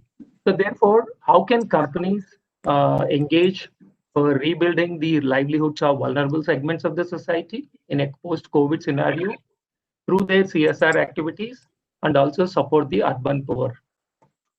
We have seen over the past few weeks that the post-lockdown, the immediate period after the lockdown, was extremely difficult for poor people and migrant labor because they didn't have money even for their food, and there were no job. There was a job loss and no transport to go back.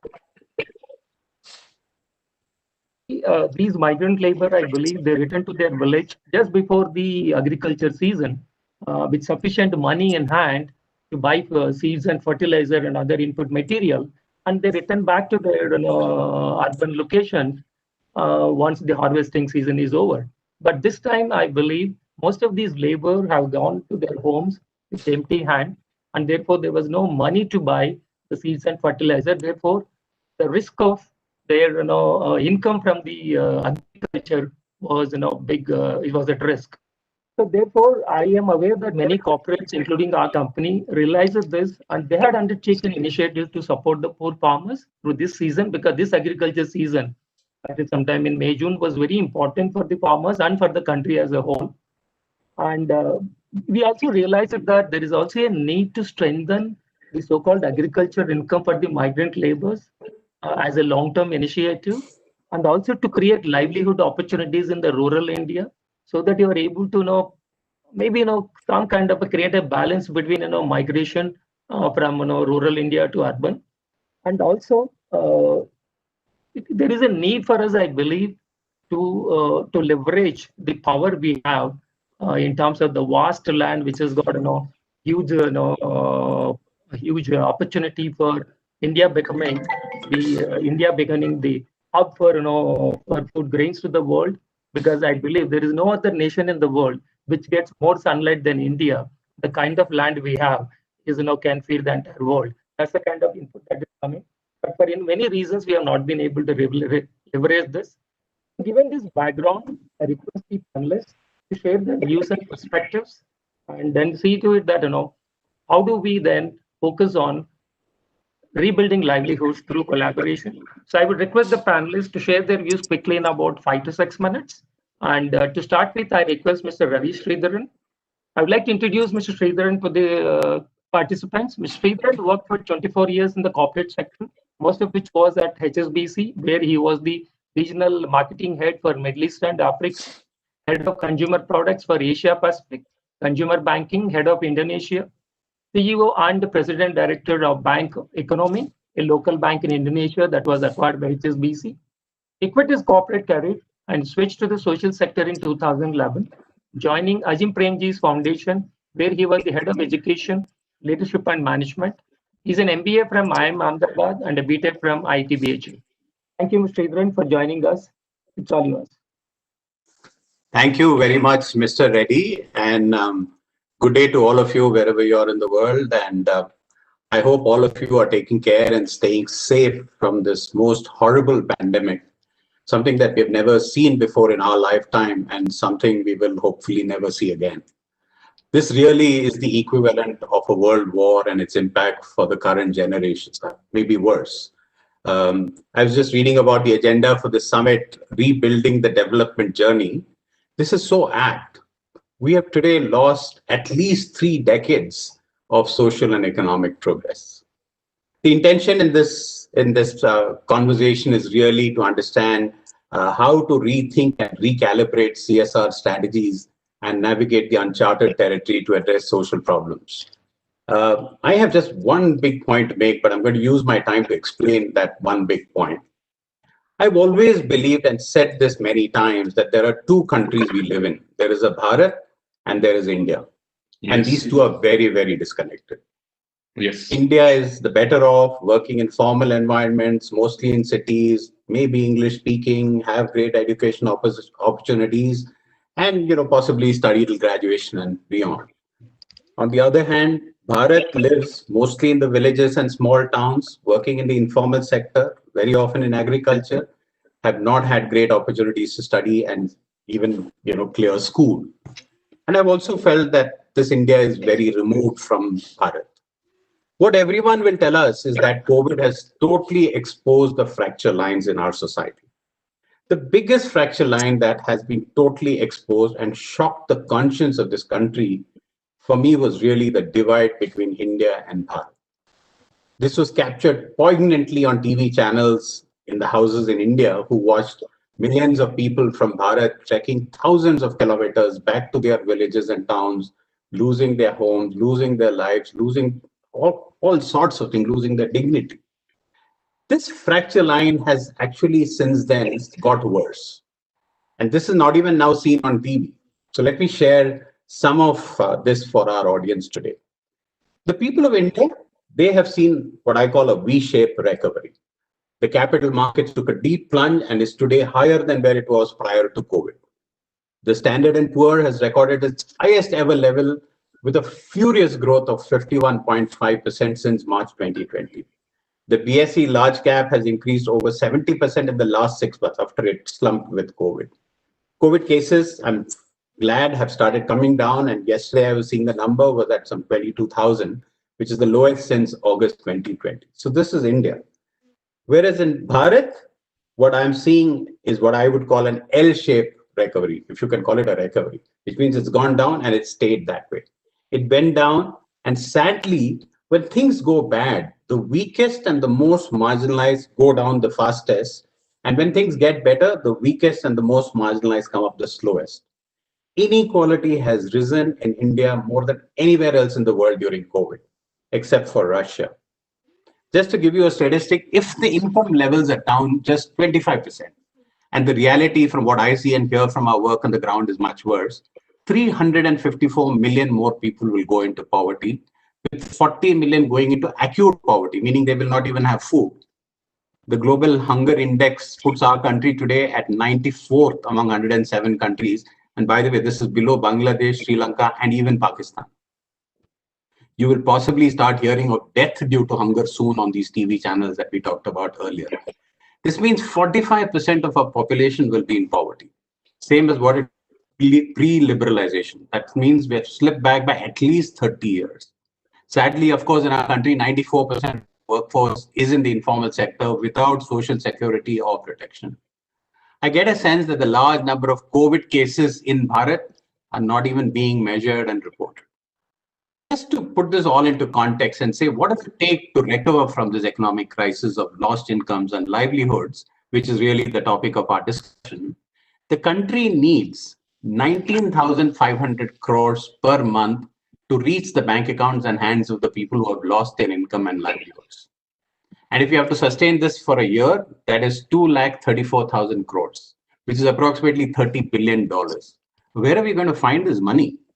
The government has very serious budgetary constraints and can at best use the money to drive systemic strengthening, creating more jobs, protecting the economy, providing stimulus to the industry, invest in public health systems, and so many other things which they're anyway lagging behind on. My honest submission to this audience is the real hope is the corporate world and the high net worth individuals who have made their money from businesses.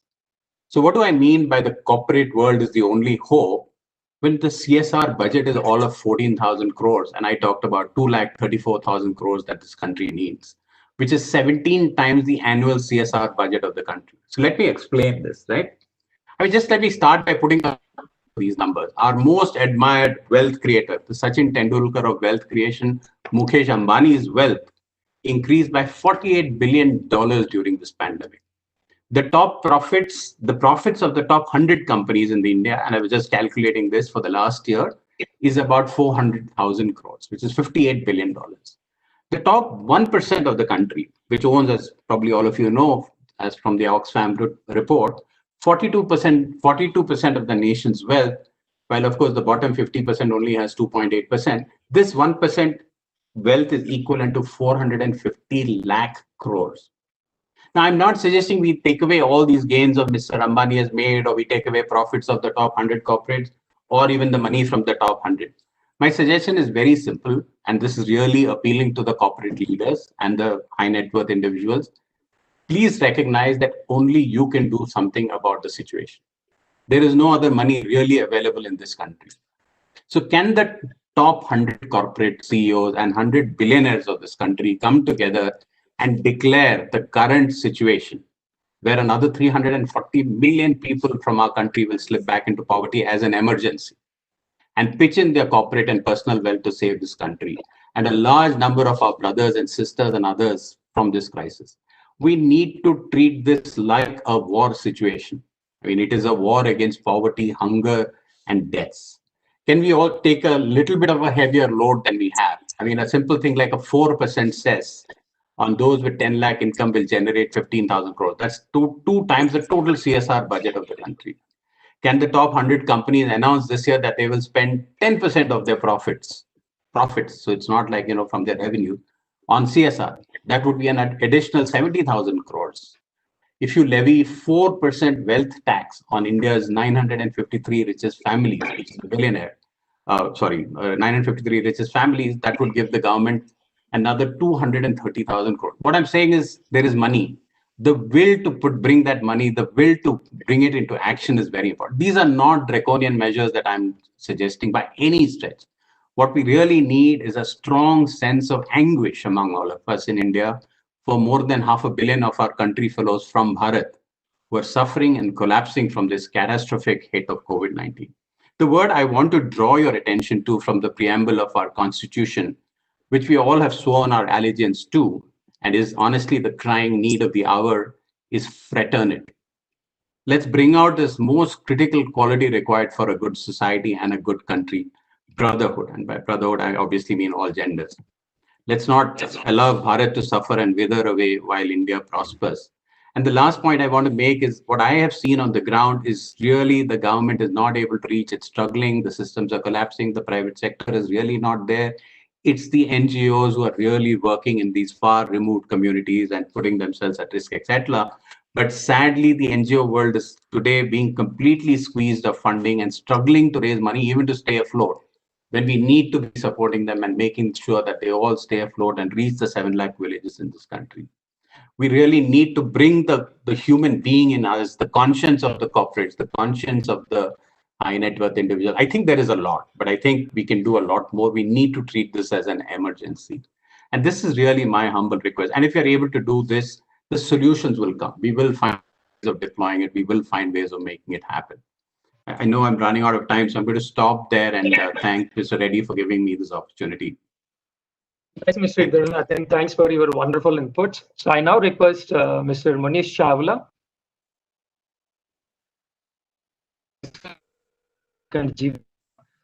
Just a little bit of introduction. Mr. Manish Chawla is an experienced entrepreneur who launched various startups in the hospitality, training, and NRI services sector, and is a 28 years veteran of the sales and banking industry. He is a co-founder of Jeevitam, which is a livelihood platform helping vulnerable segments find sustainable livelihoods. Jeevitam drives job fairs at scale in 21 languages across the country. Mr. Manish brings a passionate vision, perspective, and attention to detail into his work to unleash the voices of his clients. He shares his passion to help others find their own live the life they desire. He is passionate about startups and helping others to achieve their goals. Thank you, Mr. Chawla. Thank you very much. And thank you, Mr. Ravi Sridharan, for setting the context, about the India and Bharat. I'm going to talk about Bharat, which is the focus of our all, which is where we are. So Jivitam, for everyone thing, is a Sanskrit name for livelihood. And we are focusing on livelihood, providing sustainable livelihood to the vulnerable segment. We call them migrant workers, blue collar workers, gig economy workers, construction workers. That has been our focus area. We are a startup and we have a startup mindset. And when we entered this space, we asked the question, this segment which we are targeting, they have basically three attributes. They are not so educated. Most of them are uneducated. They are not having access to internet or smartphone, or they cannot afford to it. Third, they want to be spoken in their native language. These are the three attributes we did find. Because we were a startup, we were an outsider, and we entering into this space by chance. These When we answer these questions, we realize there was no platform actually focusing on this segment. Because if today you are looking at an app as a solution for this segment, they are not educated. How can they access? They do not have internet access. How they can interact? That is the question. And today, if you are in Tamil Nadu, deep inside Tamil Nadu, you can't be speaking in English and Hindi. You have to speak in Tamil to reach out to those people. So we worked accordingly, and in a very short time, we started providing livelihood opportunities to these segments, and we have now around 1.5 crore work seekers on our platform. We were growing very fast. We stopped ourselves because this whole labor has been in transition. Workforce has been in transition. There are 400 million workers in our country. They are all in transition. So we will have very soon, around 100 million work seekers on our platform, but we need to provide livelihood to these people.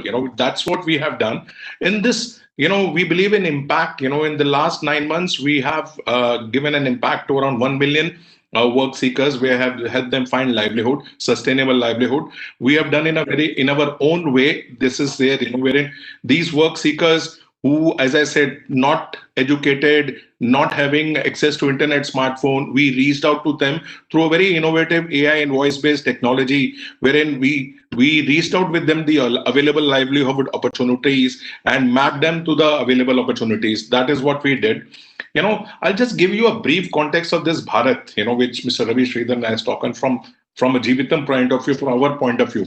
There are basically five, aspects which are taking place. One, we have seen what Mr. Ravi Sridharan told about the migrant workers, going back home. It is not only the migrant workers, the blue collar workers, the white collar workforce, all the workers have gone home, today, because work from home is one opportunity over there. So there was the need to go back home, and there was work from home coming in. So there is labor is in transition. They have gone back home. They are looking for work nearby. Since they are back home, they don't want to come back still. They are still worried. Jab tak dawai nahi, tab tak dhilai nahi, is there, the message is going on to them. Third, there is a need for replacing the people who have gone back. They have to have the people, the factories, the industry. They need those people over there. So there is a need for replacement there.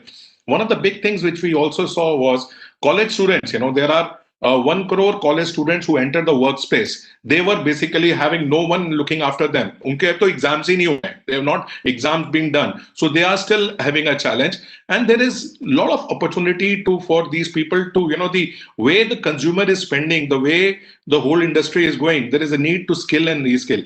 One of the things, which I've been hearing, and I would like to congratulate CI, and I've seen all your profile. You all are doing a great work. CI has done a great work. All the CSR, all the organizations who are there on this particular thing, they have done a tremendous work. But what I feel is there are all isolations. The theme which is emerging, I've been hearing out most of the speakers since morning. One of the themes which is emerging is collaboration. We need to collaborate. We have been collaborating. IBM has been our CSR partner. We were working with corporates. We soon realized corporates are not going to pay, so we transitioned ourselves to the CSR world. And in the last 9 months, we have been working with CSR. IBM CSR is who has brought us over here. IBM Skill Build, we have been working along with them, not only in India, but overseas. We have taken job fairs along with them overseas, and we are helping them. The skilling people who are there, skilling, demand-led supply is something which we are trying to create along with IBM and their skilling partners. We have been working with collaboration. We have been working with central government, labor ministry. We have been working with state governments, UP government, Himachal government. We are working with corporates both in India and with MNCs. We have been working with skill councils. Yes, yeah, not only skill development firms and skill firms. So collaboration, is the way forward, which we have been doing in the last 9 months more intently. Innovation, there is a very clear way. This opportunity, this crisis is giving us an opportunity to do a lot of innovation. We are using, this segment needs to be targeted with voice. So we are using all the AI and voice based technology to reach out to these people. So we give them a number, call, register, and start finding livelihood. That is something which we have been talking about them. We have also given a number which works in 21 languages for MSMEs. There are 10 crore people which these MSMEs hire. They have 98% of them hire less than 10 people. We have been trying to organize them, help these MSMEs provide livelihood to people. That's what we have been doing. We have come out with innovative. Corporates are not sure about their revenues, so they are not ready to spend also. So we have given them opportunities of part-timers and freelancers.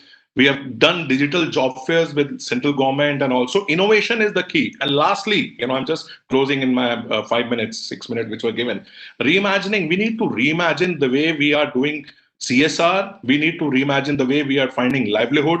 We need to work out on a livelihood, define really livelihood. It is not only jobs, it is work, it is entrepreneurship, it is gig, it encompasses everything, which we need to work out. So I'm just giving you last example, college placement process. We are trying to reimagine the college placement process. We are asking questions. We all over here have to ask questions, So we ask questions, why college placement cannot be done when colleges, when corporates are closed, are not traveling, colleges are closed, students are at home. Can college placement process still take place? Why not for BA, BCom, and IT diploma holders? Why not for first year, second year, third year students? Offer them opportunities like apprenticeship, freelancer. Why not? Why college placement only has to happen once in a year? Why not every month till every student becomes Atmanirbhar? Why we have to do college placement only in primary? Why not in those colleges where it has never happened? So this is the way we have looking at. Again, thank you for CSR and everyone over here to listen to us. Over to you, sir. Thank you. Thanks, Mr. Chawla. Thanks for that introduction. Now request Mr. Ajit Singh Chahal, who is the Commercial Unit Head, Central and Community Lead for Smallholder Initiatives, India, Bangladesh, and Sri Lanka, Bayer Crop Science Limited. He's an agriculture postgraduate from GB Pant University of Agriculture and Technology. 28 years of cross-functional experience in handling agrochemicals and seeds business across India and Southeast. Passionate to serve customers and collaborate with people. Currently working with Bayer Crop Science Limited as Commercial Unit Head, Central, Uttar Pradesh, Uttarakhand, Madhya Pradesh, Bihar, and Jharkhand. He is based in Delhi. He is additionally responsible for smallholder initiatives as Community Lead for India, Bangladesh, and Sri Lanka. Previously served as Head of Product Management Seeds, responsible for South Asia from September 16 to August 2019. And as Business Unit Head, Rice Seeds from November 14 to August 16. During that period, he was based in Hyderabad.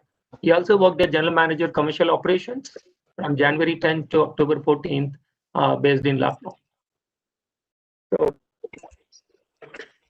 joining us, so we now request you to share your remarks.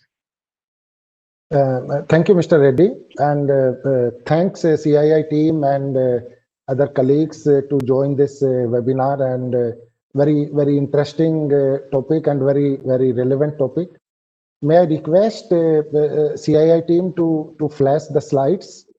I want to flash couple of slides. And going ahead with what Mr. Reddy and Mr. Sridharan mentioned, that the corporates has to come forward to support during this say situation. And he also mentioned that CSR funds are not enough to drive this change and to drive this support to the rural masses, whether it is smallholder farmers, whether it is say women's, rural women's, other communities, migrant laborers, other small, say, vendors doing different jobs. So, and this is what I will be touching on 2 points. Okay, so this is what I will be touching on 2 points that from buyer side, with our, say, as a responsible corporate, we have taken some initiative during the COVID in the first phase of the COVID itself, where buyer has supported globally, and in India I will speak very large number of smallholder farmers and women farmers and rural say population, as well as the migrant laborers directly. And then I will come on the another initiative, which is our CSR initiative. So here you can see that buyer decided to support with say, because agriculture is the backbone of the rural population. Yeah, please continue on the next slide, please. Yes, stay here. And if you see the that to support the agriculture, to support the say migrant laborers who were not having money, and when they reach their home, they have a small piece of land, what they grow, how they put the inputs, and that's where buyer decided to support these farmers and migrant laborers with say more than 5 lakh kits, agriculture kits, which was of say 1 acre kit, where we provided hybrid seeds, some initial crop protection products with the details, and to keep the safety on top priority, we provided more than 7 lakh masks also to our farmers. And these kits were provided without any cost to the farmer, so that they can initiate their farming and they can at least earn the minimum livelihood which they deserve, which they need. And this is one initiative which we have taken pan India, where almost across 20 states, more than 225 districts, and we have covered major crops like paddy, corn, millet, and the vegetables. These are the major crops which we have covered with this initiative. Also, we because buyer can't do it alone, and that's why there is a need for collaboration, there is a need for partners, and we partnered with more than 60 organizations, many NGOs like famous Tata Trust, Lupin Foundation, Bhaskar Foundation, and many other FPOs, women self-help groups, farmer communities, and all those partners, and even Yara Fertilizer, another corporate, helped us and supported, joined hands with us in terms of providing nutrition support to the crops to the farmer, and that way it was a big initiative. Next slide, please. And this we got very positive support to this initiative. You can see a couple of pictures where the program was launched by Honorable Chief Minister of Karnataka in Uttar Pradesh. This program initiative was launched by Honorable Agriculture Minister Sri Shahi ji in UP, and even in Bangladesh, the entire government support and other stakeholders supported this initiative, where we tried, and our focus was very clear on the smallholder farmers. Even within smallholder farmers, our focus was on women farmers, and the migrant laborers, and that's how we have done this initiative. So this was one part where globally buyer has invested a lot of money on this in terms of COVID support. Apart from that, we have done many initiatives to urban population also in terms of providing support, PPE kits and other support, medicines to many hospitals, to many our corona warriors. So all those things has been done as a COVID support. Now moving ahead, we have taken, and this is because this is not enough. By giving one-time support, it is not enough, and that's why we have thought later that we move forward, and how do we support the rural masses in terms of capacity building, and try to support them to earn and to have a sustainable income. and the say sustainable livelihood. Next slide, please. Yes, and this was the one initiative which our CSR, we call it Bayer Foundation, through Bayer Foundation India has been done, which is a totally separate initiative. And here we have focused on the capacity building. Our target was in this initiative to have 200 model plots demonstrations, and then showcasing those demonstrations to the surrounding 4, 5, 6 villages, 50 to 100 rural farmers, showcasing them, providing them training about agriculture, providing them, say, overall in terms of capacity building initiatives, and making it a sustainable affair for those farmers, which is ongoing, and still this initiative is continue. Already around 85,000 farmers has been trained with the help of around 50 organizations, and we are driving a very strong train the trainer program, where we have developed more than 150 trainers in different say organizations in different geographies, and driving these say these initiatives, these trainings across the geography. Here we are also focusing on safe use of pesticides in terms of stewardship initiative, as well as showcasing them ROI, and also focusing on health and hygiene. So as a joint, because Bayer is present in many say in case of human health, in agriculture, and in environmental science also, we are trying to put things together, and to make it a sustainable program for the rural masses through these initiatives. So with this, I will have one request to say the panelists here and the other dignitaries here, and especially to NSDC, that we are willing to partner, and we need support from NSDC in terms of developing the certificate program for agriculture trainings.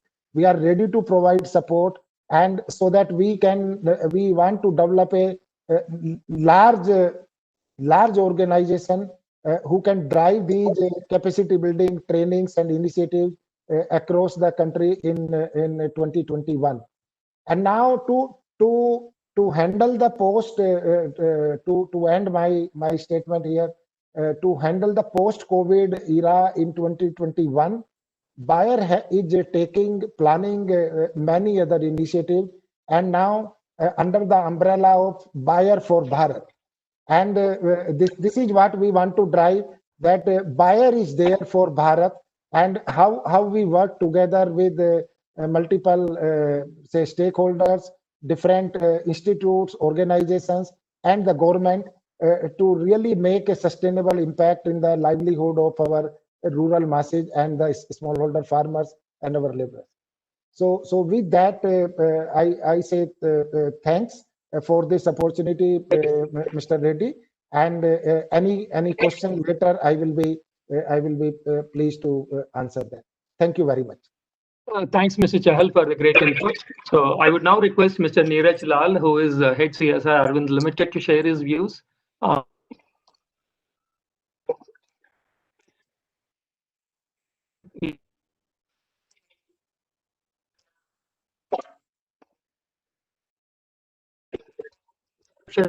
Formulation of strategies and management of programs aimed at addressing the social issues in urban India. His present engagement is an educational program aimed at improving quality of education for the poor and in Ahmedabad, and influence positively their earning streams with the help of local industry and the government. He is a graduate of Xavier Institute of Social Science, Social Service, Ranchi, Jharkhand. Mr. Lal.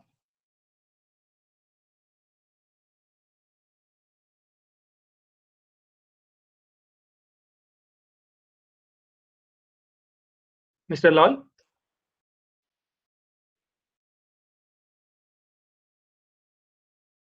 Mr. Lal, you are unmuted. Yeah. Thank you. Sorry. Thank you very much, Mr. Reddy, for this opportunity, and a very good afternoon to all my co-panelists. uh, and everyone present in this virtual CHR Summit, very aptly titled Future Forward. I would also thank Mr. Ravi Sridharan for bringing the word Bharat. Anything that we're talking about today is for the larger group, which is strongly connected to the Bharat.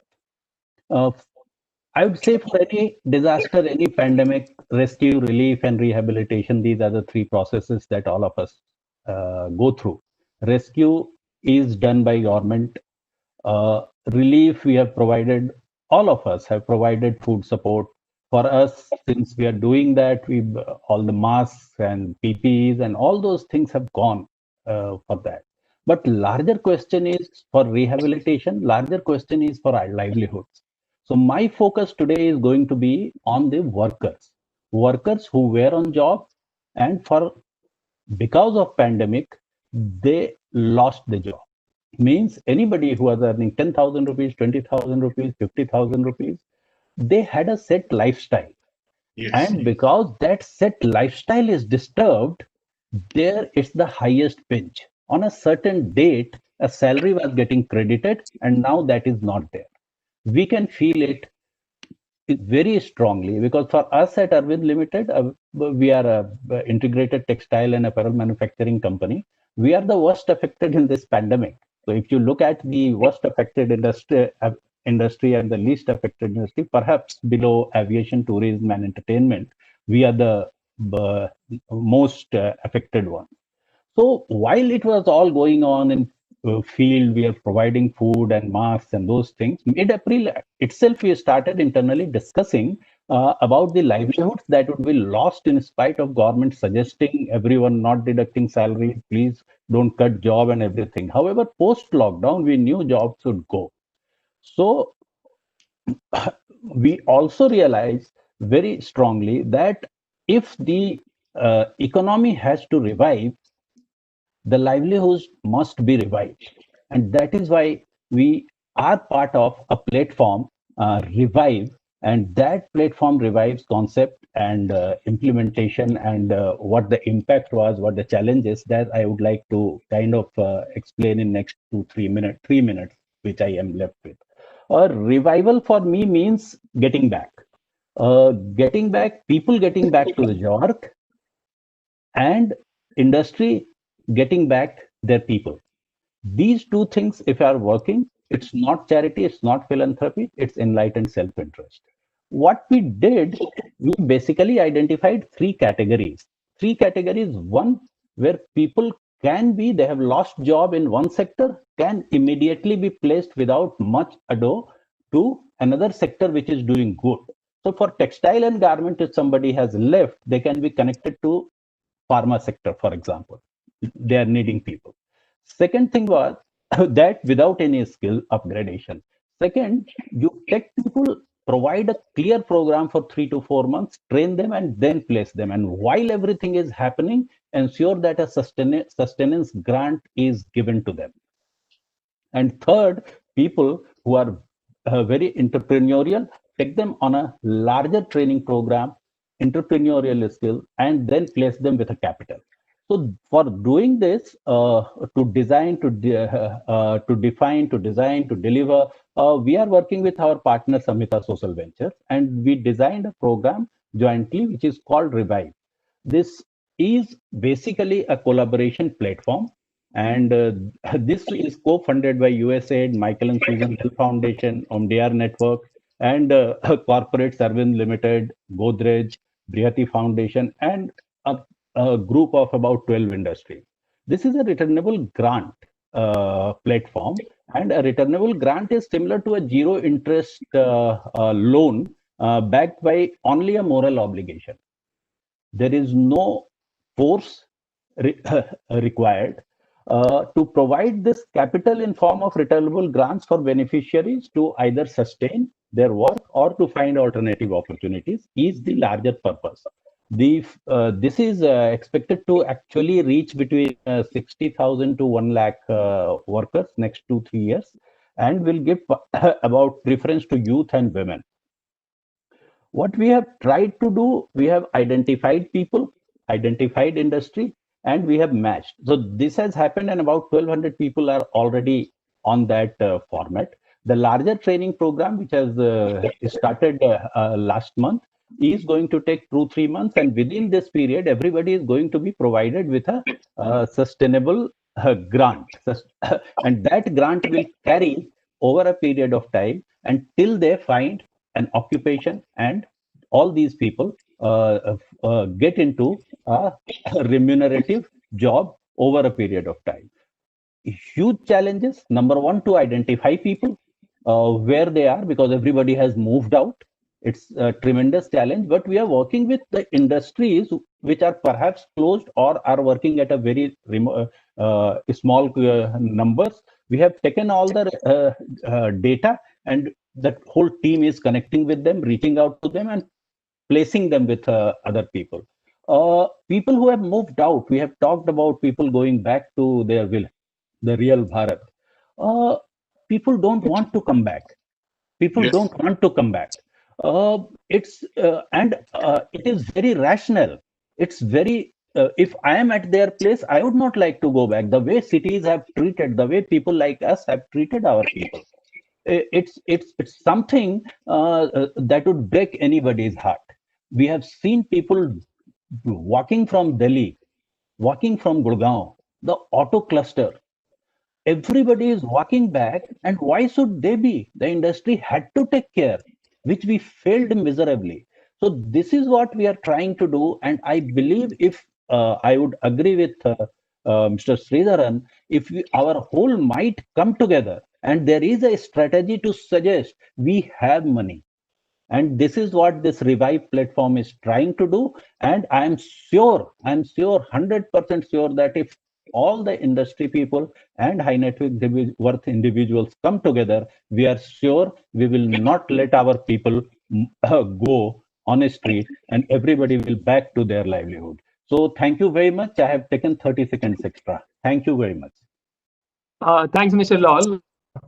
Now we'll have the next part of the session. My first question is to Mr. Sridharan. Mr. Sridharan, given that given your input and the inputs from the other panelists, so I would like to now know from you and hear you out. What do you suggest as the best way forward by the government of India, by the corporate India, by high net worth individuals at present? You gave a number of options, but given the other speakers' views, particularly what Mr. Lal talked about, the platform of Revive to retrain people and connect people who are unemployed to those sectors which need them. So given this, I think it seems to be a great initiative. This kind of initiatives are given the necessary support, be it financial or managerial or otherwise. So is there a way forward in your view? If so, how do we take it forward? No, Mr. Reddy, that is such an important question, and really, admire all the work the panelists are doing. And this Revive project is a very interesting project which Samita and others are doing, and it's got some of the biggest names coming together, right? But it's still a 150, 200 crore type sort of a project, right? My view is that we have to collaborate on a national level. We have to treat this as a warlike situation. And we have to say, can the government, can the high net worth individual, can the corporates come together? The government doesn't have money. The government has pretty much run out of money right now. The money really sits in the corporate and the high net worth individuals. We have to unlock that, and the government has to make it easy for them to unlock. So that collaborative process where as I say, Samaj, Sarkar and Bazaar come together is very, very critical, sir. And that's really my simple point. I think somebody like a CII might be able to facilitate a discussion that involves these three tripartites of society to come together. But we have to unlock that money. And I also think that there is a lot of generosity. People do want to make a difference. People are disturbed about the current situation. So if you're able to create a format, we will unlock that capital. The key is to unlock capital right now. I think the ideas are there. There are people who want to do work, everything. But we have to unlock the capital, and we have to get these three to work together, sir. Thank you, Mr.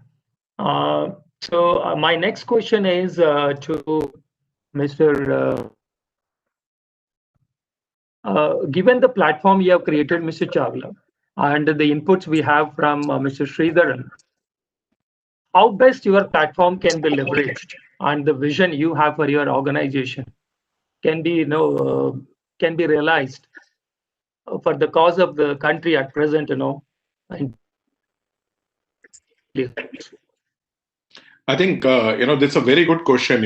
See, this I have told earlier also. This crisis is giving us an opportunity to reset the way we love and the way we work. Work from home is a clear example. People are going into that. What is important is, as Mr. Sridhar is also saying, this Bharat, this collaboration has to work, and technology here has to play a very vital role in connecting and doing it at scale. What Mr. Lal is doing, Neeraj Lal is doing, I think it is a phenomenal job he is doing. But what is there is, it is in isolation. It is in a local area. It is at some place. The magnitude of problem is huge, and we have to come up without innovative solution, reimagining the entire thing, reimagining the even CSR. Why not, CSR only X percentage? Why not more percentage? So the technology has to come into more. Second, the segment, we need to understand the segment, sir. Sir, ये अभी भी पढ़े लिखे नहीं है. They are not, educated. They are not having the access to smartphone or internet. They are not, they want to be spoken in their language. All our, engagement has been, if I look into state governments and all, they have done phenomenal work, but it is still for not this segment. If you have created a portal or if you have created an app, it is not going to give an access to these people. IBM, for example, as a CSR, is doing phenomenal, but it is doing in a collaboration. We are going ahead with CSC, customer service centers. 3 lakh villages is what we are aspiring to connect. Along with the 3 lakh CSCs, we are aspiring to connect, and 24 lakh villages we are trying to connect. We need to think scale. We need to think big. What Mr. Sridhar has articulated, ये 50% जो untouched है, जिनको हमारी जरूरत है, I think this is where we need to reach out through technology. That is my humble submission. Thank you, Mr. Chawla. My next question is to basically on the kind of work that Mr. Chahal and team are doing from Bayer Foundation. So given Mr. Chahal, given that due to COVID, a number of skilling institutes across the countries have been shut, right? How can companies ensure that the students from urban poor are able to use so-called e-skill facilities during the COVID period? That's my first question. Second question related. While the industrial sector has created the so-called ITIs to train the industrial workers, be it a technician or a fitter or a welder, do you have a similar skill training institutes in agriculture sector? Because what we have realized over the last 1 year is, I think agriculture sector also needs kind of skills and skill sets, but perhaps we don't see a similar model like ITIs. Could you please, share your views? Yeah. Thank you, Mr. Reddy, and both the questions are highly relevant. So, touching on the first question, and before that, I will say what Mr. Sridharan mentioned, the collaboration, because nobody can do it alone. And that's why there is a need, and the same thing Mr. Manish Chawla also mentioned, using the technology, using the corporate power together, bringing it together. And that's why there is a need to scale up or to create a platform which can reach to these growers, to these rural geographies, and provide them like a one-stop solution. That at one-stop solution to for their all major problems there itself. And this is what Bayer has been working. We have tried to create a platform with already 10 partners with us, and we call it a better life farming. Already we have done 400 centers across India, and we are planning to reach to more than 5,000 centers within next 2 years' time. And we look forward support from the like-minded corporates there. And I will just give you in a brief that what we are providing through Better Life Farming Center. We are trying to provide solution to all the problems of a small farmer. We are creating agri-entrepreneurship. These centers are run by rural people only. We are not sending somebody from outside. We are identifying one person local who is a rural youth who want to do something, supporting him with infrastructure, supporting him with financial support, and trying to serve the 10 villages with one center surrounding them. So this where we are looking at right from the beginning to end, complete value chain we want to touch, and that's why we are partnering with technology providers. Axis Bank is our partner for financial support. IFC is also our partner to this initiative to the farmers. So this is one thing which we can drive, and what Mr. P.S. Reddy also mentioned. We want to develop like a e-entrepreneurs. These centers, and I will give you one example, very unique example. During the lockdown situation, all the banks were closed. Farmers were not having money even to withdraw from their bank, and they don't have a net banking and other things. We provided, with the help of Axis Bank, we provided this support that through our Better Life Farming Center, one day in a week, Axis Bank was coming to our center, and farmers were able to withdraw their money from whatever bank they have the account. So, like it taking ATM from the city to the rural at Better Life Farming Center. So this is one example I'm giving. So this type of there is a need to create this type of infrastructure where we can link, we can take everything to the farmer there, at their doorstep, or in their say nearby locations, and create a communities of the farmer. And we want to create this 10 village as a small community in terms of aggregation of their output, aggregation of providing them inputs together, and creating a scale for mechanization and other technology, and even using the digital technology to reach out to them. So this is one part. The second part in terms of training, I fully agree, and that's why I made a request to NSDC. There is we are missing this very structured framework or say network of a strong training in the field of agriculture. Most of the things are being run in isolation, and that's why there is a need to create a larger platform, and NSDC can play important role in this by bringing corporates together. And we are offering from our side upfrontly that we want to partner here and create a platform where we have like millions of trainers who can provide training on different aspects, on different capacity building initiatives, on different say to our rural farmers. Because this is not we are not looking at a one-time solution by giving a financial support, generally what people look at. We want to create a sustainable solution for these rural masses, rural population. And that's why, Mr. Reddy, I mean, through this platform, I want to make a request that let us come together to create a larger platform of trainers, and technology will play the role there, because we have seen reaching out to 5 lakh farmer is not easy, and now we are leveraging technology. And that's why I am with Mr. Munish Chawla that we have to create different platform, and then we have to bring things together to Yes. make it one solution for our say rural farmers and the migrant labor. Absolutely. Thank you. Thanks, Mr. Chahal. My next question is to Mr. Lal. Mr. Lal, as you know that recovery during and post COVID through development CSR initiatives for improving people's livelihood requires a greater commitment from corporates. And therefore, the question is, how can we make companies commit and allocate funds for CSR initiatives over the next 2 to 3 years? Because given the pandemic, the companies which are impacted by the pandemic, their revenues and profits have deeply taken an impact. Therefore, in a situation like this, their commitment to CSR is a big question mark.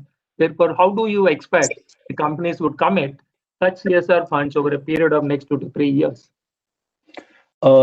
Thank you. Pretty apt question, but my response is that it is much beyond CSR. 2%. Okay. All of us have been working into the CSR field when the act was not there. I'm into it for 25 years. So there are companies, there are individual high net worth individual, and all of us have been doing things. I have a different take on this. Uh, Money is not a problem. That has been proven by Mr. Sridharan. We have been talking about it. I think there are 2, 3 larger blocks we need to look at. My first block would be if everybody is working everywhere, means nobody is working nowhere. Everybody doing everything everywhere means nobody doing anything anywhere. So the where part is what we need to focus on. The where, by where I mean to have a geographical focus, right? For example, this Revive platform at this moment is working in 7 states: Gujarat, Maharashtra, Karnataka, Madhya Pradesh, Uttar Pradesh, and Delhi NCR. If you look at these places, we are working here, but if you look at the larger picture, the kind of suffering, the kind of number, perhaps we need to identify 3, 4, 5 larger initiatives which have a very strong concept and implementation mechanism, perhaps at the CII level. And if we can do that, we identify the collaborations in all these initiatives and define perhaps the geography.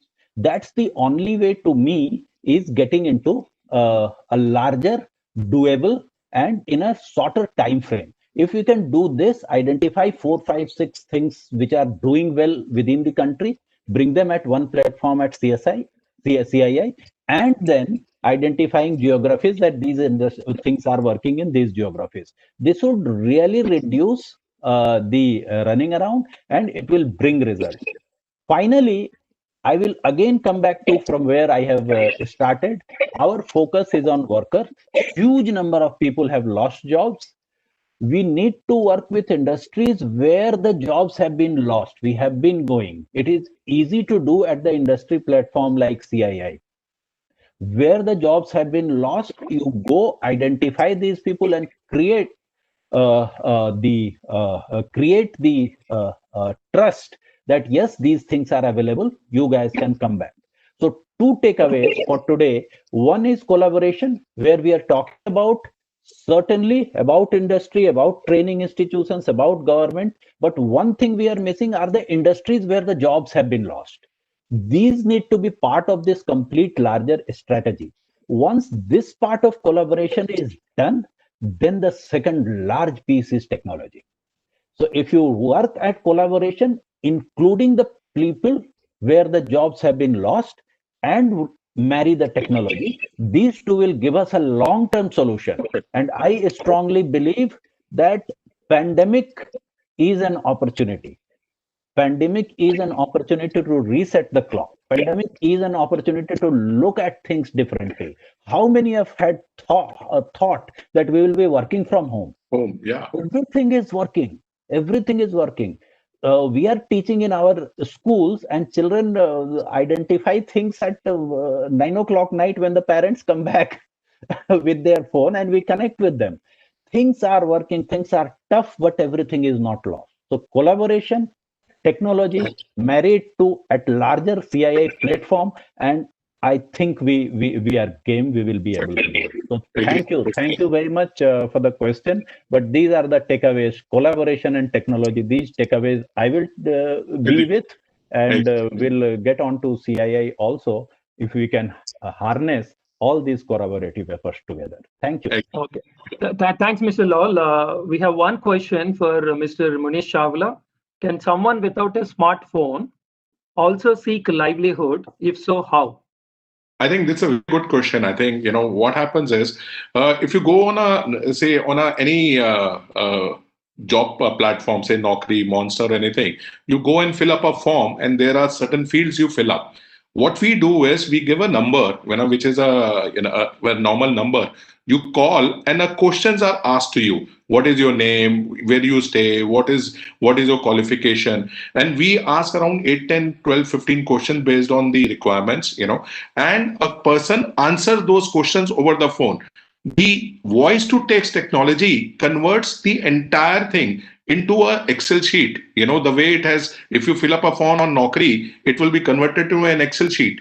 Same way this also gets converted to a Excel sheet, and it is in the same way. So we have been able to get 1.5 crore work seekers on our platform so fast, is because this it's the most easy way for these people to just call, register, say my name is Munish, I stay in Greater Noida, I am a chartered accountant, I need I'm having X salary, I want this job. So all these questions are answered, and then they are registration. What we have done is beyond also. For MSMEs also, we have created a helpline number where they can call. They have ideally requirement of 1 or 2 people.